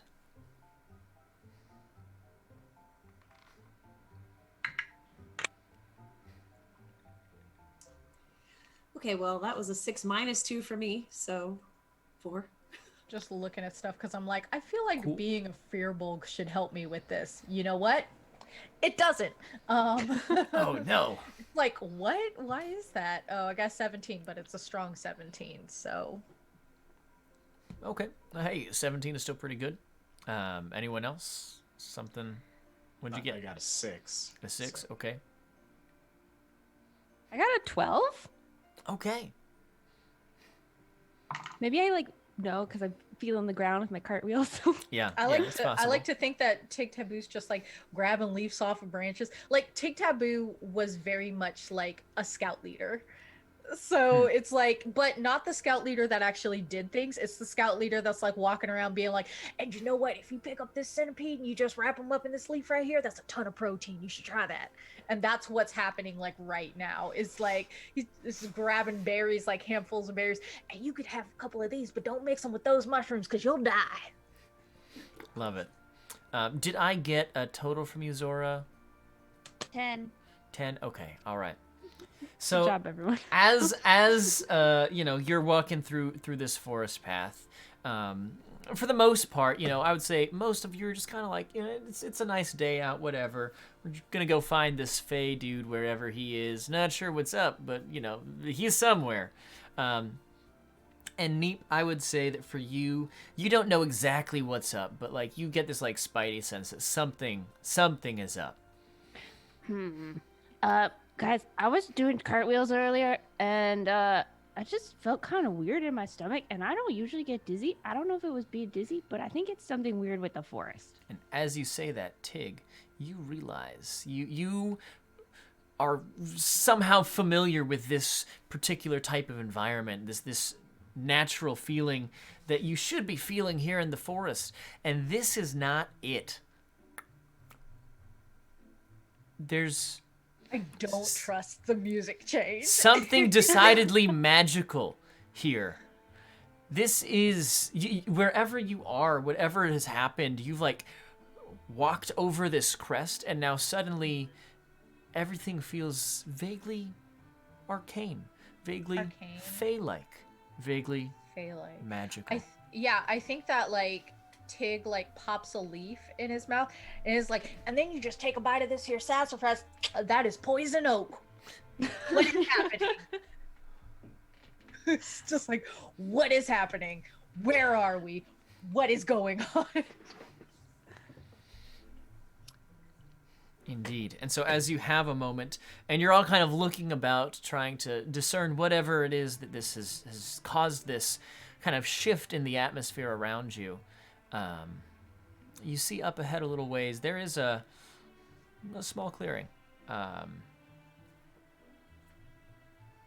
Perhaps this is what you're looking for. I am going to cast Pass Without a Trace on the party. Okay. Pretty cool. Nice. Can I try to look harder? Like to make a See if I see perception anything? check? Yeah, Yeah. maybe. Anyone who would like to make a perception check Yeah. could do that. Oh, I'm gonna use a reroll because that Do was it. a nat one. Do it. That was another nat one. You can keep going. You, Should I just use another reroll? you have I don't more see anything. rerolls. Yeah, just go. Should I just go? All right. Hey, listen, chat, y'all you in should chat, thank you donate for that. to give Neat more rerolls. Don't do Please it. help. Please help. Help me. Yeah. Okay, should I use a different dice or is it like probability wise I should use the same Just use one? the same dice. I don't think Okay. that there's any like. Yeah, there's Just follow your nothing. heart. That's better. 15. Or lie. Like. Okay. I got a 9. Zora rolled a 16. Okay. All right. Anything from Tigger Bodrick? Tig will. Oh, I'm sorry. Go ahead, Bodrick. I was just going to say I'm in the front. I'm not really noticing. Like Yeah. I'm back to kicking rocks at tree trunks. That's what I'm doing. Okay. I'm gonna waste something ridiculous, which is called Speech of Beast and Leaf, because I never get to play Fearbulks. Okay. And I'm gonna talk to the leaf I just put in my mouth and be like, what is going on? What The one you just bit? is there? Yeah, Right. yeah. If it's not mad at me, I would Okay. just be like, is there like a, hey, is there this fake guy here? We're looking for one. You tell me, right? You can trust me. It's fine. Talk to the poison oak in my hand, Okay. and I have the ability to communicate with it, and they understand what I'm saying. Right. Do they have the ability to respond to you? Or I have feel no pain. special ability to understand them, but I assume they can still communicate by like waving in the wind or something. Okay. Like, All right. Okay. 2 waves for yes, 1 wave for no. The bit of the leaf that you bit falls off. Cool. I'm gonna interpret that as a negative. No Fey guy here. We're good. I would say Zora and Neep, as you are using your perception rolls to look. I'm also gonna scratch my face. Oh no. As you're looking around, trying to see what's going on here. Zora, you see one of those dog creatures that you saw last night up here in the clearing. I don't like how you say dog creature. Is it a dog? And Neep, you see it too. You see it too. There's a dog kind of up off the path. Just a little way up where this clearing is. Can I That's smell it? That's the dog. Get the cookies ready. Oh, that's the dog. Oh, that doesn't look like a dog. Oh, it kind of looks like a dog. I don't know. It looks like a dog creature. I said dog-like. Oh, dog-like. Yeah. Okay. I thought we Doggish. ran out of cookies. Didn't we eat the last ones covered in ants? Dad has some. Oh, Dad. I mean, Dadrick. Do you Yes. Yes, what? do you have any more cookies? No, you ate them all. Oh, shoot. Dang it. Dang it. I actually still have mine. I just smashed all the ants onto my canvas here, so here.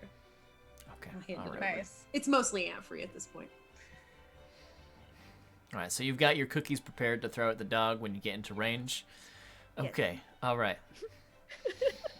Just talking to a leaf. What absolute I'm experience this I'm- is. I'm gonna start approaching the dog. Like we're gonna walk towards it because I think it's in our way or towards the direction we think we're going. So, as we're walking towards him, like, Okay, calm down. Good boy.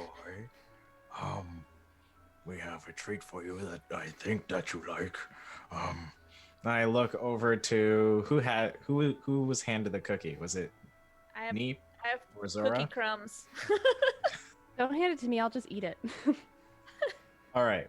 So I look at Zora and just like try and nod or say like, throw something or do something. I'll walk towards it with the cookie crumbs in my hands. Okay. All right. Would you like to make like an animal handling check or an intimidation check or anything as you walk towards it? Like, are you trying to befriend it? Are you trying to scare it away? How are you approaching this dog? We'll do animal handling. I'm not trying to scare it. It hasn't done anything. Ooh, can I use Mean speech yet. of beast and leaf as a help action to give her advantage? Yeah, sure. Nice. Be like, hey dog, you want a cookie? All right, the dog's head like turns and looks at y'all. 18. That's a dog. 18. All right. Very good. You don't have you can't understand, but there's like a small like bark that it makes, and it'll kind of walk over towards you, Zora, kind of sniffing at your hands as you've got the crumbs of this cookie in it, and it'll kind of sniff at them and look at you, and like give it a little bit of a lick, and like maybe take a little bit of it and Is chew it a it. bark or a bork? More of a bork, I suppose, actually. That's a magic corgi. Yeah, it's pretty close. But it seems tentatively friendly with you. And that is when you see and hear multiple other of these dogs kind of come out from this clearing behind a couple of trees, followed by this elven figure who is wearing this kind of leather armor with these kind of wicked curved looking daggers on his waist, with a long brown traveling cloak over his shoulders, and he'll kind of approach you all and say, "Yes, hello. I see you found one of my pets. What brings you out here in the woods?" Cookies? What? We already have cookies. I'm offering them cookies. Oh. Yeah, do you like cookies? We That were makes just more looking for some stuff, and I mean, we kind of ate most of the cookies, but we still might have some left. I think your dog likes cookies. Maybe. Oh, well, I'm partial to the occasional cookie, I suppose. Nah, that's evil man speak. Like, Tig's like leaned over to Dadrick, and it's just like, does that sound evil? If you say you're partial to something, is that an evil guy thing? I don't know. It could be. I just don't want to have to punch a puppy. You know what I mean? Oh, no, don't. I wouldn't advise. I'm just saying, like, if it comes down to it, you're gonna have to punch all the puppies. I'm not doing it. No. I'd rather maybe throw them away or something. I'm not going to You would punch throw a puppy? into something soft. Like soft bushes or something. Are there any soft No bushes? animals were harmed in the Yeah. playing of this session. It's nothing but blackberry brambles. I'm not gonna. Lick your No, I'm not, poof. I'm not I think gonna they'll do be that. fine. I'm kidding. But for real, I just want you to know I'm not punching a puppy. Don't make me do that. We'll see. Well, and I will just like to clarify here, A, for the sake of the chat, and B, for the sake of all of us. These are not just like your standard dogs, right? Up close, perhaps. Those of you who maybe have heard of something before, these are clearly blink dogs. They are Okay. fey creatures. They are not your Right. standard dogs. Okay. They may still perhaps appear a little cute and cuddly, but they are fey. Yeah, but are they ugly? They're not ugly. All right, I'll punch an ugly dog. Do not clip that. Cancel TK. Pig, please. TK is over party. Oh boy. Anyway, Here, well, I think this is the more important question. What are you doing here? yes. It's a good question. Oh, well, I'm just out here enjoying a nice stroll. Yeah, you live around here? Where do you live? Well, yes, I do live somewhere nearby. Just very curious about where I live. Why? Where'd you get these weird dogs? Well, I brought them from my home. Which is where? We're just desperately trying to click two intellect rocks together. How many dogs do you have? Maybe we can get a spark. We're just rubbing the single brain cell we share.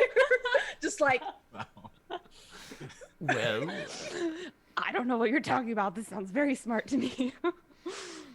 They're from where I live, and I live not too far away. You're very curious about where I live. Where do you live? Tell me. Oh, I live in that city that is just a day that way. That I can't remember the name of. Koros. I see, I see. Interesting. And you're just out strolling for cookies a whole day's travel away?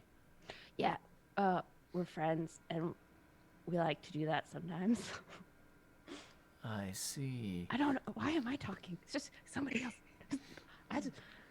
And then I just hide behind Badrick. He kind of shifts his position to lean on this quarterstaff that he's holding and just kind of looks at you all. I'm out. I don't know that I believe you. Why not? Is he hot? Oh, is he hot? Absolutely. Hell yeah! Absolutely. This elf is like sparkling with magic. He's Okay, practically well. glowing. All right, I'll take it. That's fair. That's fair. It's not everyone's choice, but some people. I'm a hoe, so it's fine. How far is he away from Zora? Not very far, right? Probably like 10, 15 feet. Okay. Zora, you're gonna see her like take these glasses out of her little shirt pocket and put them on, and they kind of look like bifocals. She's trying to get a closer look at this elf, and she's gonna cast Charm Person with her glasses, which is her magical weapon. Alrighty. I need to make a saving throw of some type. What type of save is that? Wisdom saving throw. A wisdom saving throw. Okay. I got a 20 total. Yeah, that'll beat it. That'll beat it. So, In so return, okay. So go ahead. Do that. No, go ahead. Okay. In return, could everyone make a wisdom saving throw? Oh. Uh-oh. Are we saving to fall in love? Because Maybe. Welcome to this kiss, fall in love. season of The Bachelor. Oh my god, the Borchler. No, stop it. Oh no. I got nat 20. A nat 20 for Nice. Neep. Okay. I got a 15. I don't think that I have any. Yeah, I don't have anything to keep me from falling in love with this beautiful man and You his have and his rerolls if you 20 want. dogs. I know, but I have a 19 with a reroll because maybe I secretly want to. Okay. I roll bad all the time, so might as well just use something. What? No. Fair enough. So the DC, I'll just tell it to you. The DC on this is 16. I just hit a 16. So you'll save. Whew. Is it just Tig who failed this? Oof, I failed. Ugh, Zora yes. failed too. Okay. Played D&D and Daddies. Okay. So, so as this happens, and Zora, you try to do something. There's this kind of sparkle in his eye, and you go, oh, "Dang, why would I ever try to charm this clearly just lovely individual? He seems so trustworthy." And Tig, similarly, you're both charmed. Now, I'm not going to say that means like you fall in love with them, but you feel like you trust them, like they are a reliable person. I trust him implicitly. It's just him and his 20 dogs. Yeah. They're Well, to be clear, there's only 5 dogs right now. It's just him and his 45 dogs. Okay. Good. Tig's not good at counting. Everyone else is like, something just happened, right? You just felt a magical effect happen, and you're not sure exactly what it was, but like, you're suddenly perhaps not trusting of this guy. Yeah. Just moonsaulted my heart. Did anyone else feel that? I pull on your sleeve. I'm like, I did. Me, I did. Everyone what could was- just see Tig taking off his wedding ring. Hey, what was that? What did you do? What did I do? Nonsense. I've done nothing. I'm just here. What did you do? You're kind of seeming like a bad guy now. You use that fancy word. You might be a bad guy. Okay, Neep. Okay. I'm just patting you on the shoulder. He's not a bad guy. Look at him with his traps and his forearms and Just sparkles and that jawline. Okay, so you did something. I know Tig. Tig is kind of thirsty, but she's not that, or they're not that thirsty all the time. All the time. Okay, maybe. No. Well, They're he's extra thirsty right now. What did you do? done. What did I do? I've done nothing. I don't know what you're talking about. And I don't like what you're implying, that I have I don't like what done you're implying something. either.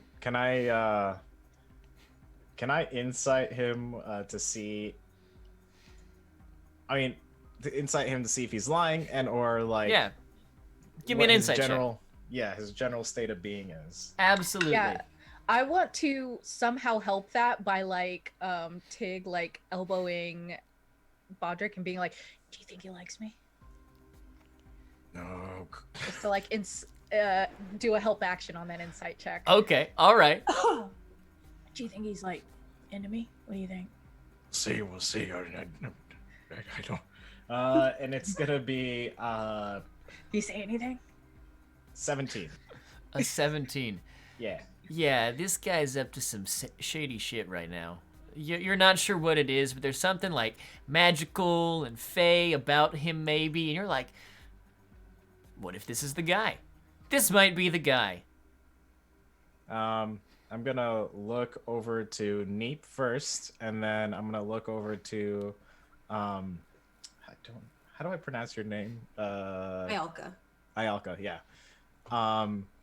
And Zora and Tig, and I'm kind of gonna give like a big like almost like that dad nod that like shit is about to go down.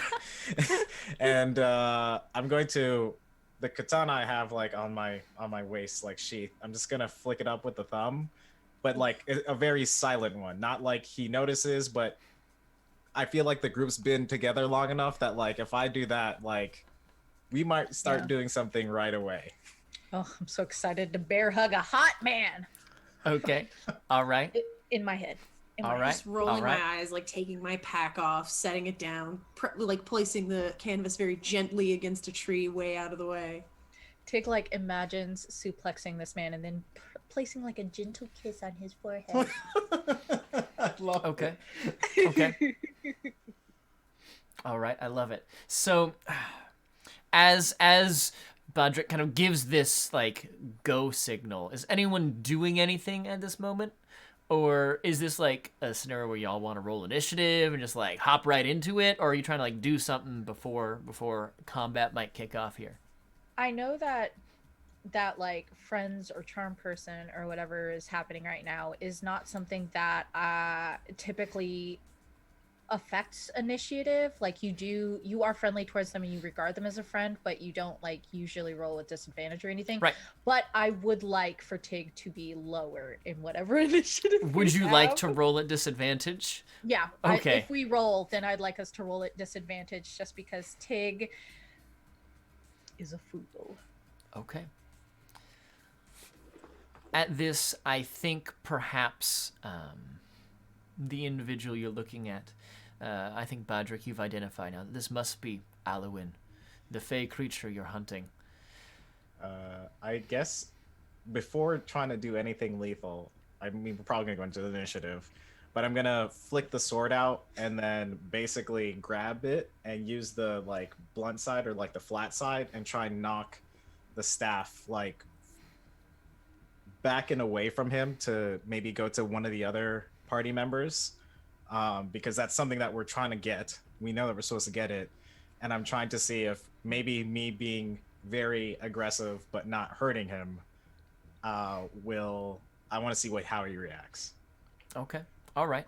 Sure. So go ahead and give me it's going to be an athletics check. It's going to be contested athletics checks. Sure. To try to like wrest it from his grasp, basically.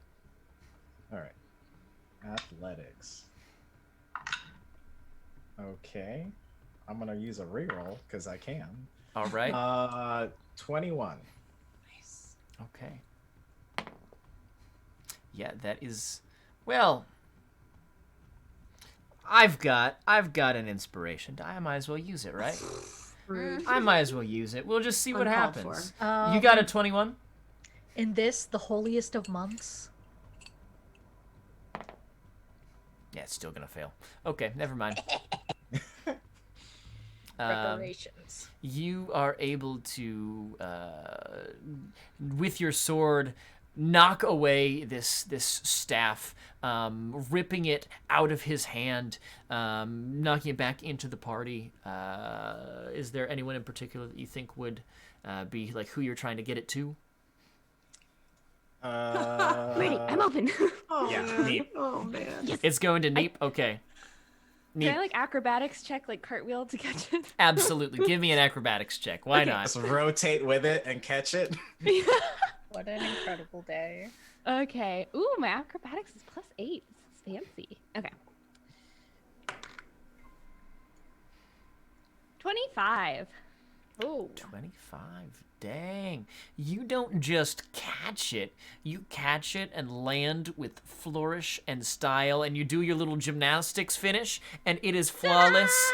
Somewhere off in the woods, 3 squirrels hold up little pieces of paper that say the number 10 on them.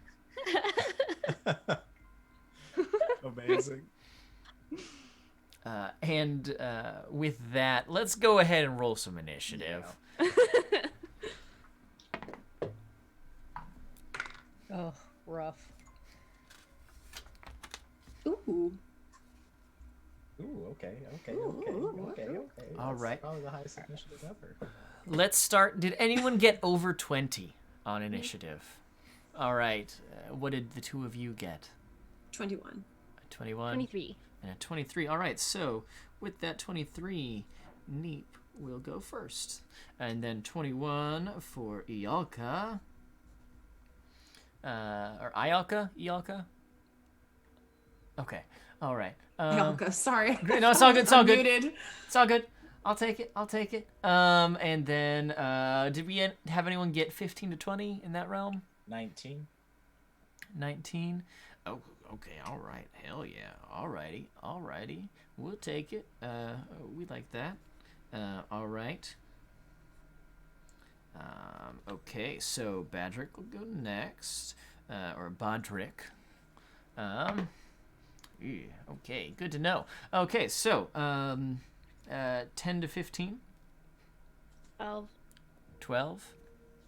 11. 12 and What a 11. strong masculine 11. Of course.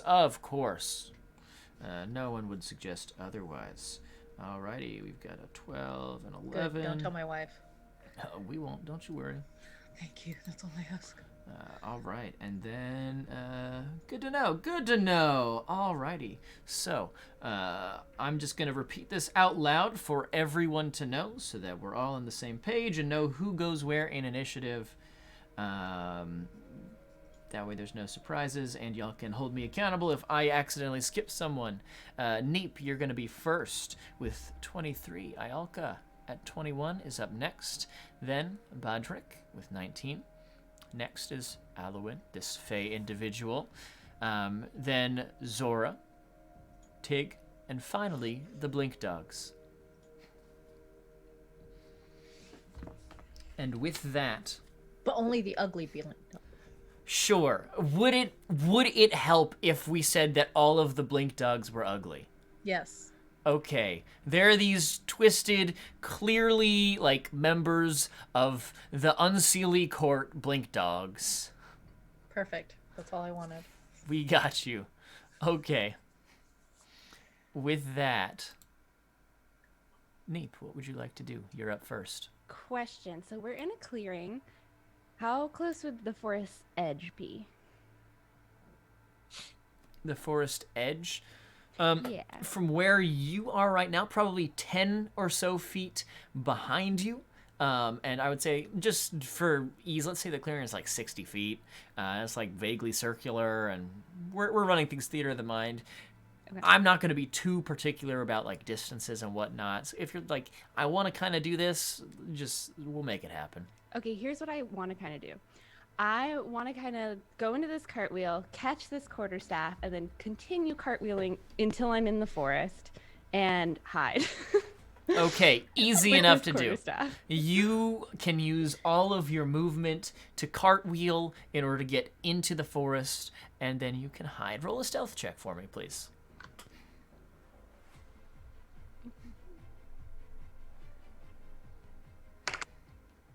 $18. 18. Okay, good to know. I'm just gonna roll some perception checks now to see if they see you. Just so I don't have to do it later. I've got a couple of natural ones in there. Okay, good. Awesome. So, well, you feel pretty well hidden. Do I have enough of action left? Sorry, I haven't done this in a while. To investigate the quarterstaff, or maybe like just take a little. I would closer look? say you can start to do that this turn, but you won't know for sure until next turn. Okay. But that you can have kind of the conclusion of that on your next turn. But initially, you can tell seems to be a really nice quarterstaff, and you'll know a little bit more come your next turn in initiative. Great. Yeah, awesome. Anything else for your turn, or are you done? I think that's gonna be it. All right, Ayalka.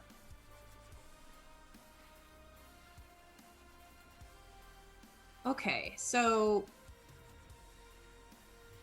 is there anybody directly in front of this individual? I can't remember if anybody is. Are we all a little ways back, I think? I think you're all a couple feet away. Bodrick is probably the closest, having just used his sword to pull the quarterstaff right. away. So he might be 5 feet away, kind of face to face, but everyone else maybe has 10 feet or so. Okay. Don't. I see you. Don't. Just do it. No. Do the thing. Do the thing. Do the thing. Do it. I will It's a one shot. sidle up. True. Do it. True. Do the thing. Look, PK is actually my fault. our consent form said everyone was fine with PC death. It's fine. That's fair. That's fair. Excuse me. I Wait. think. Okay, here we go. Now I will use my movement to close the distance, and I want to kind of be on the opposite side from Bodrick. Okay. And I am going to just attack with my quarterstaff. Okay. Go ahead and give me your attack roll. Or Okay, rolls. okay. Do you So get two attacks? Yes. I get 2 attacks with the quarterstaff. The first one is a 19 to hit. Yes, that is just going to hit. And the second one is a, what is this number? I'm gonna re-roll. Why not? Okay. Oh, that's way better. And the second one's a 24. Yep, 24 Alright. to hit. Both will hit. Sweet. That's so exciting. So that's 14 points of bludgeoning damage, I guess. All right. Is that between both hits? That is between both hits. All right. 14. And then with my martial arts ability, I'll take my final unarmed strike. All righty. Nat 20. So that's Alright. a 25. Okay. If this is your additional bonus attack, you're not going to add your damage modifier, but you will double the die roll. So whatever you roll, double it. That's an 8 on the die. Okay, so that's together. a 16 total then. Sweet. All right, good. Somehow the one unarmed strike at the end as your bonus action does more than the other two. That's fine. It's just a really good sucker punch. Fine. It's just a really good punch. That's awesome. All right. Excellent. Anything else for you? No, that's my turn. Alrighty. In that case, that will bring us to Bodrick. What are you doing? Sweet. I am going to use my longsword and attack with my longsword for the first strike, and Okay. I'm using both hands for this, so it's going to be the D10. 1d10. All right. So 9 plus 4, 13 points of damage, and I'm gonna also use a key point to do. What did you roll to hit there? Oh, sorry. I was hitting. I was so confident. actually a natural 20. Okay, So, you know. so go ahead you know. and double those dice before you add your modifier. Okay. Glad I so- checked. So I have the 9 there, and then let me roll the 1d6 because I'm going to channel my key into Death Strike into my Kensai weapon. Okay, all right. So that's going to be 3 for 6. So 18 plus 6 is 24. I'm just going to do, after I kind of knocked it away, I'm going to do like a faint flurry and then kind of bring it back and swing up and kind of do like a upward slash. All right. And with that momentum, as the sword is kind of going back behind me, I'm gonna use some of that momentum that's like kind of taking my sword behind me, and I'm gonna kick with my right foot and try and hit him in the ribs. Excellent. Love that. Yeah. So let's roll this. 13 plus, I believe it's gonna be 6. Yeah, so 19 to That's hit. gonna hit. Okay, and then 1d6. So that's going to be 5 bludgeoning damage. All right. And let me see here. I think, should I just, yeah, it's Monk. I just might as well just do Flurry of Blows. So I'll just use a key point to do that too. We're here, we're doing the thing. Do it. Do it. So 9 plus, so 15. A 15 is not going to miss. After these first couple of attacks, the creature that you're looking at kind of shifts backwards unnaturally fast, dodging out of this next attack. All right. And then the last one was 22 to hit. And that will hit again. Sweet. And then 5 points, another 5 points of damage. So I kicked him, and then I went for another punch that missed, and then I'm just going to elbow him with the sword, like the sword hand. I'm just going to elbow him instead of using the sword, and then I will be using the agile parry effect, which I get +2 AC until my next turn. Awesome. Awesome. Very good. Cool. That will bring us to Halloween, this Fey individual in front of you. And after taking a couple of those hits here, he is not terribly pleased with you, to be perfectly honest. It's not terribly pleased with you at all. Step on me.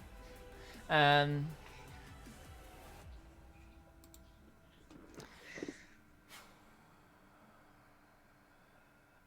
he is going to take one look at you there, Bodrick, before drawing his own longsword. Appearing as if out of nowhere. Like, he literally reaches to his the hilt at his belt, which appears to go to like a curved knife. But as he pulls it out of this sheath, it is much longer than you expected. It is, in fact, a full longsword. And he will hold it, and he will make an attack at you. Before then, in response, big toothy grin. Okay. All right.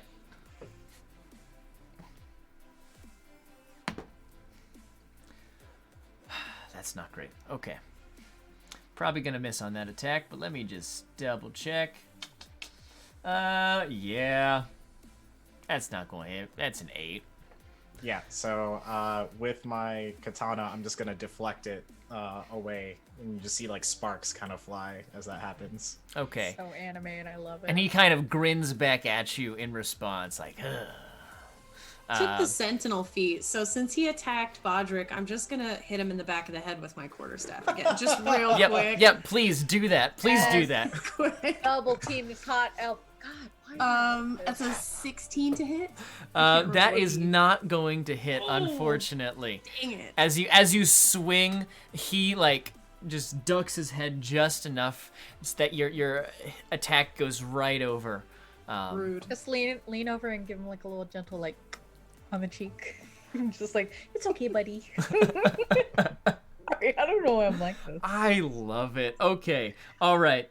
That brings us to you, Zora. You are still charmed until you take damage from either the Fey creature or one of its allies. You will not have an opportunity to make another saving throw, but you could attack one of the blink dogs without issue. as you are only considering Alwyn to be your friend and not the Blink Dogs. All right. Your call. I'm also not going to suppose I make you will- attack someone. Do whatever you want. Do a dance. I don't care. Yeah, sure. I'll go after one of the Blink Dogs. I will just use my quarter staff. Punch that dog. Or I guess for some reason it's not showing up, so I'll just do an unarmed strike, I suppose. Okay. Roll.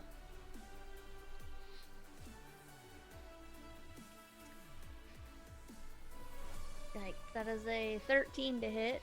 A 13 to hit is in fact going to hit. Okay. And that would be a 6 damage. Okay. And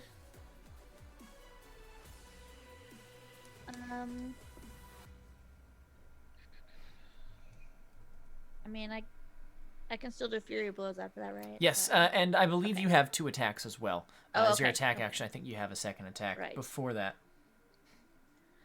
Perfect. That is a. Nope, I'm gonna use another roll. Okay. 21 to hit on that one. All right. That's going to hit. Oh boy. And I rolled a 1, so 4 points of damage. Fair enough. Fair enough. All right. And in response to this, I'll say, like, these dogs are clearly under the influence of this creature. They are not friendly, and so this one will like growl back at you now. Now that this has happened, they're seeming very hostile. Okay.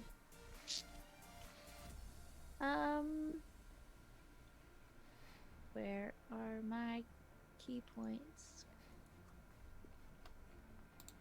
I will use a key point for Fury of Blows.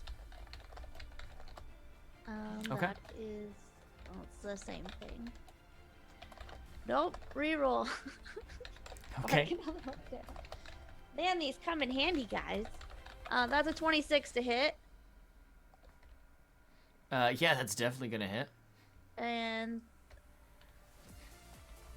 13 points of damage. Oh, dang. Okay. All right. As that happens, you hear a growl, and this dog blinks out of existence. There's like a little bit of a yelp, and it is gone. Returned to the Feywild. No longer here.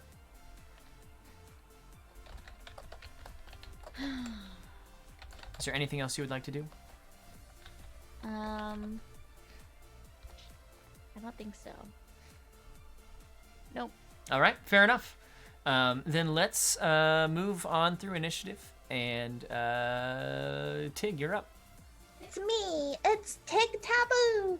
All right, so I would like to. I know that I'm still charmed by this creature. I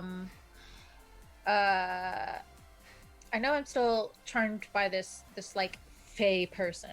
Mhm. So I can't really attack. I do have Charger, which gives me the opportunity to shove. Okay. And so like even if I really liked someone, I wouldn't let them beat up my dad. So Sure. I'm gonna go ahead and Tig is going to just like try to get a running start, take the dash action and try to shove him 10 feet. Okay. Yeah, go ahead and give me an athletics check. It'll be contested. Okay. Contested rolls. All right. I got a 24. That's probably gonna beat his 15. So. Yeah, so I think that while he is like slicing at, if this is all happening like within the general like 6 seconds, he's like, he takes a slice with his longsword, subtly like ducks his head away from the quarterstaff, and as he's like thrown a little bit off balance, like jumping out of the way of that quarterstaff, Tig just like comes around and just like what boof, and just like lifts both arms underneath his armpits, and then just like throws him through the air 10 feet away. You hit him like a linebacker, like in the game that we're not watching right now on television, and he goes back 10 feet, hitting Hey, the bud, ground. You good? He's good. He's fine. Oh! Come on, man. Come on. Get up. Oh, yeah. And Yeah, it gives he's you good. a thumbs up. Nice. That is my yeah, so that'll be both my bonus and my attack action. So I'm good. All right. Good deal. Anyways, okay, if that's everything, then that will bring us to the Blink Dogs. And now kind of spurred on by what they've seen from their master, this fey creature that they follow, they are going to run around and begin biting at those of y'all that they can see. And so they're gonna go around. You're good. You do you. So we're gonna have there's 4 of them. So let's go ahead and have we'll do one. I would say let's do 2 attacks against you, Ialka, 1 attack against you, Zora, and 1 attack against you, Tig. So let me actually grab some more d20s, and then I'll roll them all at once. Look, okay, I'm not trying to be rude. Okay, all right. So,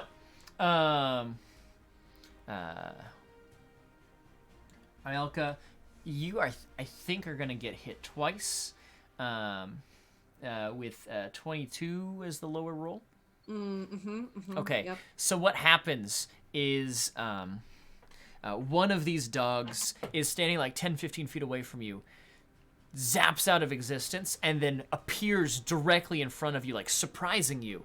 And as this happens, it's going to take a little bite at you, and you're going to take just 6 points of piercing damage.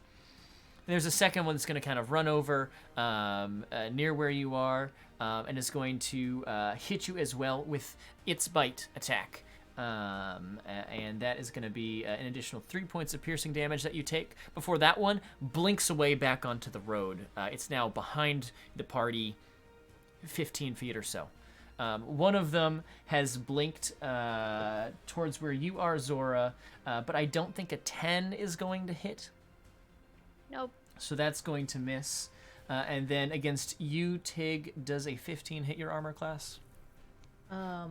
It does, but I don't deserve this, so...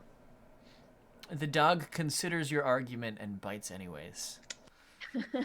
Hold y'all, demons. You will take 6 points of piercing damage. Alright, well... At this, you have an opportunity to make a wisdom saving throw to save against the charm effect if you would like. I would love to. Let me just... Cool. Let's pretend I didn't do that. You do have a reroll if you would like. Our friends got it. That's fair. They're good. That's fair. This is fine. That is the Blink Dog's turns, as there is barking and blinking and biting and just frankly chaos. And those of you who... Wait, I lied. Yeah? Okay, we're going to do it. I got a dirty 20. A dirty 20, that will save. And so as this happens, you I'm gonna punch this dog. kind of shake your head and you realize that Fey guy totally charmed me. This was some kind of magic thing, and I don't know how it works, but that was not nice. No one's naturally that hot. You're right. Not a single person. No one is naturally that hot. That's what they made makeup for. Yet everything. With that, it is the end of the Blink Dog's turns, and we're back at the top of initiative with you, Neep. What are you up to? I couldn't find the mute button. Okay, I am investigating this quarterstaff, and I kind of want to know if like this is what we're looking for, if this is the exact one, or if we just like kind of just stole the staff from some random dude in the woods. Sure, sure. Give me your choice of... Well, let me ask you this. What type of a check would you like to make in order to identify whether or not this is the magic staff you're looking for? Is this the magic staff you're looking for? I would probably say maybe can you insight an object? I would let you do that for the purpose of this roll if you'd like. Okay. I'm gonna do that. I'm gonna be like, talk to me, baby. Okay, go ahead and give me an insight check then. I'm gonna use a reroll. Okay. Thanks, chat. Okay, that's better. That's mod 20, 30-20. All right, great. So as you do this, and you're kind of looking at this staff, trying to figure it out, something about it, it's definitely magical. It's definitely magical. And as you take a look at it, like a closer look at it now, you see this like faint blue aura, this faintly magical blue aura around it, and you go, yeah, this has to be the one. This has to be the one. It just, you can feel the power emanating from it. This is a powerful magical object. Okay, I think. Okay, what I'm gonna do is I'm gonna cartwheel back into the clearing and be like, as I'm cartwheeling, go, he is the bad guy. Okay. And then I'm gonna try to get close enough to attack, I guess, if I have room left. I guess that was movement and maybe yeah, action you'll to have investigate. yeah, you definitely have movement left, so you can do that. What are you looking to do afterwards? Are you looking to make an attack or just Yeah, punch him right in the gut. He's the bad guy. Okay. Yeah, I told you at the end of last turn that you would know like the results of this turn. So yeah, you can make an attack. You can take an attack action, and we'll say that investigation or insight check was your bonus action for this. Okay, cool. That's a nat 20. Hey! Hey! All right. So your damage die on that, go ahead and roll your damage die, and then double that before you add your modifier. Okay.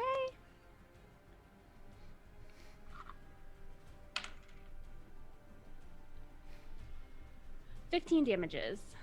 15 damages. That's very good. And this is against the bad guy, right? The main. Yeah, I cartwheeled in main and I bad went dude? right into his stomach. Alrighty, good deal. You have a second attack, if I recall correctly. Oh, I do. All right, come on. Okay, that is. My notes are a mess. Sorry, I haven't done this in a minute. It's all good. That's a 19 to hit. A 19, that is going to hit. Cool. All right, so that's a 10 damages. 10 more damage. Heck yeah. Very good. Wonderful. Is that it for you? Yeah, that's it for me. Yeah, that's it. All right. Maybe not the smartest move, but I'm not the smartest goblin, so That's fine. You've done some cool gymnastics, and that's what matters. He's really impressed with my cartwheels, I believe. He really is. Ialka, it's your turn. Okay. So I imagine it. Ialka's a little bit just already over this, especially having gotten bitten twice. So I am going to is there a way without leaving his melee to maneuver myself that there might be this entity and maybe at least one blink dog behind or in their vicinity? Okay, I'm gonna try and line as many of them up as I can. I'm just like scooting around, and I'm gonna use my breath weapon. Okay, yeah, I'd say that you can get 2 blink dogs in this. Yeah. Is it a line or is it a cone? It's a cone. Okay, yeah, easy. Yeah, so I just like slam my quarterstaff on the ground and emit this like freezing breath out in a cone, and they have to make con saves. Okay, alrighty. I'll roll those. Okay, I've got a natural 20 on one of the blink dogs. Mm-hmm. Look, okay, I got my little black lives I matter believe. die. Yeah, okay. I mean, that dice can say anything you want to if you pick it Oh up. my gosh. Okay. I trust you. Fine. I see how it is. That's fine. It's well, for charity. We trust you. two of them are going to save. So one of the dogs will save, and then the Fae will save. But then one of the blink dogs will fail. Okay. So full damage for the one dog, and then half damage for the other two. Correct. Okay, so that is 10 points to the one that failed. And what is half of 10? 5. Wow. 5 points to those that saved. Alrighty. And let's see. That's an attack action. I'm going to use a key point to Flurry of Blows. Boom, my first key point. And I'm going to use my quarterstaff since it's already in hand. Yeah, sure. Okay. Ooh, that's pretty good. A 19 on the die on this on Homeboy plus, so 25. Yep, that'll hit. And 23. Okay. Okay. Both are gonna hit. Yeah. That's the thing. First one. Oh, I want to attempt to do Stunning Strike. Okay. Yeah, that's a key point. Easy enough to do. Okay. Yeah. But the first one additionally is 9 points and 7 points. So 16 points total of bludgeoning damage. Alrighty, good deal. All right, and I need to make a Constitution saving throw for you. All right? Yeah. DC 14. Got a 14 on the die for a total of 17. Dang, he saves. As you go and make this stunning strike, he just kind of looks at you and goes, well, that's cute.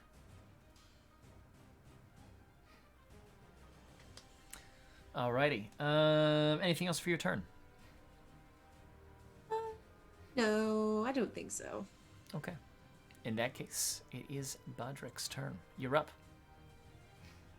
Okay, so what I'm going to do is just do I'm going to start off with 2 attacks with my Kensai weapon, just powerful forward swings, not like no flurries, but basically he's doing like the very disciplined strike of just the 2 forward strikes with the katana. So yeah, we'll do that. Let me roll. I'm gonna re-roll that. Yeah. Of course. That's okay. So, that will be not enough. What is it? A 9. Okay. And the second one. Come on. Re-roll. I don't know if I have any more. We have like 8. We have 9. People have been 9 so total. generous. Yeah. Okay, I'm gonna re-roll again. You don't know how much Keep ones going. I am normally. I roll. It's a lot. I just roll like 3 ones in a row. Like, just by the way. Okay. All Anyway, right. So 24 for the second attack. That's what I'll do for that. That will hit. Yes, and then I'll do 1d10. Where's 1d10? There it is. Doo-doo-doo. Oh, that's a 10. Plus 4, so 14. And I'll do the Kensai Death Strike. So I'll use a key point. And then for my bonus action, I'm going to go into Patient Defense. Basically putting, I have one hand on the hilt and another one like at the back of the blade. And I'm just waiting for him to attack me. All right, cool. And so that was, can you just give me the total of damage there one more time just to make sure that I didn't miss it? That is 20 total. 20 damage. 20 total damage. Excellent. Great. Perfect. Thank you. I just wanted to be sure because I missed something there. Alrighty. Good stuff. Anything else for you? Nope. I did my action and bonus action, and I'm happy with that. All right. With this Alwyn is going to kind of give you all a look over. And is going to take a second before saying, "Now, we didn't need to fight like this. What's gotten into you?" And is going to use his phase step ability to disappear from where he is standing. And reappear kind of at the edge of the woods, about 30 feet away or so. Is going to take a look at you all and say, well, I suppose you can try to catch me. And as he starts to run away, you see this kind of arcane glow of his form as he casts Heal. So smooth. He's incredible. And is going to use his movement to run off into the woods. You'll have to catch him. And that is his turn, bringing us to Zora. I'm still charmed by him, correct? Yes. Yes, you are. Which just means that you consider him to be a friend. He is friendly Right, to I you. just can't attack him, but I could follow him. Kick the shit out of our friends all the time.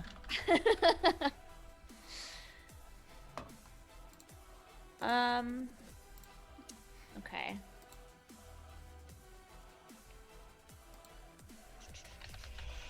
So...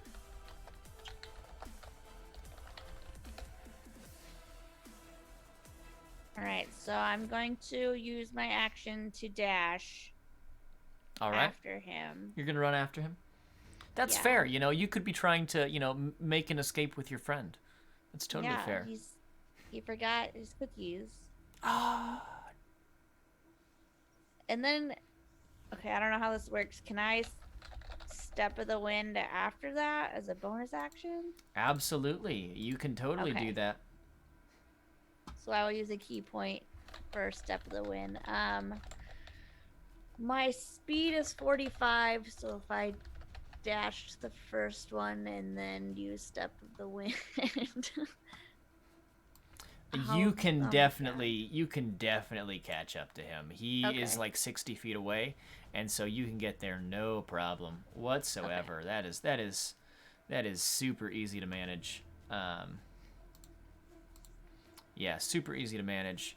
All right, perfect. Is there anything else that you'd like to do on your turn, or just booking it? Just gonna follow him. Like, wait, why are you running away from me? That's it. Fair enough. Fair enough. Okay. All right, and then that is going to bring us to you, Tig. What are you doing? Yo, what's up? Did you have a plan for when you caught him, Zora? I mean, I'm still charmed, so I can't really do anything to him. Then I will also dash after him with my 45 speed. So if I dash, I can run 90 feet. I'm gonna use Charger again since I don't have a I don't have any reason not to.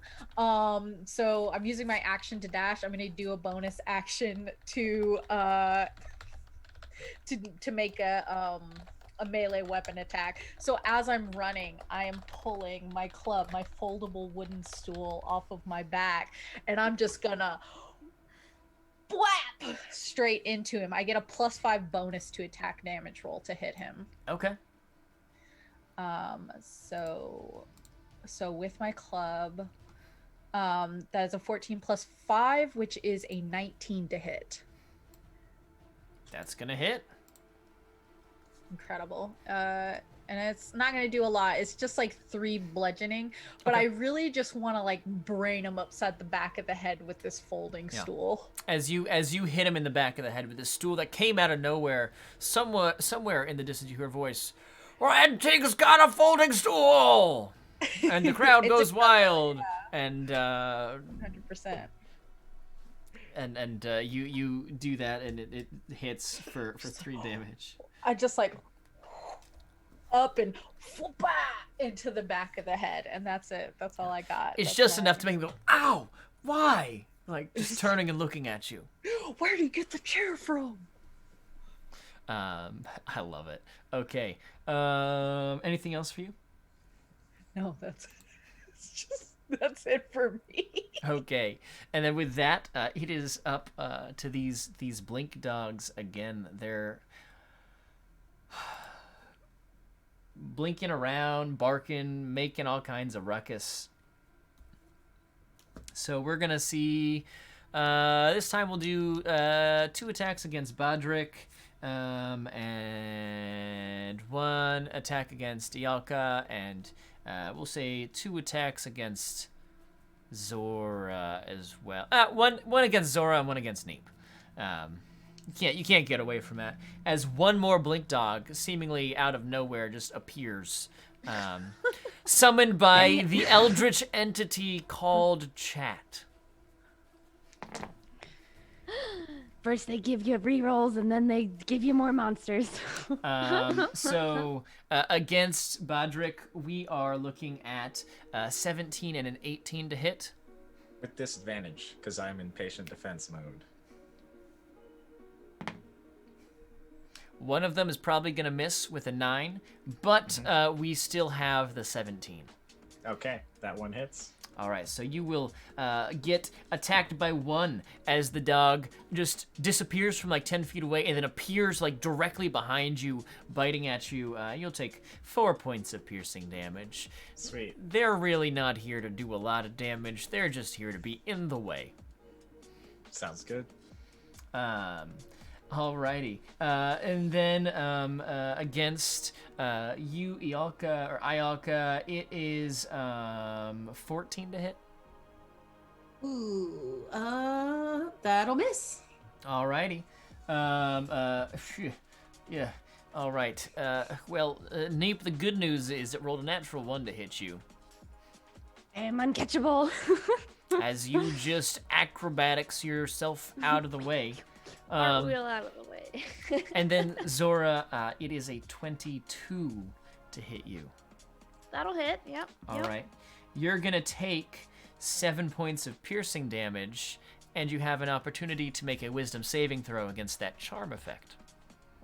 Oh, come on. Uh,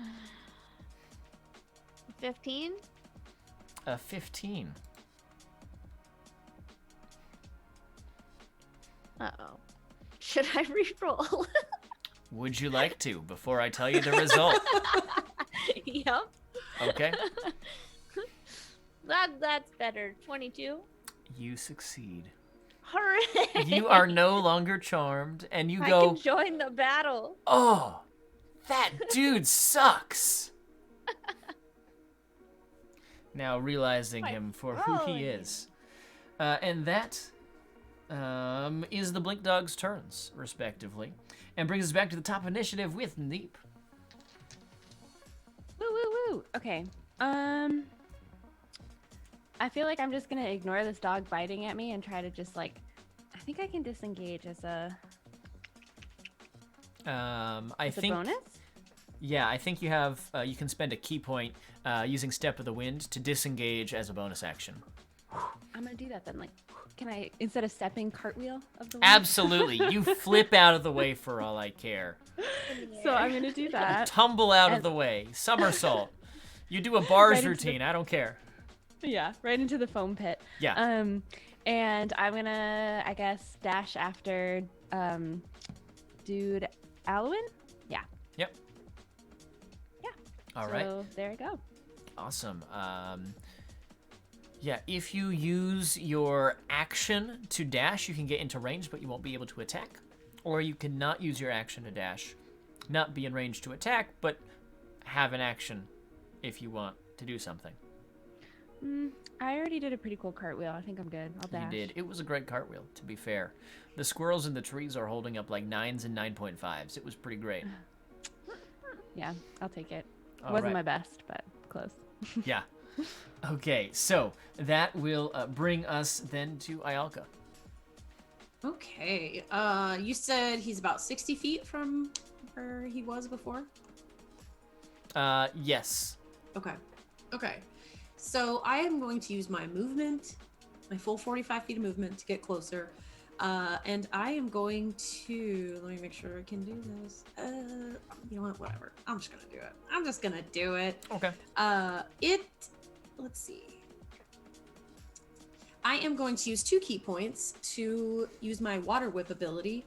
So kind of manifesting, initially it looks like the quarterstaff is just getting really wet, and I'll kind of run my hand along the top of it, and this water whip will manifest in my hand, and I am going to use it to try to strike at his ankles Okay.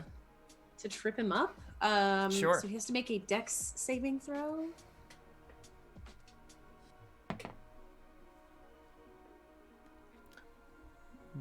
Gonna use my second inspiration. and just- does a 23 save? Okay, that's. Does it 23 save? Yes. I had to check. It does save. He still will take half of 3d10 bludgeoning Okay. damage. Chris, if we have a problem, like, do we need to like pause and talk something We out? need to go to DM player counseling. Okay, all right, that's fine. 15. If you don't mind, could we actually veil your saving throws? If you could just Oh, fade to sure, black? sure, yeah. I'll just fade to black. Automatically saves. Awesome, great, thanks. So 8 points. Half 8 of 16 points? is 8. Yeah. Okay. Cool. That will still do some good damage. Very good. Very good. Okay, and then I am going to, I think, bonus action, 1 more key point, patient defense. Okay. And that's it for me. Wonderful. That will bring us back to Bodrick. Okay, so he is 60 feet away from us. I'm going to use my movement to go 45. Use my bonus action, Step of the Wind, to catch up to him. And then, but like right before I catch up to him, I guess like 15 or 20 feet back, I'm actually going to use like, it's Step of the Wind, so our jump distance is doubled. So I'm going to jump up in the air, and I'm going to essentially start rotating, and then I'm going to lift my knees up to get extra rotation, and then I'm going to try and slash in twice, using that rotation as I land to Okay. hit him. Absolutely. Yeah, give me those attack rolls. Yeah. Michael rolls. I'm going to use another reroll. I mean, we have a ton of them. If you got them, you might as well use them. Now's the time. Okay, so that's dirty 20. Yeah, that'll hit. For the first one? Yeah. Absolutely. And then I will do the D10 because we're using. Yep. So that's going to be 9 points of damage for the first. And then I will roll again. Okay, 24 to hit, which is great. Yeah, that's going to hit all right. And then this is going to be 6 points of damage, and then I'll use another key point to. So it's 6, and then I'm going to roll a d6 to see if I get. So 7 points of damage. Okay. Cool. Awesome. With this, you hit with these strikes, coming in this cool kind of flying twist, and he kind of is taken aback as you hit him with these additional strikes. The wounds that he had just healed a moment ago, being reopened anew as you strike at him. Anything else on your turn? I don't think so. I think I'm good. All right. That brings us back to him, to his turn.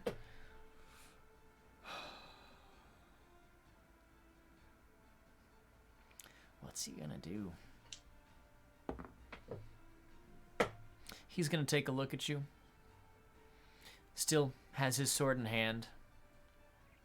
Let me just say, I've just had it up to here with you. You need to stop. And is going to make a longsword attack against you, Bodrick. All right. It is a 23 to hit. It sure does. Okay. And he is going to channel all of his Fey magic into this and it's gonna look really cool because we just reached our goal of $1,000. Yay! So what do you say we bump it up to $1,250? And if we reach the goal of $1,250, I'll throw in I'll run an offline one shot for as a final giveaway. Nice. So let's bump it up to 1250. I'll do that in a second once I finish rolling damage here, because I have to do math and that requires thinking. So you are going to take 7 points of slashing damage, but that's not all. So give me 2 seconds. You are going to also take an additional 21 points of psychic damage. Sure. As this sword strikes into you. And you can feel for a moment this unnatural, decidedly not from this plane essence of this individual, as he kind of has this wicked grin on his face as he stares at you, and for just a moment you like see for a second a little bit of his true nature, his true essence, and then with that he's back to his usual charming self, and he's going to use his phase step ability, which recharge, to teleport another 30 feet away, and then run another 30 feet, and is now 60 feet away from those who were just in combat with him.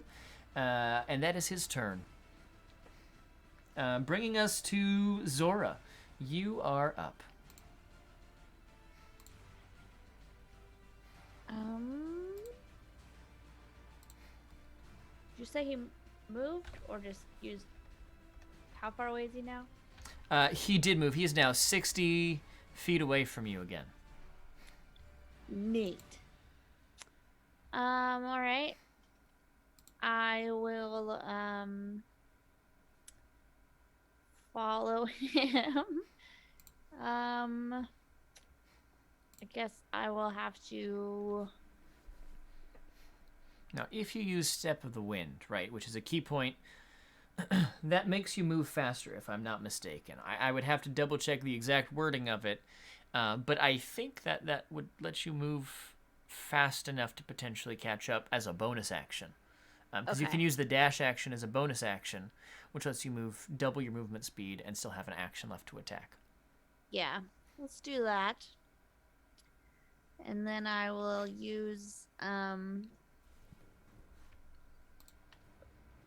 once I catch up to him, I will attack with my quarterstaff, which is working now. Yeah. Oh, and I will re-roll. Not much better. 14 to hit.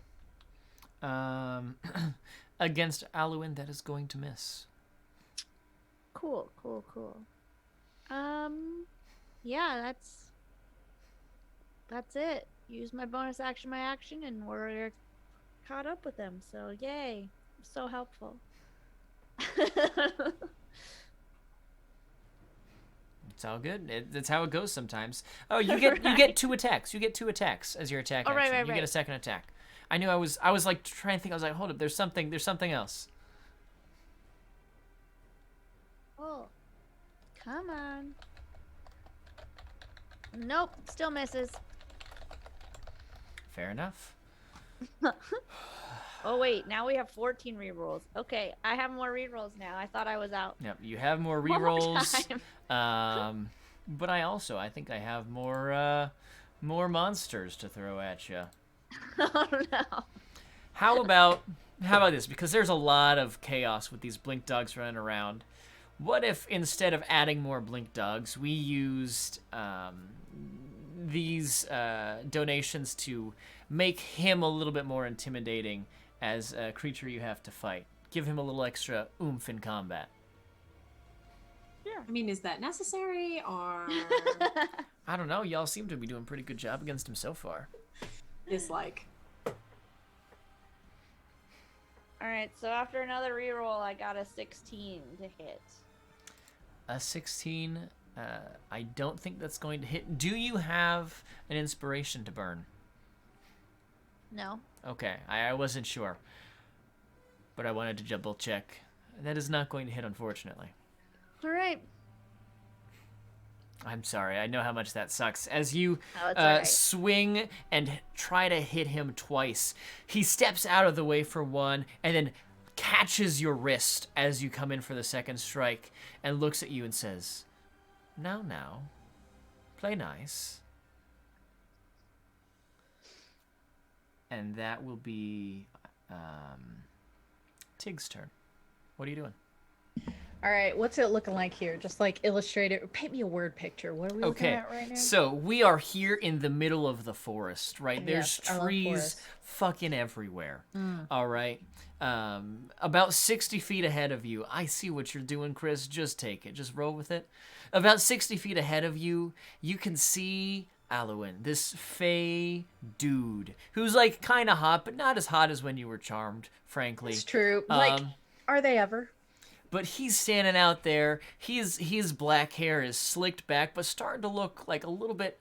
It's out of place. He's maybe struggling a little bit. Thor 2 Loki. I see what's up. Yeah. But Zora is face to face with him. Sorry. Zora is face to face with him, having just attacked twice. You are surrounded by a number of your compatriots, and all around you, there are blink dogs barking and howling and blinking in and out of existence. It is sheer chaos. All right. So is he still running, or is he actually? He is still actively trying to get away. How far away from me is he? 60 feet away from you right 60 now. feet? Jesus. Yep. Okay. He blinked and then used his full movement to run an additional 30 feet. Bless his heart.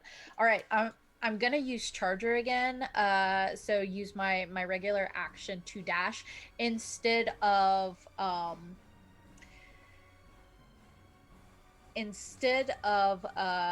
going to attack him this time. I would like to use the shove action as a bonus action, but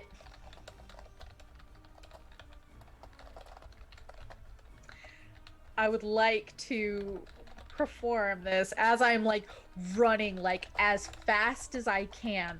I want to, because my dash action puts me at 90 feet, I want to get ahead of him. Okay. And then use my shove action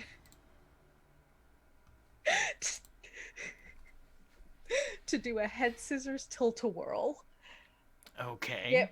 Get my thighs around his head and throw him 10 feet towards Zora, like in the direction of the other people. Like I want to crash him into a companion. All right. I see you. Okay. You have higher strength than dexterity, right? I actually don't. Okay. So I will let you then tell. I feel like this has to be athletics. You're trying to like throw his body with the momentum of your body. I feel like 100% fair. It's gonna be an athletics check.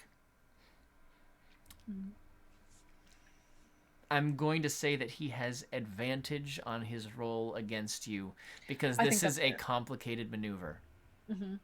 Yeah, because I basically want to run in front of him, jump, head scissors around his shoulders, and and tilt-a-whirl him 10 feet towards my companion. You can absolutely do that, and he will take damage if you successfully do this. Okay. So you said athletics? Athletics. It'll be an opposed check.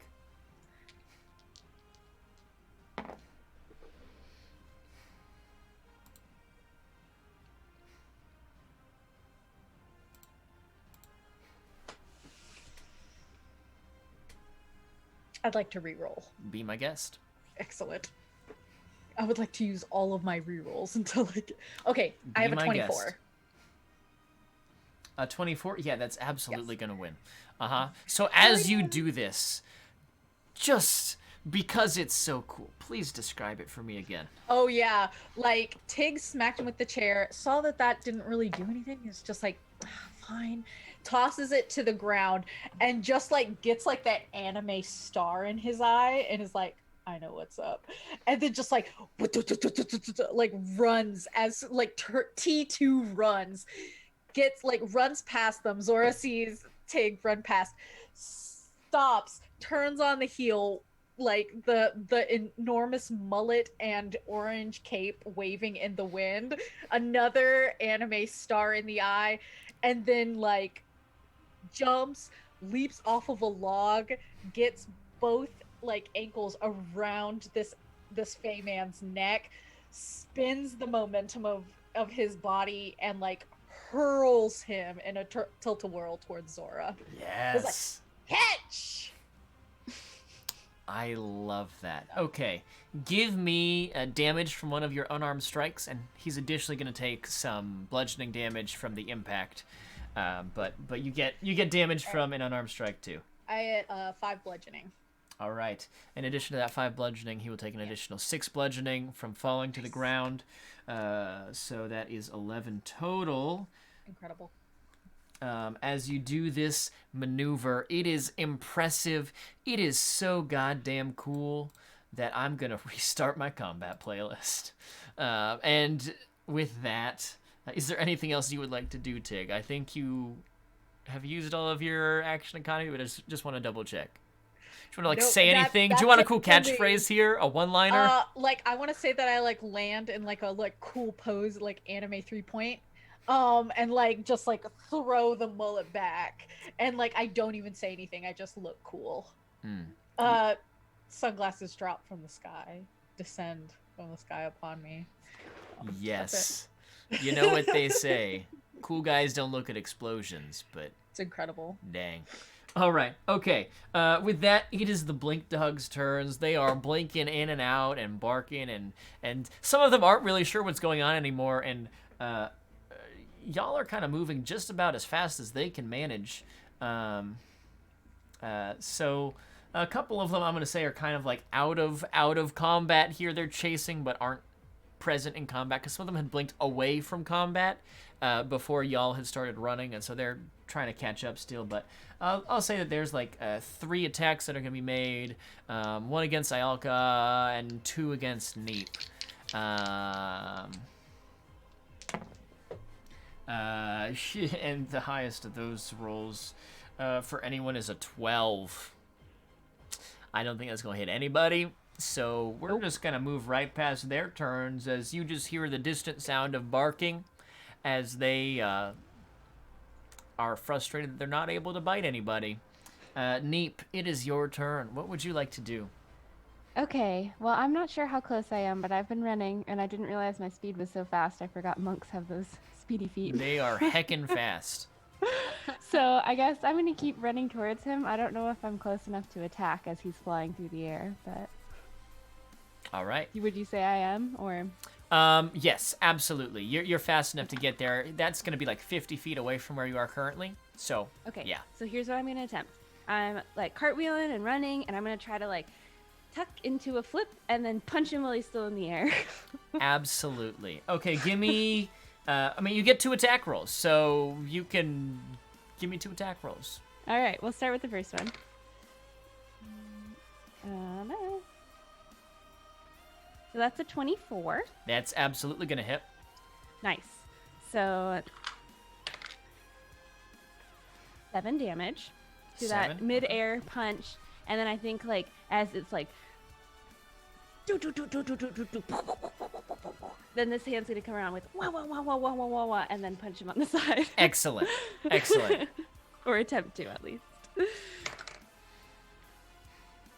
That's a 20. Mod 20, dirty 20. Excellent. Give me more damage. That's 10. 10. All right. So here's how I kind of picture this looking. As he's flying, hurtling towards you, you like run up, do this cartwheel, and punch him, and he like is stopped in midair before even technically making contact with the ground. And while he's still held there, suspended from the force of your first punch, you come back around with the second one, just smacking him directly into the ground, dealing this additional blow of damage as you just like pummel him into the dirt. Super like anime style, just drops right into the ground. Is there anything else you would like to do on your turn? Probably just scream, yeah, because that was cool. That's it. Fair enough. Alrighty, in that case, Ayalka, it is your turn. Okay. So I will. Gosh, everybody just. Let's get this over with. She is gonna make her movement towards this entity that's just been pummeled into the dirt, which I guess should put me right in melee. So I am going to use. I'm gonna do my attacks as unarmed strikes. And I will also, because why not? I'm going to use my final key point. And I am going to trigger my, what is it called? My Fangs of the Fire Snake. So as I am moving towards this this individual and going to, like, rearing back for the punch, these, like, thin tendrils of fire are going to manifest around my feet and my hands, and I'm going to unarmed strike twice. Ooh, the first one is, let's see. You know what? I have so many rerolls. This is an 18 on the die, but I want to see if I get a nat 20. Okay, yeah, may as well. Okay, no, I don't. But so the first one is unarmed +5. So what's 18 +5? 20 something? 23. Cool. The second one, I definitely need a reroll there. Thank you, chat. The second one is, okay, 11 +5 is 16. I don't think that's gonna work. I'm gonna use my D10 inspiration on this one. That's a 10, so that makes 26. Yeah, that's definitely gonna hit. Sweet, sweet, sweet. All right, and let's do these rollsies. Okay, so that's actually 9 points of fire damage with my Fangs of the Fire Snake, and my bonus action is one more unarmed strike. And I'm gonna re-roll that again, because what? Okay, that's much better. 22 on the last one. Yep, that's gonna hit as well. All right, so that's 8 points of fire damage. All right, awesome. All right. As this is happening, you can see that you have really whittled his health down. He's starting to look really, really hurt. So you're definitely doing a good job there, and are definitely winning this fight, so to speak. If it was something that could be won, because like, what is this, a game? We're not playing a game right now. So starting to look pretty rough here. Might only have a couple hits left in him. Is there anything else that you would like to do on your turn, Ayalka? No. I think on the last hit, I'm going to let my hand linger there a little bit and try and catch his hair on fire. But beyond that, okay, no, sure. That's fair. It starts to like smoke a little bit, but hasn't fully caught fire yet. And that will bring us then to Bodrick. All right. How far away am I? Because he's kind of he moved away and then he got thrown back. But he got thrown back, so we're looking like 50 feet. Okay, got it. Maybe 45. Yeah, I'm gonna take my movement to just get up to him. Yeah. And I will, same thing as before. I'm going to use my katana to hit him twice. That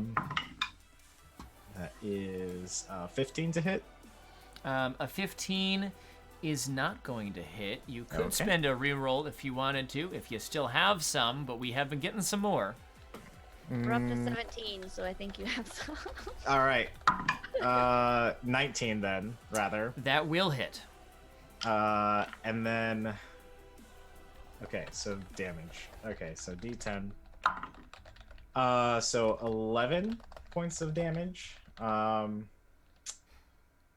And I'll use a key point to do another 1d6 of damage. All right. As you every time that you see me empower my weapon, you just see a faint light blue kind of emanate from the sword as I'm striking. And that is another 1 point of damage. Okay, for a total of 12 there, right? Yes. Alrighty. And then I'll do my second weapon attack. That is 17. 17, not quite gonna hit, but I think you still have more rerolls. All right, we'll just keep doing. This is the only time I get to roll good. I always May as roll well. terribly. Just if you keep know burning me, them. I always roll terribly. So, dirty 20. Yeah, that's gonna hit. And 8 points of slashing damage. All right. That's pretty good. As you hit with that, they're clearly on their last legs, right? Like just fractions of hit points left.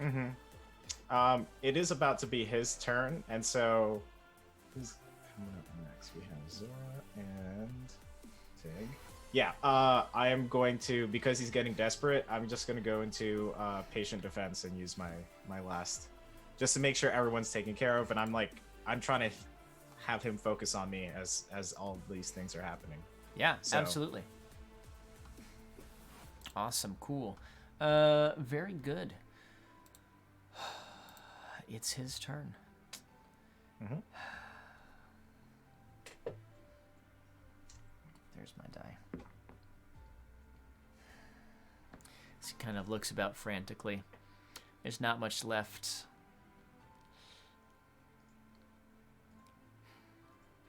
He's gonna just go ahead and stick his sword in the dirt and offer out his hands and say, "Well, what can I say?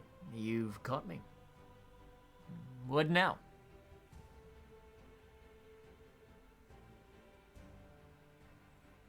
Seeming to surrender, perhaps. Can I insight check? Do I believe that he's actually giving himself up, or is some spish about to go down? Anyone who would like to make an insight check is welcome to. As we're making those insight checks, let's do one final giveaway for a Found Familiar gift card. Type in hashtag coffee for a chance to win. You don't want to miss out on this good coffee. It's seriously the best. How do I have proficiency in insight and I never roll double digits? I'm a dirty 20 on insight. Seems good. That's fair. 22. Oh, we got some high rolls. Nothing good. Hey, he's a nice guy. We were just messing around. This is great. I'm just focused on being, patient defense. Everyone's kind of doing their thing, and I'm just honed in, trying to make sure that I'm focused. Okay. Yeah. I know we got a couple people over 20. So let's say if you got less than a 15, you just trust him implicitly. I do. Hey, man, here. There's no reason that he would lie to you. And if you got above a 20, you would say, "Oh yeah, he's absolutely surrendering. He's clearly surrendering. There might be a ploy here, but he's at least sincere in the fact that he does not want to die in this moment." Tig is head empty. Tig wants to help him up. Take that for what it's worth. As we move on in initiative here, would anyone attack him? As it gets to your turn, Zora would be up next. Would you attack him? I'm gonna use my glasses again to cast charm person at him again. Okay, it's a wisdom saving throw, yes? Yes. Probably beat it 'cause it's not that high, but He rolled pretty well there. Reroll. You know what? If someone wants to use a reroll to make me reroll that, I will allow it. Who's using the Yeah. reroll? Vote yes. Plus one. Yeah. I hit like. Reroll until you fail. Yeah. Faith. There we Smash go. the reroll button. Natural 1 on the second roll. Hey. There it goes. There we go. So he's charmed. Yeah. He goes, of course. I'm surrendering, of course. Now, seeming very interested and especially being friendly with you, Zora. You're surrendering, then give us the staff. I wish I could. I don't have it. Your have it. compatriot over there, Oh. he'll kind of gesture Right, at me. that's right. Has it. Yes, of course. I don't. What do you just want to leave? I mean, I figure you could come with us. You know, we don't want to have to deal with you, but someone. trust his tricks, though. Where would Yeah, you I take have a me? question. If we put him in handcuffs, would he be able to blink out of them? That's a good question. I think it'll be fine. We're friends. We're all friends. I tie a really good knot, so. Okay, all right. So, do you apprehend him, capture him, Yeah. so to speak? Yeah. Okay, Yeah. fair enough. I'm gonna Then- use his sword really quick to cut his hair off. I'm gonna tell him it's for my art. I'm gonna cut his hair off. Okay, you're gonna take some hair. Okay. Yeah. As you do, you cut it off, and he just gives you a look, and then his hair regrows to exactly where it Oh, was. perfect. He really is the Amazing. perfect man. Oh my god. Why would you do that? It's just. You could have just asked. No, art. It's for my art. Ask for art. Yes. Oh, wow. I see. I Take see. it. Weird. I see. Well, with that, you will take him prisoner. Ialka, you have Ialka. Sorry, gosh, my brain is just not with me today. You take a little bit of hair for your artwork, and you have successfully captured this Fey entity. In the interest of time, let's fast forward a little bit. Oh, Let's wait, can we say that I carried him back like a bride? absolutely For a day. Absolutely, you can do that. 100%. Why would I just want stop y'all to you? imagine it because my Firbolg is like 7.5 feet tall. Absolutely. It's like carrying like this little babu Fey. You make your way back with Aluin in tow. You stop at the exit at the White Castle to pick up your publicist along the way, and are able to make it back to the temple, holding Aluin captive. As you get back, you return to the head cleric of Bahamut, Stepan, who is, I'm very glad to see that you have brought him back alive. We need to have a trial in order to make certain that what he has done does not happen again. We do not like it when extraplanar entities interfere with our work here at the temple. You're welcome. Yes, you will all be paid. I think it's going through your publicist. Speaking Oh my of god, we which, forgot to stop at the White Castle.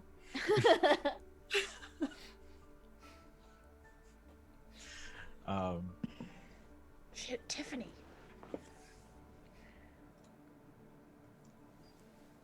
Yeah, I'm gonna get paid and go sell my painting. Your art. Yeah. What did you make? Excellent. Let's. What's the final art piece? Well, Tell it's it to us. it's abstract, obviously. Of course. Okay. But it's like all little things, maybe like pollen and I'm gonna assume, you know, if he's all glittery and stuff, if we can maintain the charm effect, I'm gonna have him throw some glitter on there. I'll call it, oh god, what am I call it? I'm gonna call it Every Leg of the Journey, and I'm gonna put it up for auction because I'm very well known. So Naturally. Incredible. Naturally.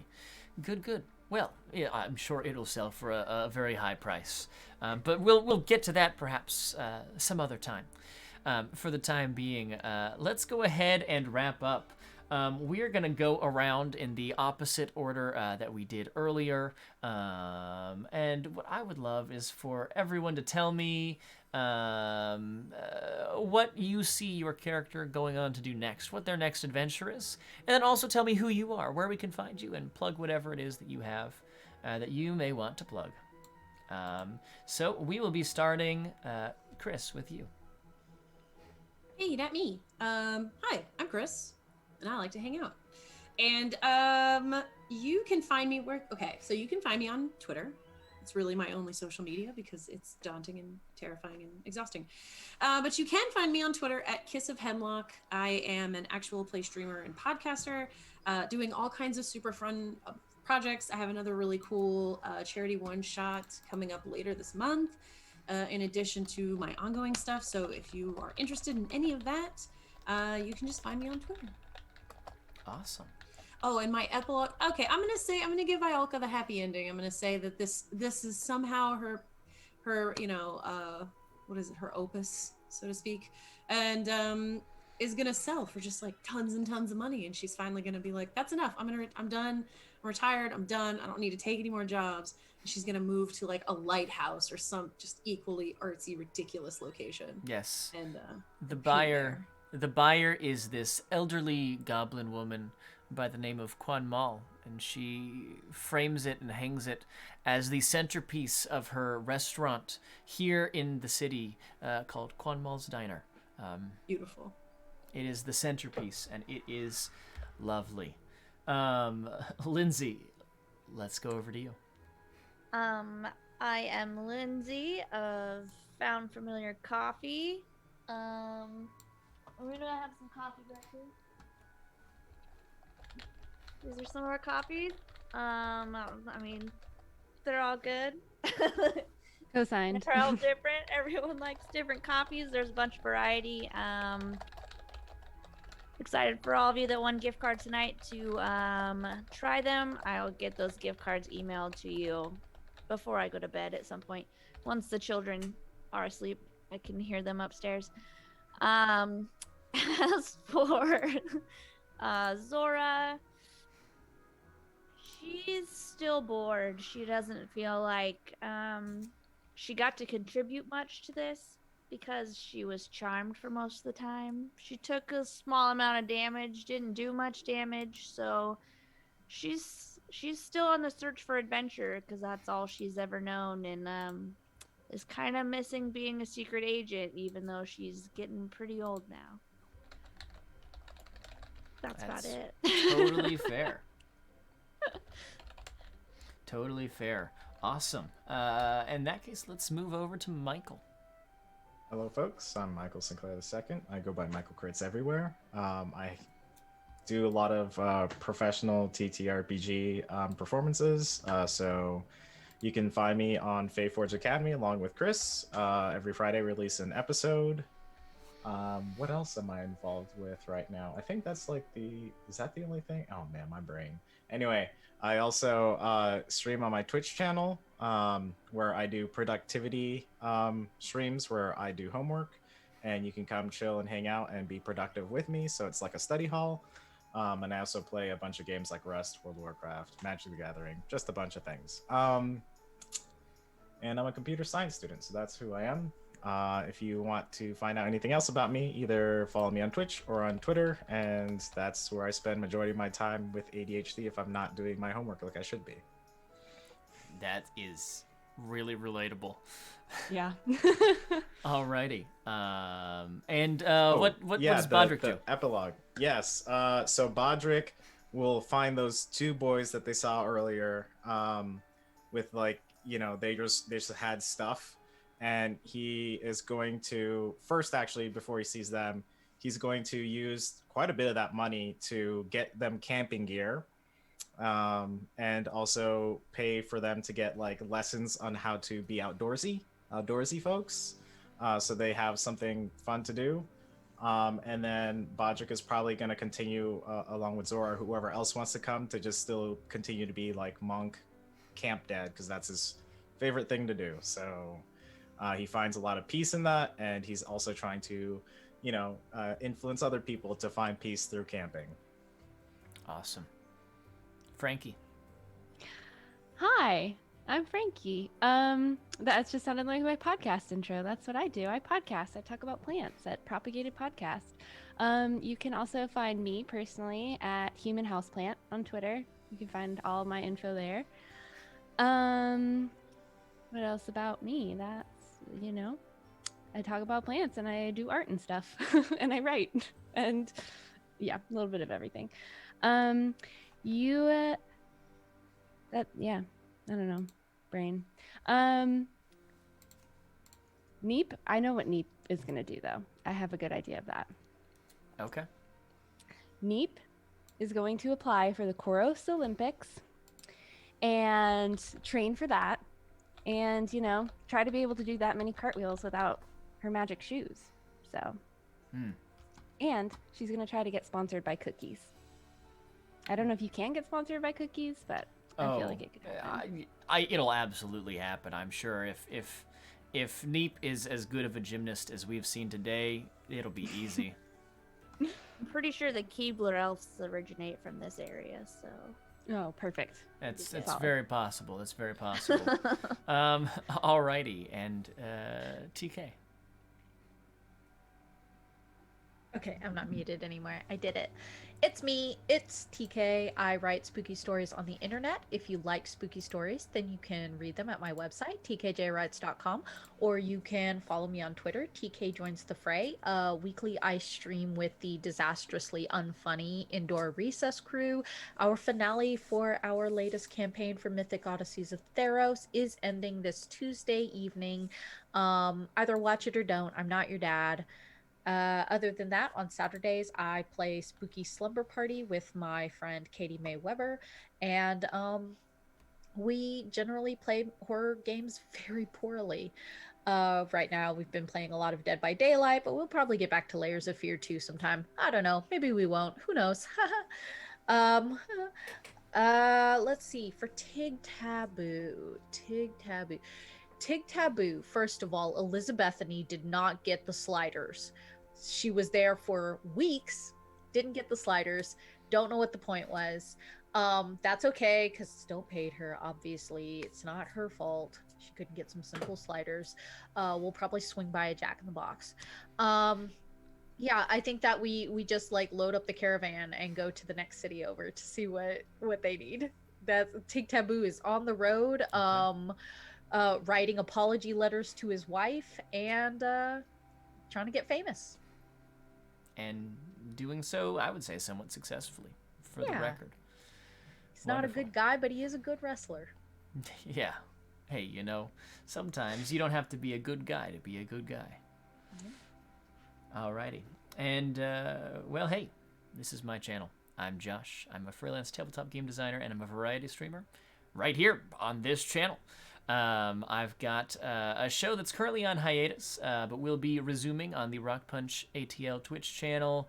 I think we're looking at April. We'll be bringing back Tampo, our D&D 5e Sina Una show, using the Islands of Sina Una supplement. It is an absolute delight. We have some cool updates, some new characters and things coming out, and it's going to be a real good time. So you'll see more about that as we get closer to the premiere of Season 2. That's what I've got. I'm just glad that y'all joined us. We did a good thing here, raising money for a good cause. I'm going to leave the donation link up. So if you decide, hey, I want to donate more money when we get to, tomorrow, that's totally fine.